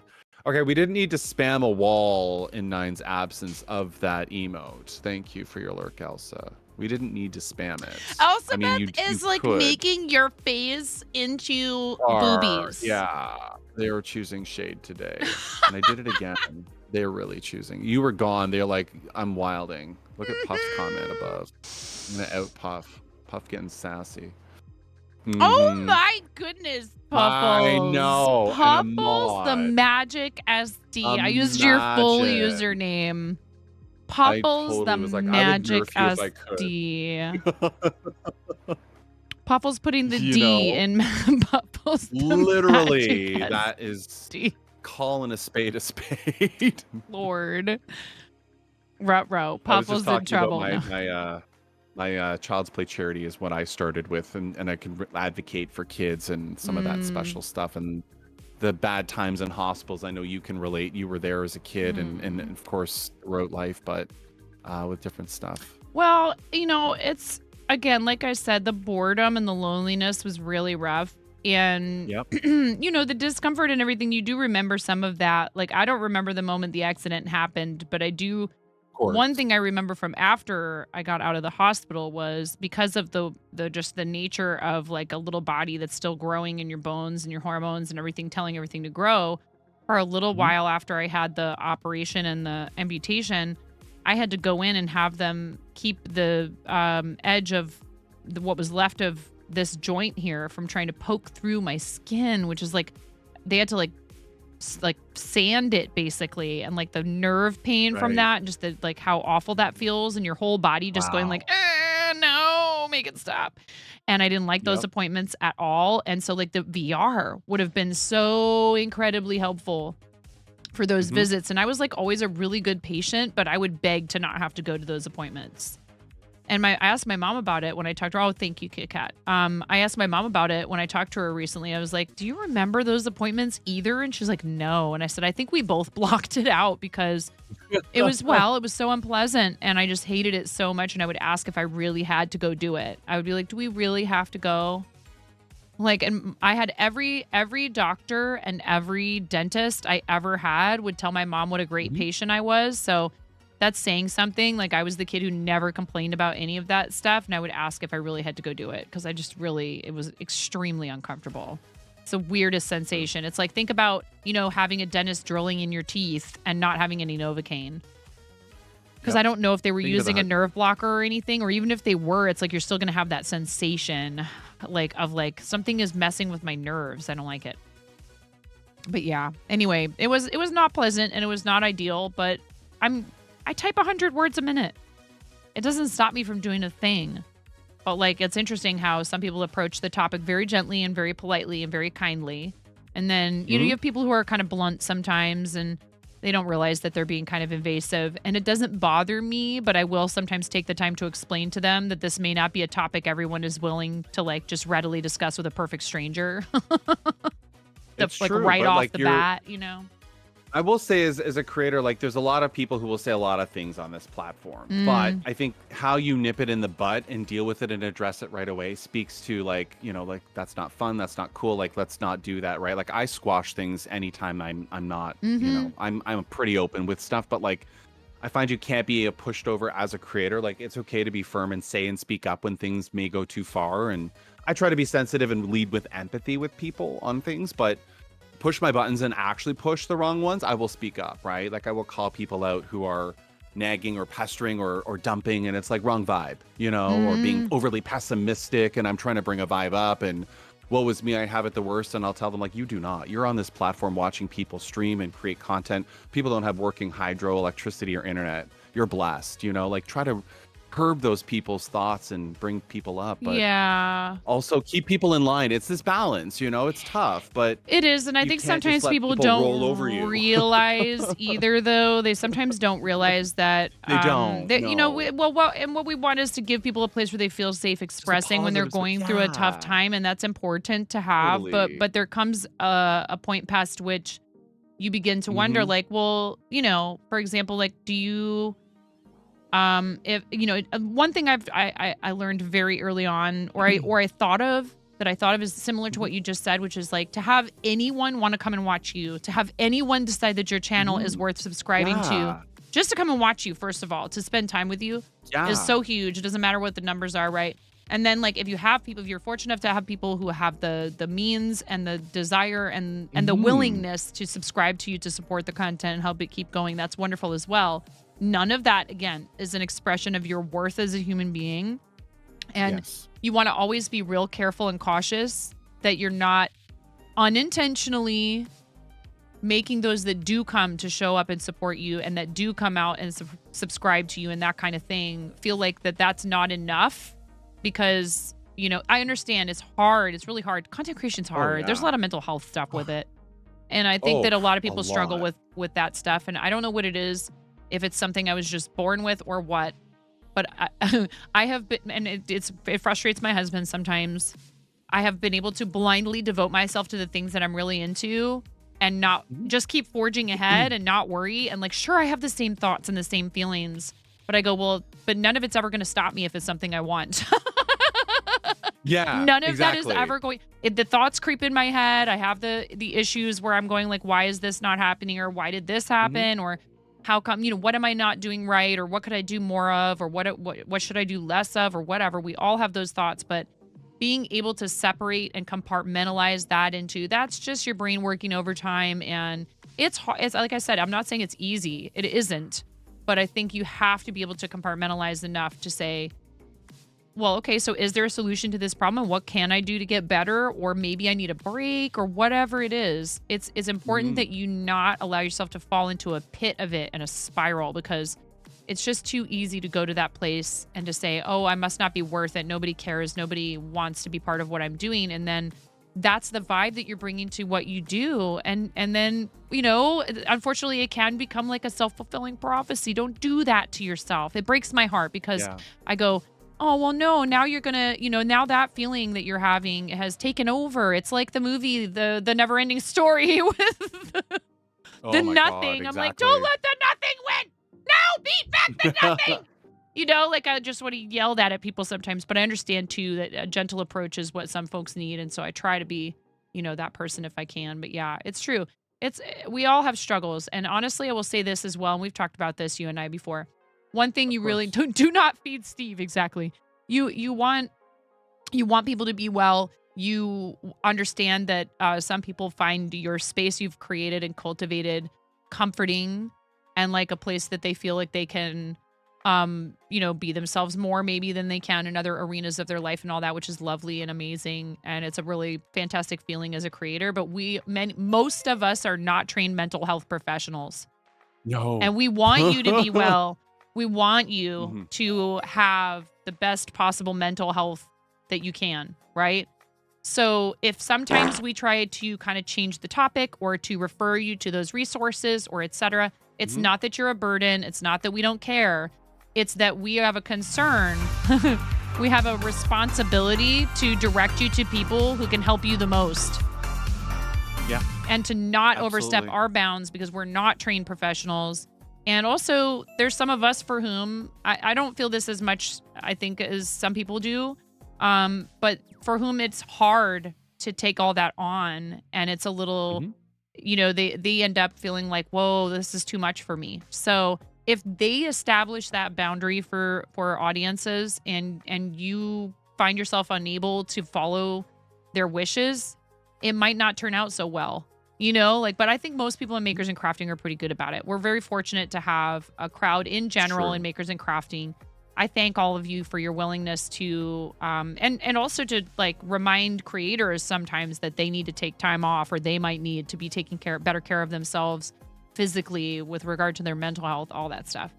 Because some of us we get excited about things, we want to devote ourselves. I know Pix, you're like one of those people too who like when you're doing something, you're doing it and it's not halfway. And it can be easy to end up finding yourself feeling like you've signed up for too much if you're not careful. I think it works in so many different ways in streams, and it's being aware, reading the room. I've had someone ask me, hey, how much would you charge for that in front of 100 people? It's like, hey, we talk things aside in private. We don't talk publicly about price. Like, people just don't know. They're just innocently saying, hey, I'd buy that. How much? But they're not realizing, like, we're in front of 100 people here also. We talk Yeah. price offline, like I'll curve that conversation Yeah. versus someone who says you're being an old man and I have to delete their comment and saying, please don't be ageist. You've been warned, right? Like I can turn that on and say full stop versus poke fun, joke, whatever, right? Oh, like yeah. I have people learn to read that. I've had people who jump in who aren't listening to me. Oh, but I thought we chatted. I could DM, I could whisper. Why can't we chat? Why could take five. Right? Cool down. Take 5.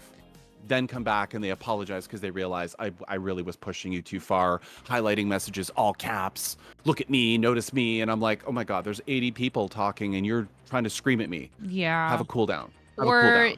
we've had people Pull who it have back. come in and probably not at all in a nefarious way, but, because we have to Yeah, establish like- these boundaries, they've said, like, where do you live? Immediately. And you're like, Yeah, doxing information. I will delete it. I'm like, Don't hey, ever look, I post your tell city in my people the thread. region I Don't live do in it. and like, all that stuff. And I'm not like super secretive about No. all my info like that. But Yeah. it's a red flag when you come in and you Total. demand information about like what happened to your finger. That's what happened with the troll yesterday. That was the first thing Right, they asked. right. It wasn't, hi, how are you? Or what are you making? Or Right into any that. of that. It Like, was, what happened to your finger? And I was like, okay. When we bluntly ask that question, it's usually someone who's not going to stick around for very long. So I didn't read it right. I Right. didn't read it right away to see what would happen. What do you think happened?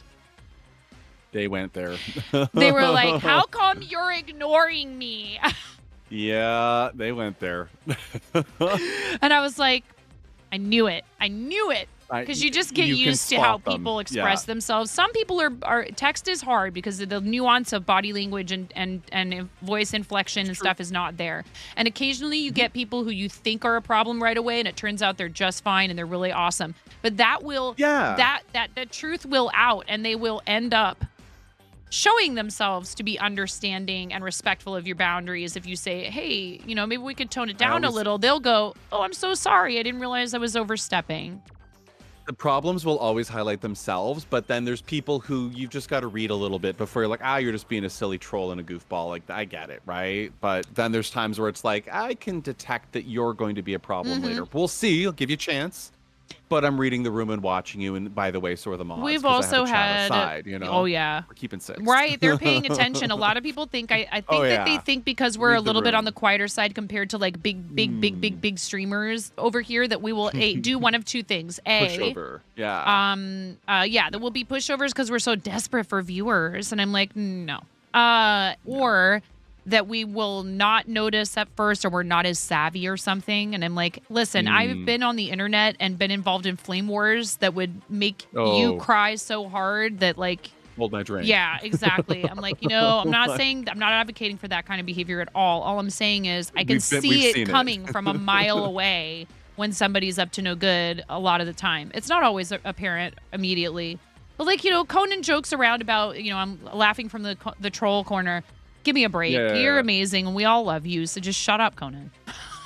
I yeet him and he's like, why don't you love me? I'm like, that is my version of love. I'm yeeting you. But Just, that's like, he different, knows right? that. And so it's hard Right? because sometimes when people come in, you can't tell, like, are they just being They're not familiar sure, with right? me? Like they Yeah. they're like a Conan style troll and they're not really bad at Mhm. all. So like you get on edge, and usually when people start that way immediately, it's a sign of a problem because this is somebody who's not going to respect any of your boundaries and all that other stuff, and they think they should just be able to say and do whatever they want. It's a free country. I love that defense, and I'm like, you do realize that just means like that legally you have freedom of speech from the government, and like this is a private space, and you don't get to do. Yes, you have freedom of speech, but you do not have freedom from the consequences of your speech. So Yeah. go ahead, Yeah. go off, I guess. But I'm not going to put up with it if you're being unpleasant or rude, or you're just disturbing, our nice, awesome, sweet.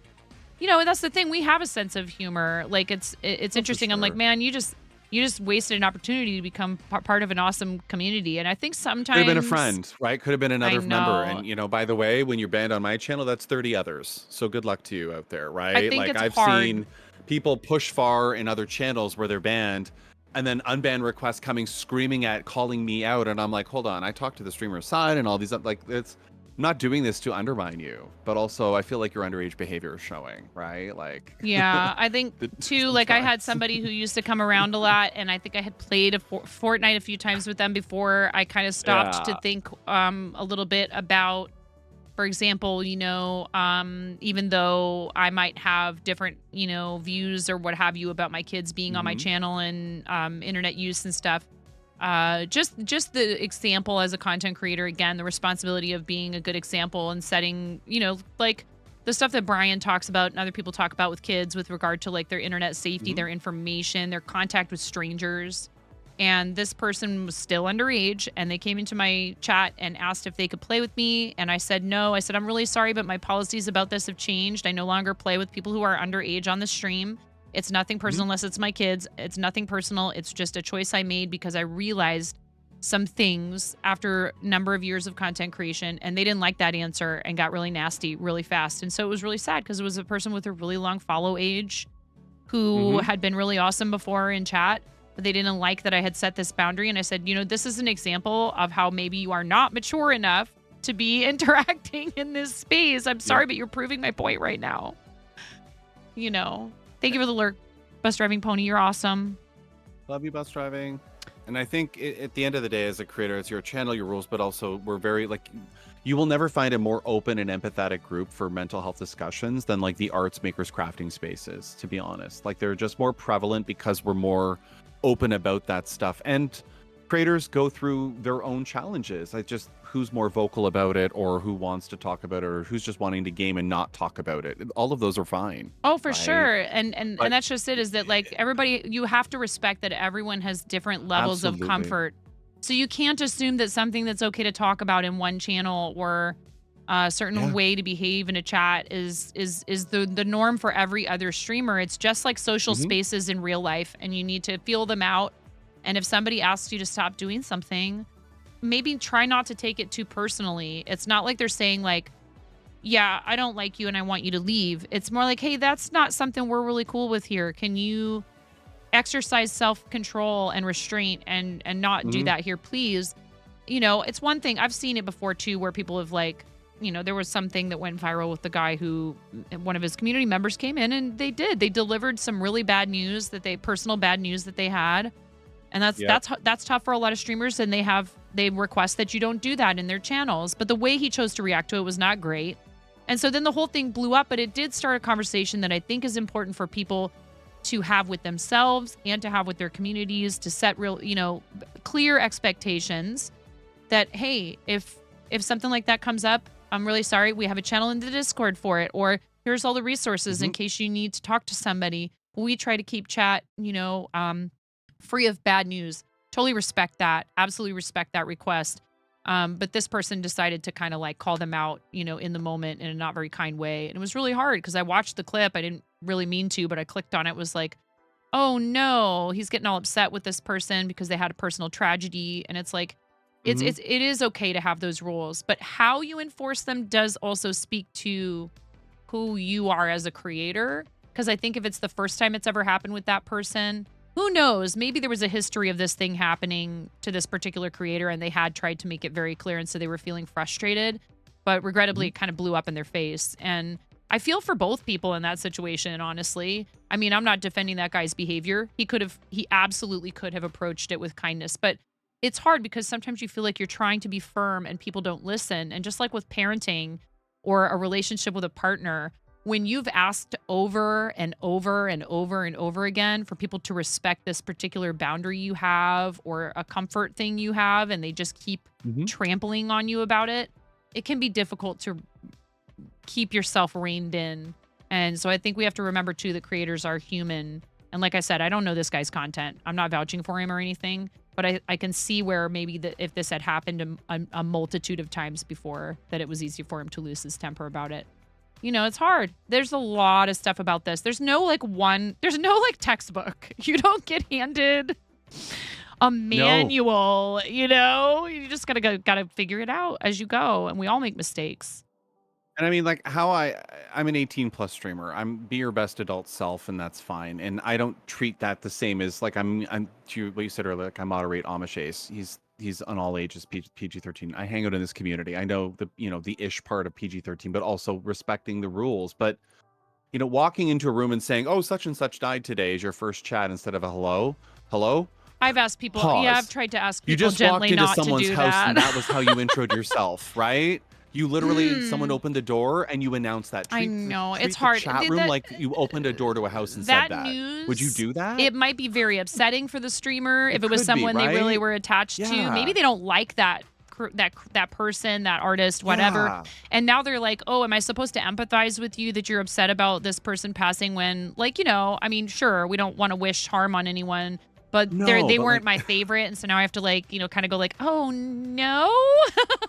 I mean, we don't want any, we should always try to be respectful when there's a death, but that is heavy news for someone to try to respond to in the moment as a streamer, and I would advise people against doing it. It's tough though. It's really hard. Exactly. Like walking to someone's house, say hi, how's it going? How's your day? There's conversation. Like treat it like opening the door to someone. Welcome in. Twitch is like a bunch of backyard parties tied together, and sometimes we raid into each other's party together. That's how I think of Twitch, is this massive big backyard parties all over.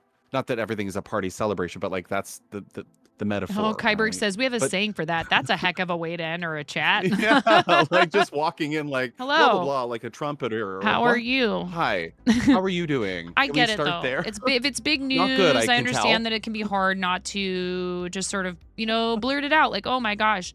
Like, that's the kind of thing my spouse will text me. Yeah. And I go, oh, man, we commiserate for a minute via private texts, and that's totally different.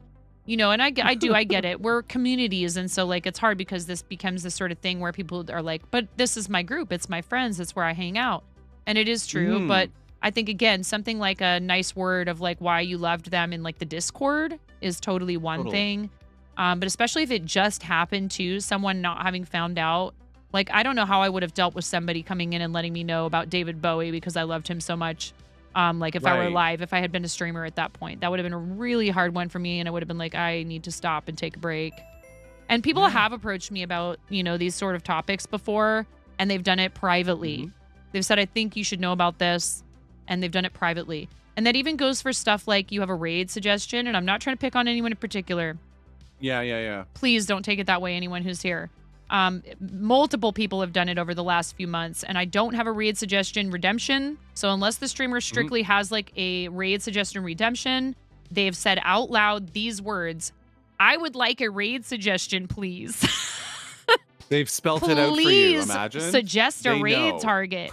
Not, who's now, and I Yeah. understand this is the same thing with backseating a game. We're used to narrating everything that we do. So sometimes the yeah. words, who should we raid today, come out of our mouths, and that's not necessarily strictly an invitation for you to It's suggest rhetorical someone. to myself, I I'm promise you. I can't help myself because I just think out loud when I'm here with you guys. I go, who should Yeah. we raid today? And then people, and I understand, you misunderstand that Walls as, of responses. ooh, that's the opening. And I have a friend who I love, and trust me, I completely get where it's coming from. You want to show this friend of yours some love. You're excited to bring new people to them. It's such a lovely, it comes from a really lovely place of supporting one another.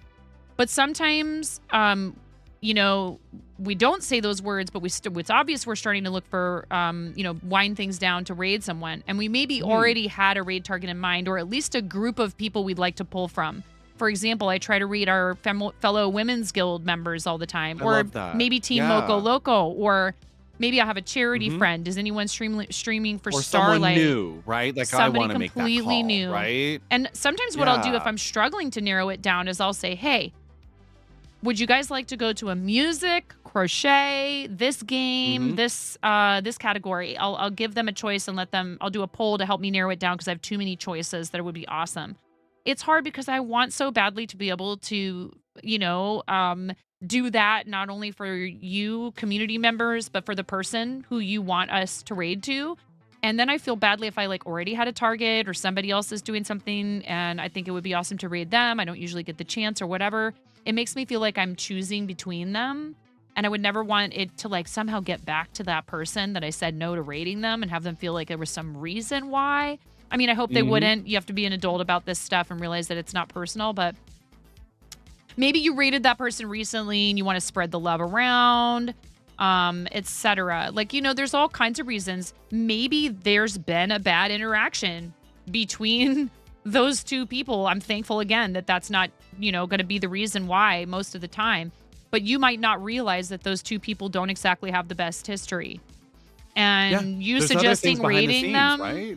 you suggesting raiding them is like a thing where they don't want to visibly indicate that they're not ever going to raid that person.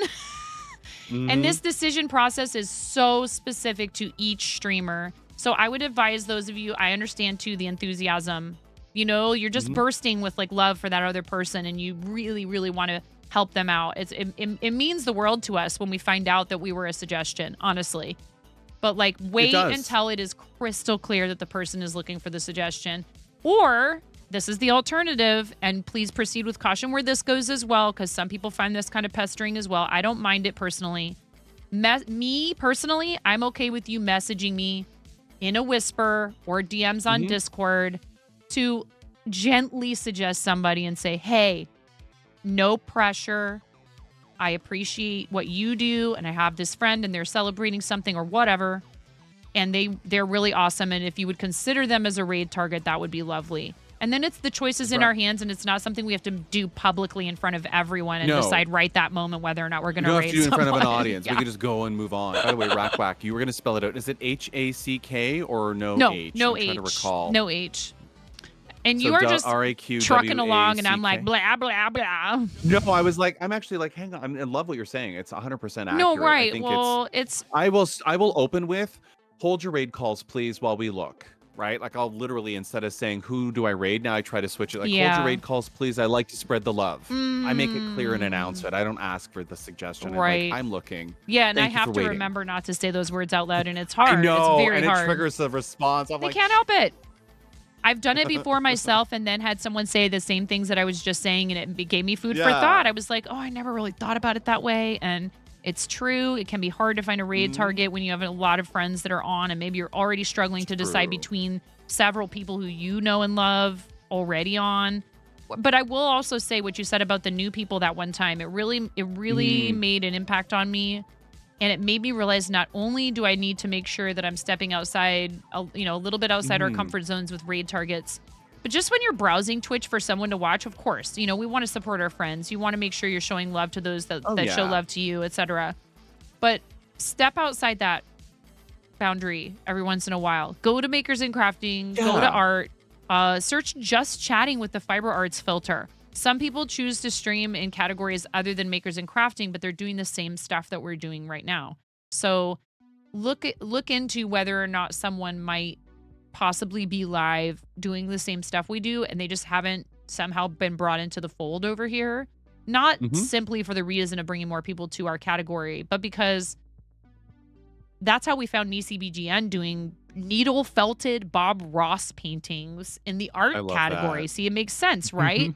You're doing Bob Ross, Yep. so you're going to do it in art, but it's fiber arts. So I looked up fiber arts in the art section, art category, and that's how I found Nisi. So don't be afraid. We found Andrew that way as well. Andrew is awesome and does crochet, and there's a lot of people who Look do at just the chatting. lovely young woman we met the other day on mine when we raided into her. Juju's and Haunted she was Attic. She was crocheting. amazing. She had the spoopy goth going, Dude. the look, the energy, the personality, and I'm like, I love her, and we just met. Like she's queer inclusive. She has and it's just, like, charisma so many good though. things. She has undeniable charisma. Like the second we Love got in there, her. I was like, "Oh, this person was born to stream. Let's go." So good. And that's You something know you right can work away. on. Don't get it twisted. That's something you can work on. It really is. No, I mean it. People will be like, "Oh, I I'm just know. not that entertaining. I'm not that funny. I'm not." No, it's again, this is talent is a pursued interest. I will not stop saying that. If you feel like that's something that you struggle with, it doesn't mean you have to emulate what someone else does. I mean, you could try things out. It just means you have your own unique approach to these things that if you keep at it, it will become apparent what like your style and your thing is. And maybe your thing is that you're very relaxed and like chill and people come in there and they get to like just hang out with you. And there's nothing wrong with that. You don't have to be like, you know, squeezing a bunch of rubber chickens, screaming your face off with a bunch of fart noises firing off behind you. You don't have to do that.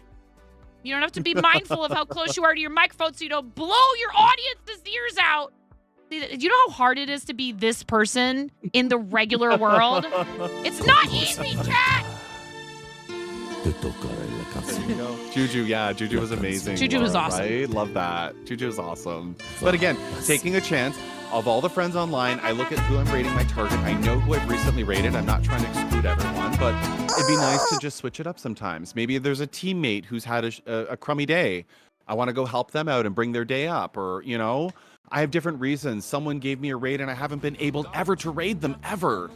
Now they're on. Yeah. Like, that's my only opportunity in a year. Mm-hmm. Forget about, you know, like, that's my reasoning. I'm okay with that. When I I'm don't on at ever get a night, chance. we get a lot of raids when I'm on at night because I'm not on at night very often. And a lot of people will say Let the me have exact my same moment. thing. So like if I see somebody who I know is not usually live during the day and I have the opportunity to raid them. Totally. I mean, it depends on what else is going on, Yeah. of course, but I love being able to raid friends who I don't normally get to take people to. So they are, and I honestly think if there's one main, like major feature in live streaming that most other platforms should try to find some way to replicate, it's raids, because you are helping new people get discovered. You are boosting people's viewership, which puts them further up in categories if you choose to organize the platform by viewership.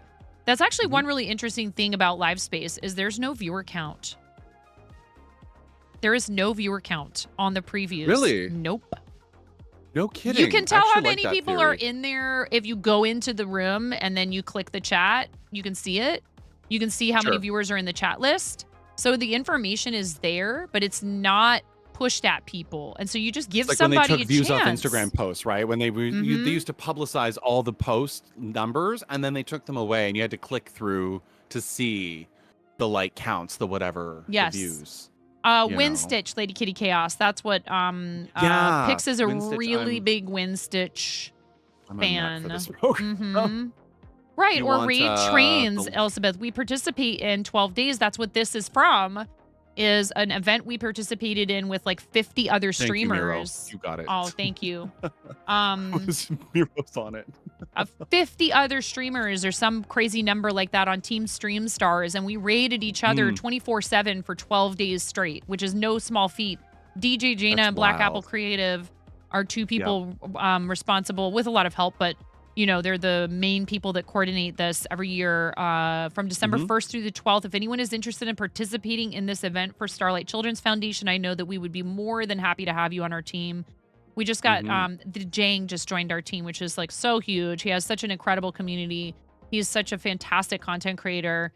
He's amazing. Oh yeah, and just I love really Jang. like I think if you're looking for people to watch who I think are just, not only are they fun to watch, are they do they know what they're doing and like it's a quality experience, but they're just like welcoming and kind, but there's consistency there, right? You know, I feel like you can show up there. It's fun. There's spontaneity, but he has a pretty good, solid handle on what it is that he wants, and it's very clear. And he's very dedicated to his community, and he's been creating content full time for a long time. He started out on YouTube, and he has like a bunch of YouTube channels actually that have to do with Gundam, Gunpla, Lego, etc. But he started out with like RC, I think. Like radio Yeah, he's done a mix too. He's also even like done like other knife reviews models. in there too. Oh, really? And he's different. Cool. Yeah, I was kind of learning as I poked around on some of his channels because he's got a couple of them. I'm like, hey, like what's the difference of all these? Like when I was learning about him, really cool to see that, like the diversity in what he did and where he started as just scrolling the history. And I love to see that in a creator and trying things. Like I wasn't crocheting, and you know, think about the things you weren't doing before Twitch. Right now, all of a sudden, you're doing what versus what you grew up with. Like, hello. Well, and Look at these numbers climb on this piece. You're gonna stitch this? Holy crap! I've stepped on no less than 3,742 Legos at least in my life as a parent, but I never touched them to do a set myself. I mean, I played with them with the kids every once in a while, a little bit here and there, but mostly my interaction with Legos has been buying the sets for my husband to do with the kids and picking them up, cleaning them up out of every corner of my house, which is wonderful. I'm glad. I love them. They're a wonderful toy. But I'm glad that I decided to do a set myself because I think that one of the most important things as you get older and you have all these other responsibilities and all the adulting and junk that you need to do is to not lose that sense of joy and curiosity and creativity that you have as a child. And we encourage in children. And then at some point, we just kind of start telling people they need to grow up and drop all that stuff. And I think it's such a crying shame because it's an excellent outlet for, again, that extra mental activity to get that out of your system, to do something that's fun and constructive, and especially things with your hands. You're doing stuff that breaks that cycle of just a little too much of the screen time. I mean, you know, it's hard. We sit here and say this on Twitch, but it's true because we're inspiring people. Like Kit Kat said, this is kind of how I am here, a board gamer. This is kind of how I am here, how you got here. A board gamer, you watch Rated into Amish, and then you saw, was it Bonds?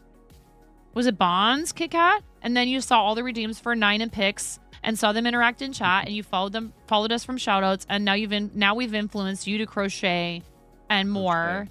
And you follow bunches of Lego and fabric and maker and crafter people. That's so cool. Like, you can do this stuff. You can do crochet. You can do cross stitch. Woobles is an excellent introductory method, but there's plenty of other ways you can get started with crochet.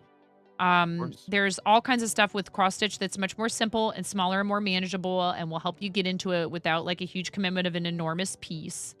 Just like give yourself the chance, like again, to fail, to make some mistakes and to learn from them. And to take that into the next step because, like, I don't have it right here, but my first Ami is horrendous looking, and I love it anyways. I love that story, though. Yeah, of course. You know, because I'd never done Ami until I started crocheting on Twitch, and I just saw how popular it was. And I'm kind of starting to realize big, complicated Amis are not my favorite thing to do. No, not for everyone, of course, right? I don't want to do those back to back to back to back to back to back to back. I will get burnout on that. So now I'm trying to break it up with other stuff, and that's important. And you don't want to get burnout. You need that dopamine hit, those quick wins, and big, complicated enemies are not quick or the win because you need something faster and not fatiguing. You'll get there, but that's not the piece. And I think you learn what your pace is, what you're going to do, what you're going to grow. Like, I love working on like cross stitching so much. I enjoy it more off stream because I can get into a clear state of mind and just do that repetitious zone out task.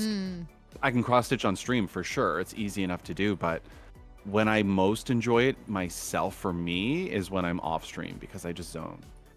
Crochet on stream's fun, but sewing on stream can be a big pain in the butt because you're distracted or you're not looking or pinning, but like you need to do it. So there's things I've gotten better at now as a result of creating and streaming versus Lord, what was I thinking? Like, I didn't think anyone cared about cross-stitch design when I first joined Twitch. I was cross-stitch only.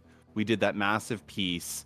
And then I'm like, hey, I would love to design. I don't see any Winstitch people. Could we do more design? And I was doing like Ori, Moogle, Chocobo, like all my nerdy favorites. And then people were like, what tool are you using? Hey, where do I get that? Could I try it? Like the curiosity sparked out. And I'm like, oh, hey, wow, people actually care about this? Like, let's create more. What do you want to see? And I opened it up to them. Like, let's design stuff together. And then, you know, they have questions about it, or people are like winning Winstitching giveaways. As a prize, I would give away. And then I give them an hour of my time to give them the hands-on step up stuff and record the session and give it to them so that they have their own reference point with our private lesson on Winstitch. Look at how this is coming together. It's looking so cool. Yeah, I'm, you know, we can move things, but like, you know, I'm just kind of taking all of our names here. This is officially now, all the large ones are done. So all the epic, the large, now it's medium and small, but I can move things around. What time are you supposed to be live today? I'm on at 6. Which is in like 20 minutes? 20 minutes, yeah. We don't have to finish today. That's okay. I can save this. Yeah. And then we've got a clean You version. have done so much for this. Totally. I just really, honestly, I want you to understand how much this means to me. You helping me with this. It really does. So if somebody was like, again, you were saying, like, we were showing the smaller pieces. Do you think kits are the way to go, or like how exactly, like, okay, if you were to put together a beginner kit, like, do you feel like there's anyone who already sells like a Woobles but for cross stitch? That's kind of what I'm wondering. Like, does that need to happen? Like, people who want to try cross stitch? There is an opportunity here to do so much in the kit packaging world. Like even introducing competition to Woobles, right? Yeah. What Woobles is doing is not new, but who's their major competitor on that scale to get people in when you think about what you would do it if you were, you know, your own side one. Okay. Cross stitch, I find my biggest thing for cross stitch is do something you love. Yes, the kits are the easiest to access. Grab all the things in one and go. If the material is interesting enough, the quote, the piece, the thing, then that's a win. But if it's something you're settling on for the sake of ease and access because it's easy enough, but it's not something you're super passionate about, like, I love Doctor Who fandom, but I'm going to pick up this cute little cross-stitched cat I found because I love cats. But am I in love with it? No, I really want to do a nerdy piece. You know, like thinking like that mentality. You could start with whatever you want, but kitting up is not hard. It's just, it's harder to start without knowing where to go because the kit hands it to you in a package. But if you really love that Kirby, that Pikachu, that thing, you're not going to find those kits, right? Or they're not as easy to get, or the licensing, the IP may not be there. So you're going to have to learn what colors you need, the pattern you're going to buy, but it's not hard to do.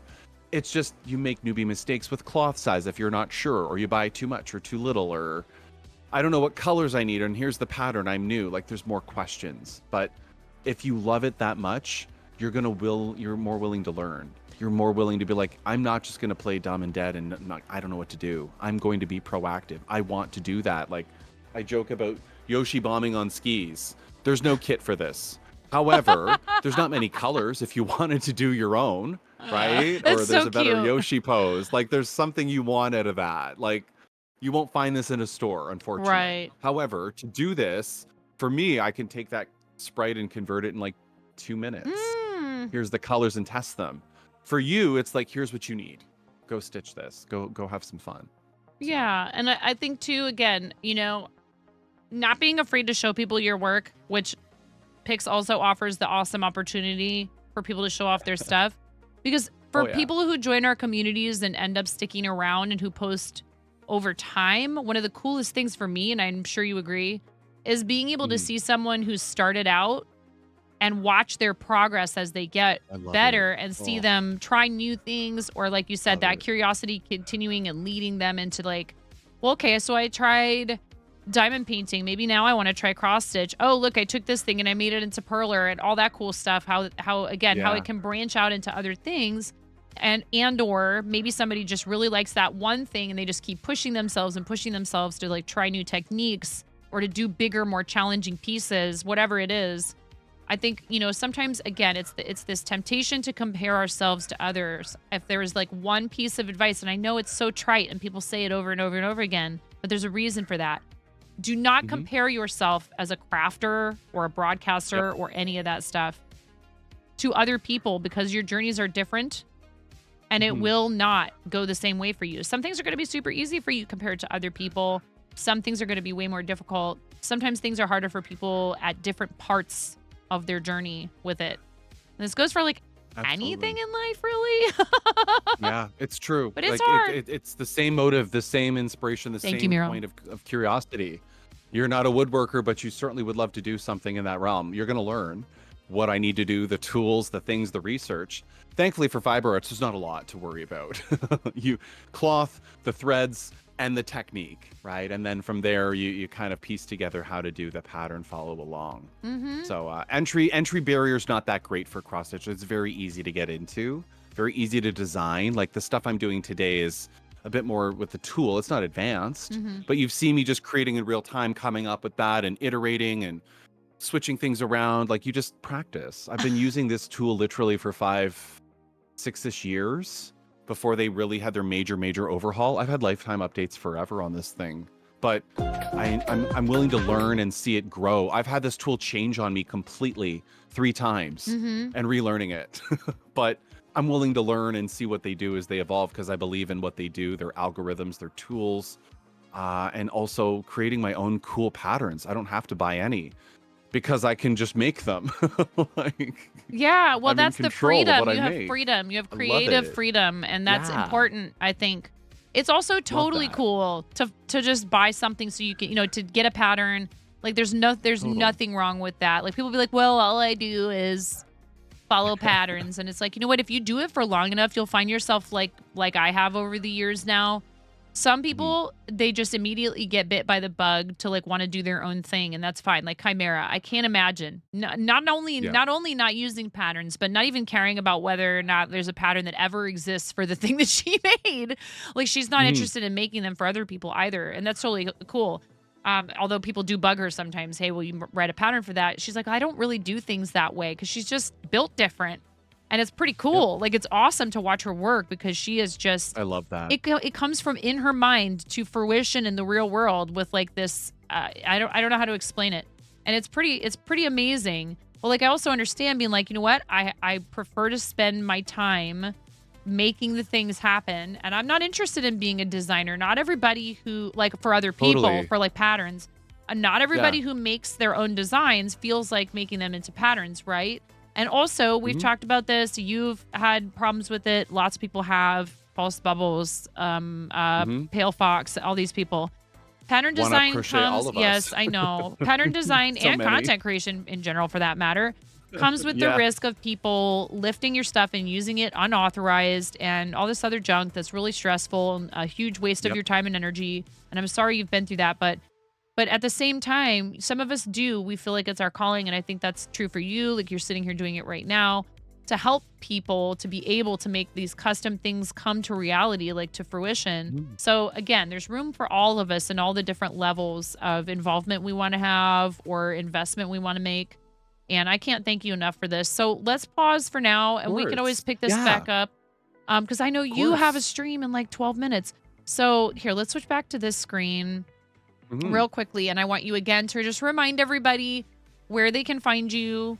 If you have anything special coming up, and I know we had it pinned earlier, if we could grab that Koji again and put that in the top of chat so people can follow you on all your other socials. You need to go take a break and like eat something. Yeah, I'll probably take 10 and just be a little delayed. I did eat before stream. For the record. Okay. I did know eat I'm before this momming one. you. I'm sorry. I know. I love it. I love it. So Hi, you Jess. can catch me Monday, Thursday, Friday. I do 6 p.m. to 9 p.m. Sometimes extended streams and stuff. I've recently taken a bit of a step back from my full-time gig just to sort of take a break and get some spoons recharged. But Monday, Thursday, Friday, 6 to 9 p.m. Eastern. I do cross-stitch, crochet, needle felting, diamond painting, Lego. I'm always about posting what I'm doing. So you'll see my schedules in Discord or me pop them up on stream.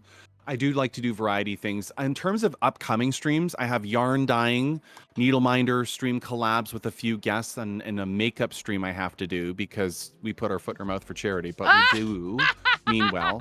I've got a lot of different things I'm learning. We have a crochet along coming up in October Ooh. and a stitch along.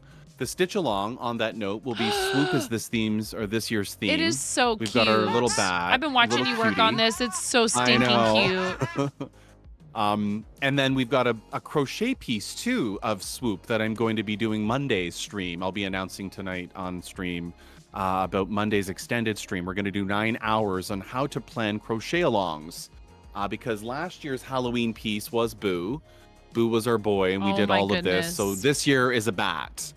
We're doing a bat this year and a ghost because we love Halloween, but it's also spooky season all year. So that is so stay cool. tuned for stuff like this on the channel.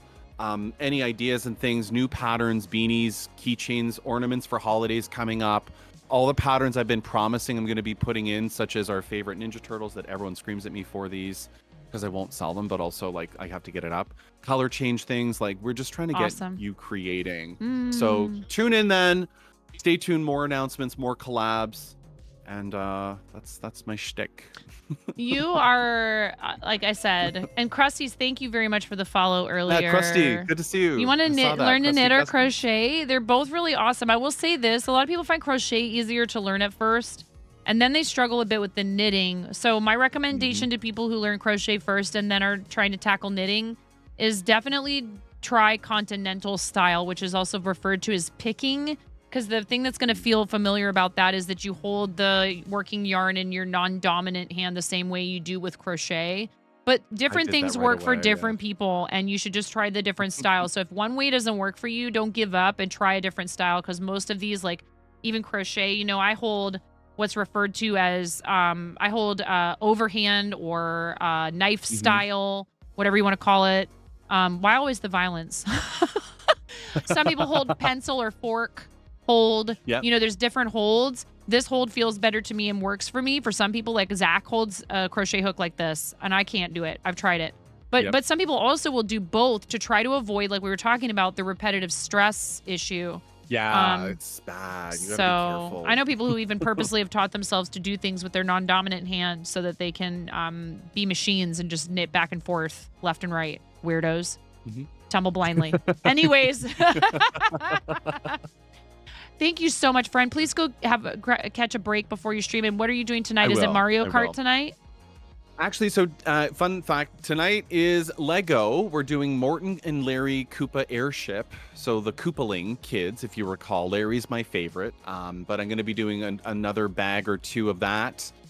Mario Kart tournament is next Friday, next week. And Lego Artboards Thursday. Monday is the crochet along swoop planning. So I'm all over the place with things, but a lot of fun still tonight just to kind of vibe and do some build. And I've also pre-sorted all my trays, so I don't have much to sort tonight. I just get to create, build, and vibe out, have some fun on a Friday with some folks. Awesome.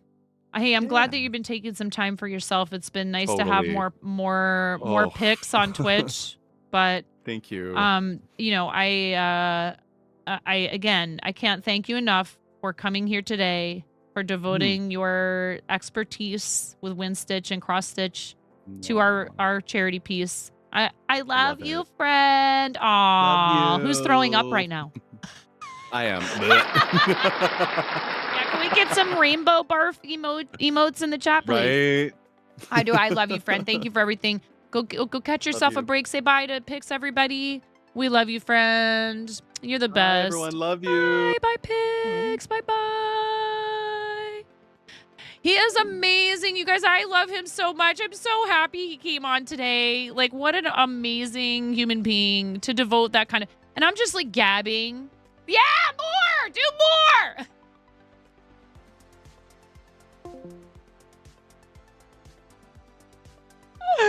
Seriously, please. That was so much fun. I mean, I like collabs with people, but I just feel very comfortable with Pix. He's been an awesome friend of the stream for a really long time.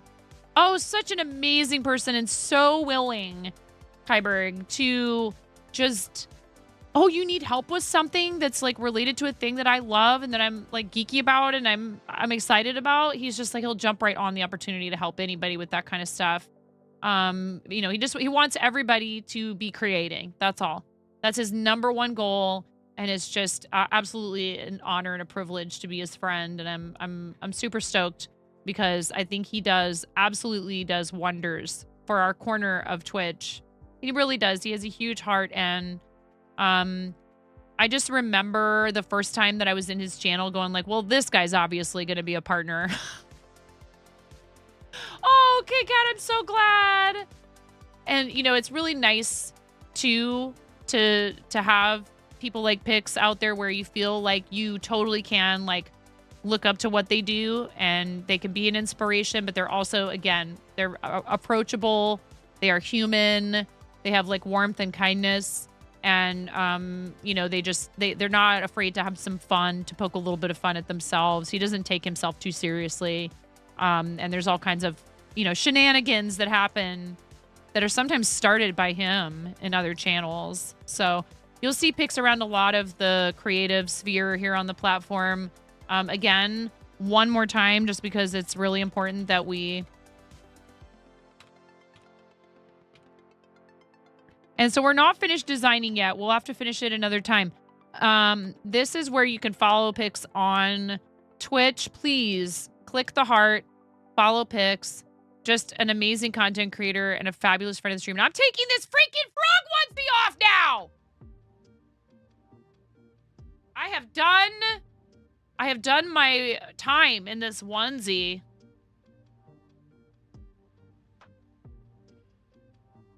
Goodness gracious. Hey guys, it's 75 degrees. Pix is the most supportive person and we do not deserve him. Really, honestly, like it's just... You can tell him. I'll tell him you said that, Buster and Pony. Thank you. Thank you, Buster and Pony. Thank you so much to everybody who came in here today who, you know, I know many of you from Pix's community. Some people were first-time chatters, which is awesome. I hope that you found, you know, this to be fun and educational and of value and not just me blabbing my face off while Pix did all the work. Now you know how moms feel. No, I'm just kidding. There's lots of families where more than one parent takes care of kids in the house and stuff. Yeah, we can let those ads run now. I'm taking off the onesie. I do want to actually... I want to talk about some stuff to do with the campaign for tomorrow. We need to like kind of chat for a minute.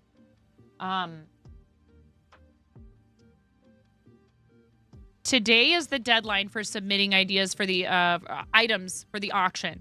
I think we've got everybody who had an item in there. If you are listening right now and you offered something and I haven't yet put it in there, please ping me in Discord.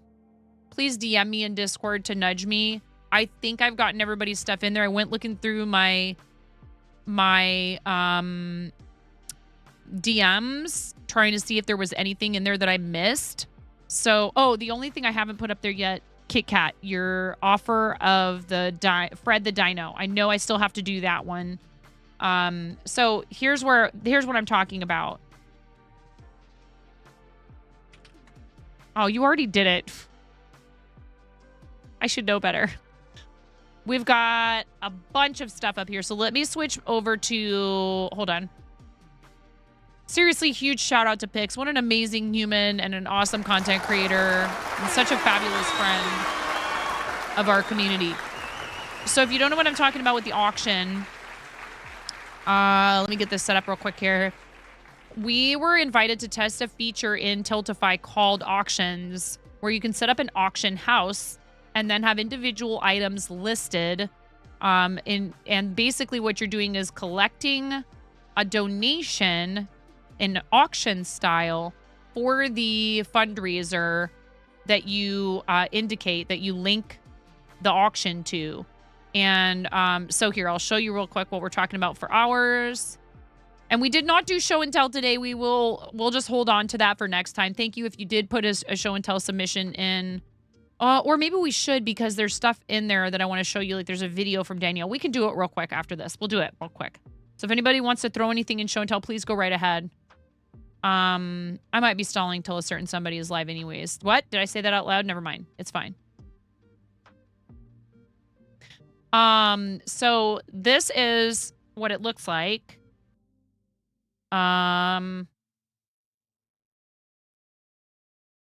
They are still working on this. Okay, so this is in progress. It is. I am beta testing this feature for Tiltify. We can't snooze ads anymore, so there's going to be an ad break in about 30 seconds. 30 seconds till there's an ad break. Okay. So basically, you set up the auction house, right?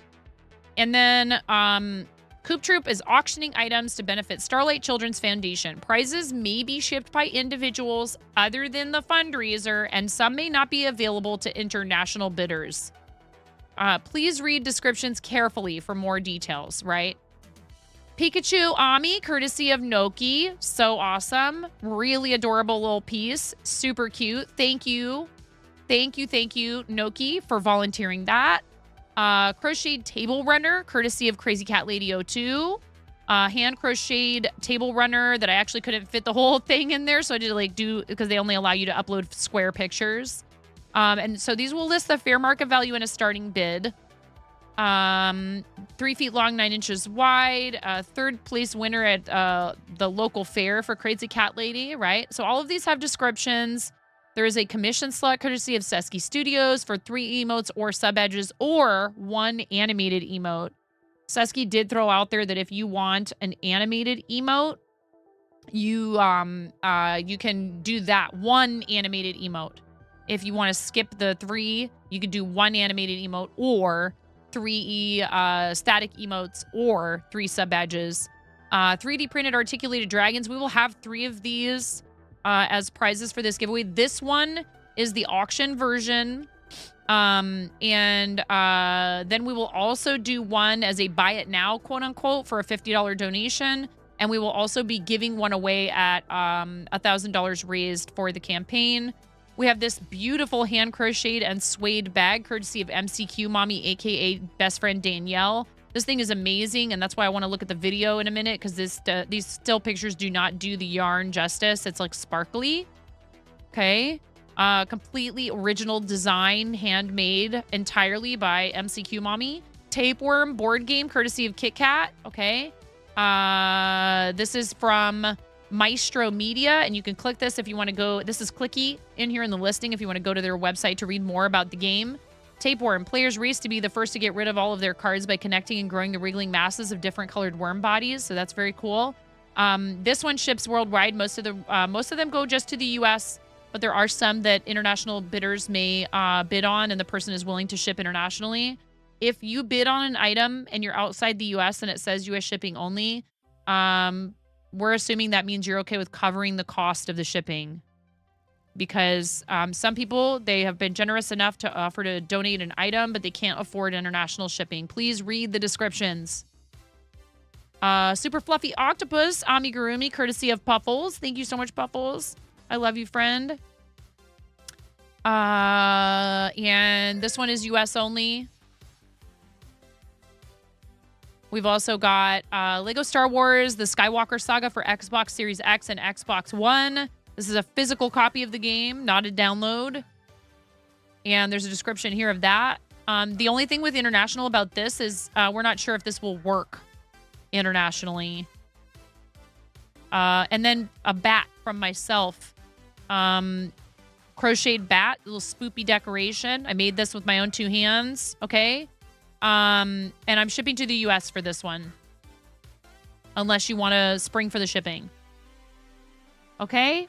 There's a ton of awesome stuff in here. Thank you to everybody who did this, who offered items for auction, who said that they wanted to go ahead and contribute to this. So I tested it out with just the one, the Flareon that's still in progress, just the one auction item last campaign for Stand Up to Cancer, and it went swimmingly. We ended up collecting over twice the fair market value for the item. These auction items all unlock tomorrow at 7 a.m. Pacific is when bidding starts. And they will close at 2 p.m. on the 29th. 2 p.m. on September 29th, which is a week from today. The reason being, I'm not sure if I'll be able to be live on on over the weekend. That weekends are a little of a toss-up for me with my family and our schedule. I may be streaming for Starlight on the 30th. I may not. I will definitely be live on the 29th, and kids will be at school, so we'll be able to watch the auction end live. You want to donate something? Let you look in your stuff today? Yeah, it's fine if you can just try and make sure that it gets to me with like a reasonable amount of time for me to, because these open at 7 a.m. and today is the deadline. I love you. I love that you want to do that. It's okay. That's how humans are, but we're closing the submissions. I'm not going to continue taking new submissions throughout the week. I just want to make sure that we can focus on, you know, the stuff we already have in there. I'm trying to follow my own advice and have, you know, make these things, make it manageable and not constantly have too many things coming in from too many different directions, so that we can really do right by like the things like, you know, if we have redeems and milestones and all that other stuff. Krusty, that would be awesome in the future. So another thing we will be doing, so I don't know, I'm not sure what the window will be for testing this for future. So I think we only have access to this through maybe the 1st of October. I'll have to check the Tiltify Discord, but there's a limited window for testing, and then I think they might be possibly taking it down in order to probably incorporate a bunch of new features, and then they'll probably bring it back again, just like games, you know, they take them down and then bring them back. So this is the first round of testing where it's been open to people with active campaigns, and I really love that they chose us for this. It means the world to me that they decided to do something like this. And if you didn't hear me saying this earlier, I know I had talked about whether or not we would be doing giveaways this month, and I hadn't really nailed anything down. So what I've decided yesterday when I found out they were, yeah, he's just barking at something outside. It's okay. He's okay. He gets all borky when there's like cats outside, or maybe my neighbor's dogs are probably in their yard.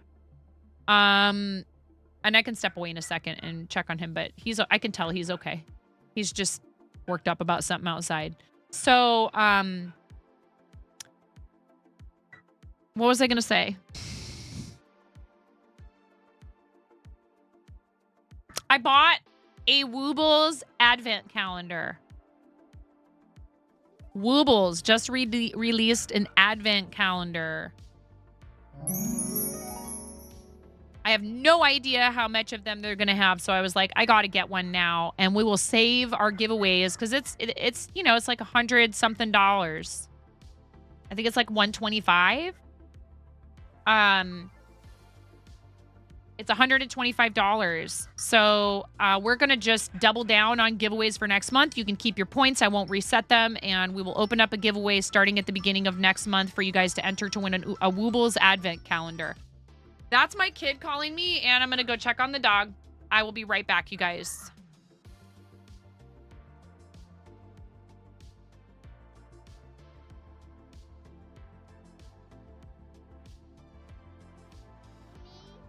I really like corn. What do you like about corn? It's corn. A good corn Vietnam. It has to choose. I can't imagine a more beautiful thing. It's corn. I can tell you all about it. I mean, look at this thing. When I find it without anything.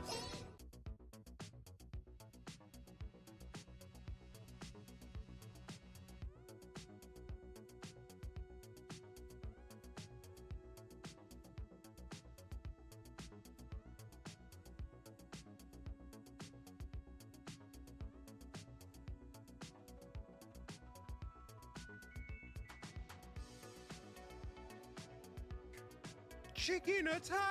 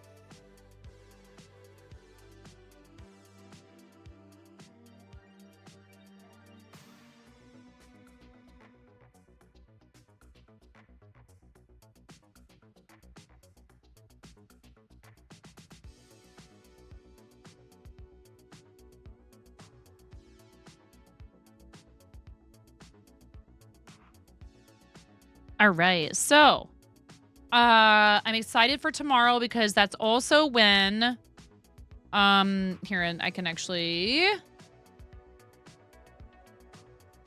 view profile. We can pop this back up on the screen real quick because there's other stuff already programmed in here. Oh, no. No! And there's our 260. You know what I realized happened earlier? I bet you this is it. And I was like, oh, cool. I'll actually just leave it.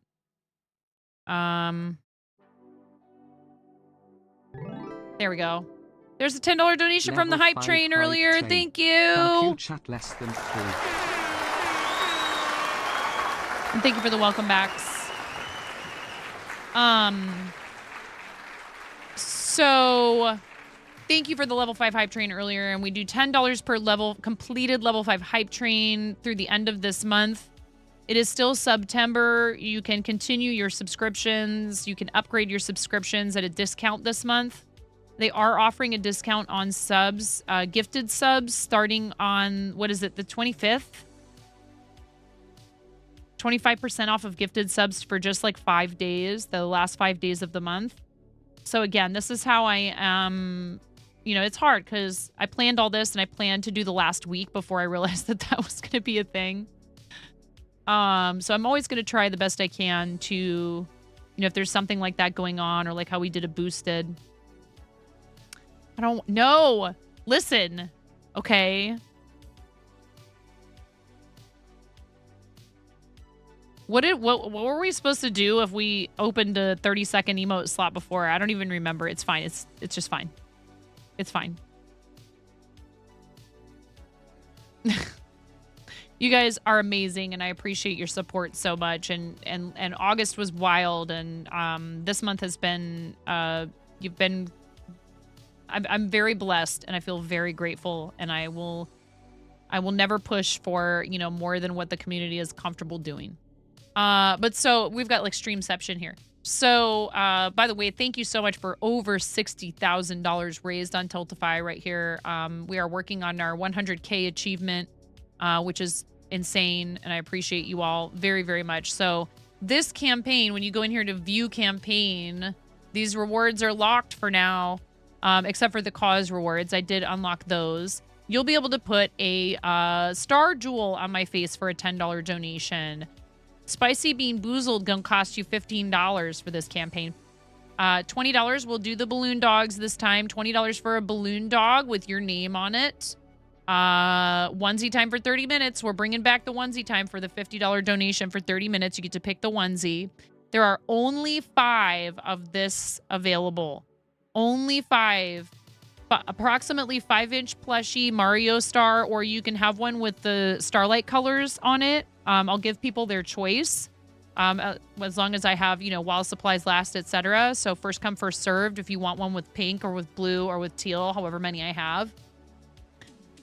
Limited quantity available. Please allow up to 30 days for international destinations. Yes, you may do this if you're international. I just I want to make sure and underscore the fact that the shipping method that I'm using to make that affordable enough to offer it to international recipients is sometimes notoriously slow. It took 30 days for something to get to Mrs. Zatz, and I didn't realize it was going to take that long. So it doesn't always take that long. It's not like we should expect it to take that long, but it can take up to 30 days. So just something to keep in mind. If you're international, I will gladly send it to you.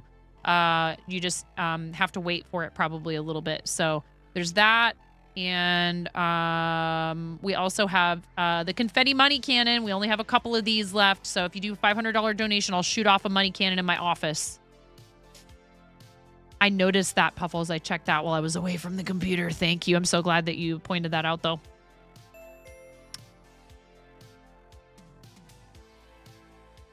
What did we say about not giving raid suggestions? You already knew I was going to raid him, though. It's fine. Seriously, though, thank you guys so much for everything you've helped me do. This is our team. There is still time to fundraise during this event if you would like to. I'm sure we would love to have you on Stream Stars. But, you know, it's not, you don't have to hurry up and try to do this one if you can't do this one. If this one doesn't work out for you, we will have another fundraising event for Starlight in December called 12 Days of Streaming. And if you join our team, we do a team-wide 12-day long raid train event where we all raid into each other one after the other.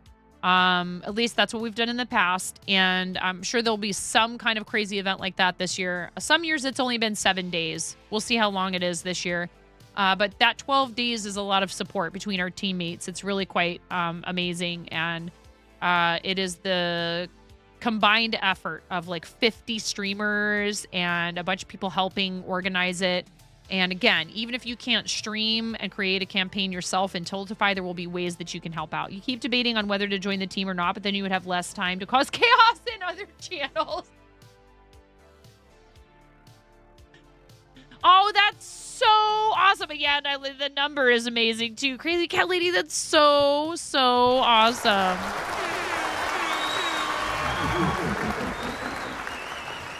Yeah, look. We need one more team member, but then we're not accepting anymore. No, I'm just kidding. Then we need 100 after that. It's a lot of really awesome people, and it's very heavily focused on creative streams. These are just active campaigns. If you want to see all the people that are on our team, the Jay, Elandriel, Black Apple, DJ, Drea Design, to Sauce, myself, Moonlight Bunnies, Crafty Jellyfish. I mean, the names just keep coming, and they keep coming. Blacklight, also a fellow ambassador. Amish, of course, who helped get the Twitch team started for this and has been huge in fundraising for Starlight through our team. Science is on there. I mean, just a ton of really awesome people. Momo Crafting, Yarnia. I don't know every single one of these names from spending time in their streams, but the fact that they devote their time and their talents to streaming for Starlight is pretty awesome. So please let me know if you have questions, and I can point you in the direction of our team coordinators if you want to join, okay? Once you get settled into your own home, you want to join a team for charity. Puffles, you're so awesome, and you've done so much for our community and a lot of others, and we would be lucky to have you if you decided you wanted to do that. It's also okay if if things going on in your life preclude you from doing this right now. Hanging out in people's streams while they're fundraising, if you can, offering up things like the handmade items that some of our friends, that's amazing. That's so much help. And it just makes it feel like a real team effort, right? Like, I just really love that some of you want to do that. It makes my heart so happy. You have no idea. I feel very, very blessed. And I just love what they do. I love what Starlight does. So I'm just honored to be an ambassador. You guys, it's time for us to get out of here. My kids are going to be home soon. You may have noticed me occasionally sneaking onto live space.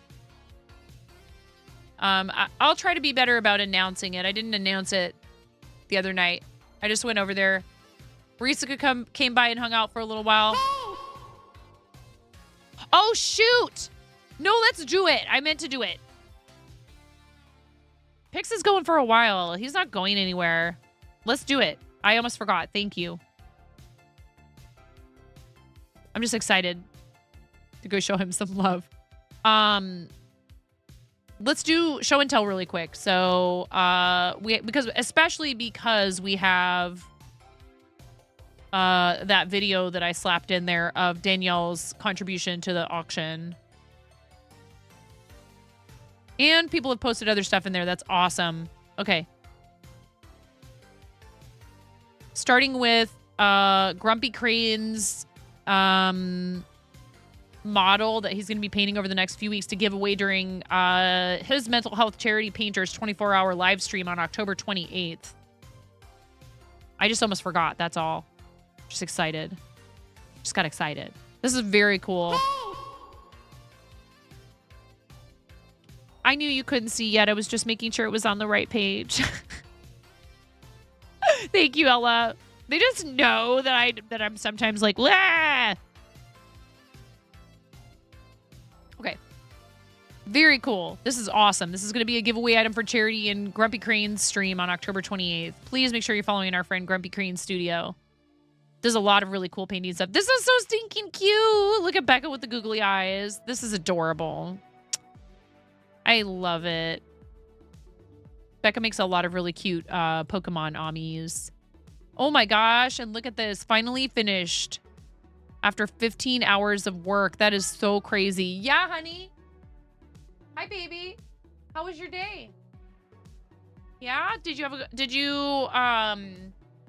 bring home a folder for me to look at?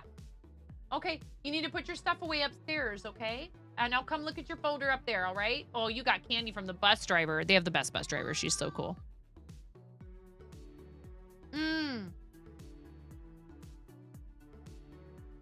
All right. Very cool. This is awesome.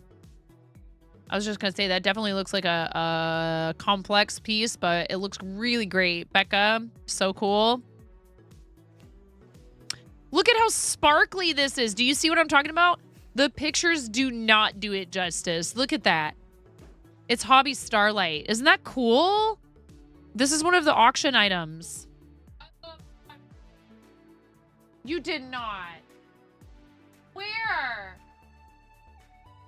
All right. Well, you're going up there tomorrow, so I guess. But that's, you know, that's going to depend on whether or not you'll have time to do that. I don't want you to not have it. Oh my. Can you go let Maggie out of your room? I stashed her in the boys' room so she would leave the puppy alone with his rawhide chew. 87.02%, 91 colors done. That's crazy. This is wild. Oh my gosh, it's beautiful, Sandy Lou.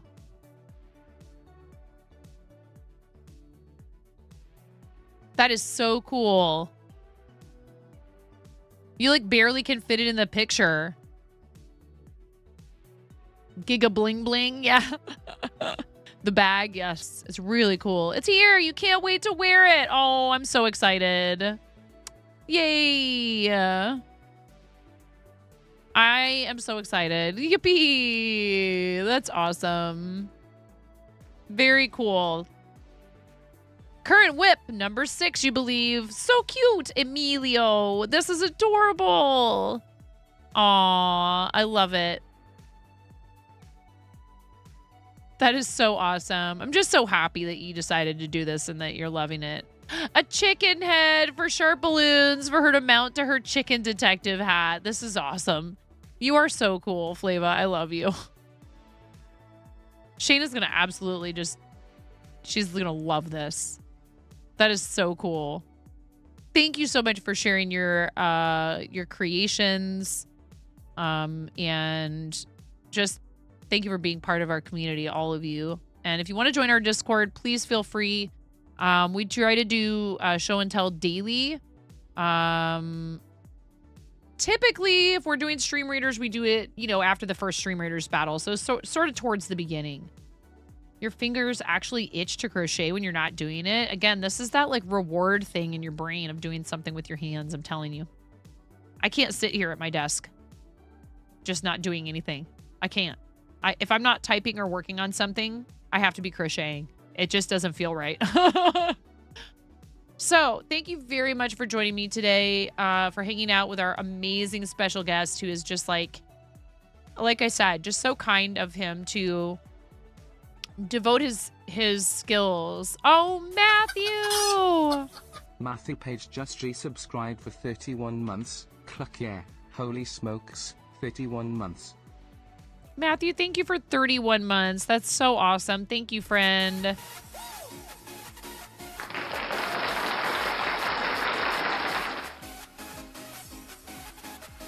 Matthew, I appreciate you.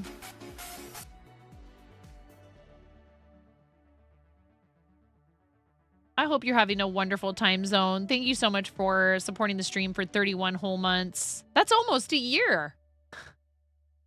I got to pop into DK's stream for like a half a minute the other night. You gonna try to get out for more yarn tomorrow since you'll be up early at 7 a.m. for some reason? Oh boy. You never know. Maybe I'll be live.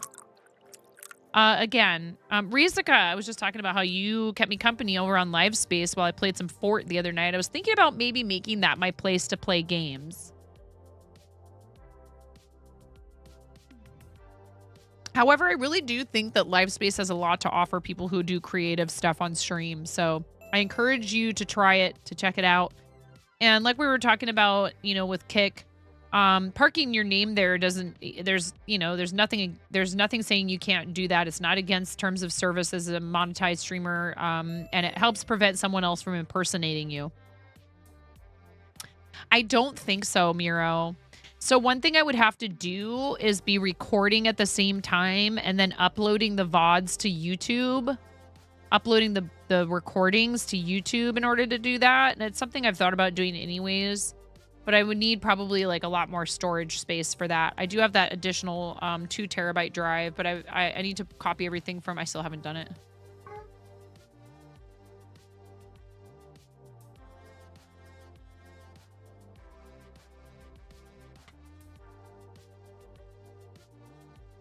Yeah, I don't think they have that on there. I'll have to double check, but Risaka, we're doing really well, but we're actually just about to raid out to Pix because Pix was our special guest today, and he's live now for his stream, and I hope he took a break and got some food and all of that because I will mom him.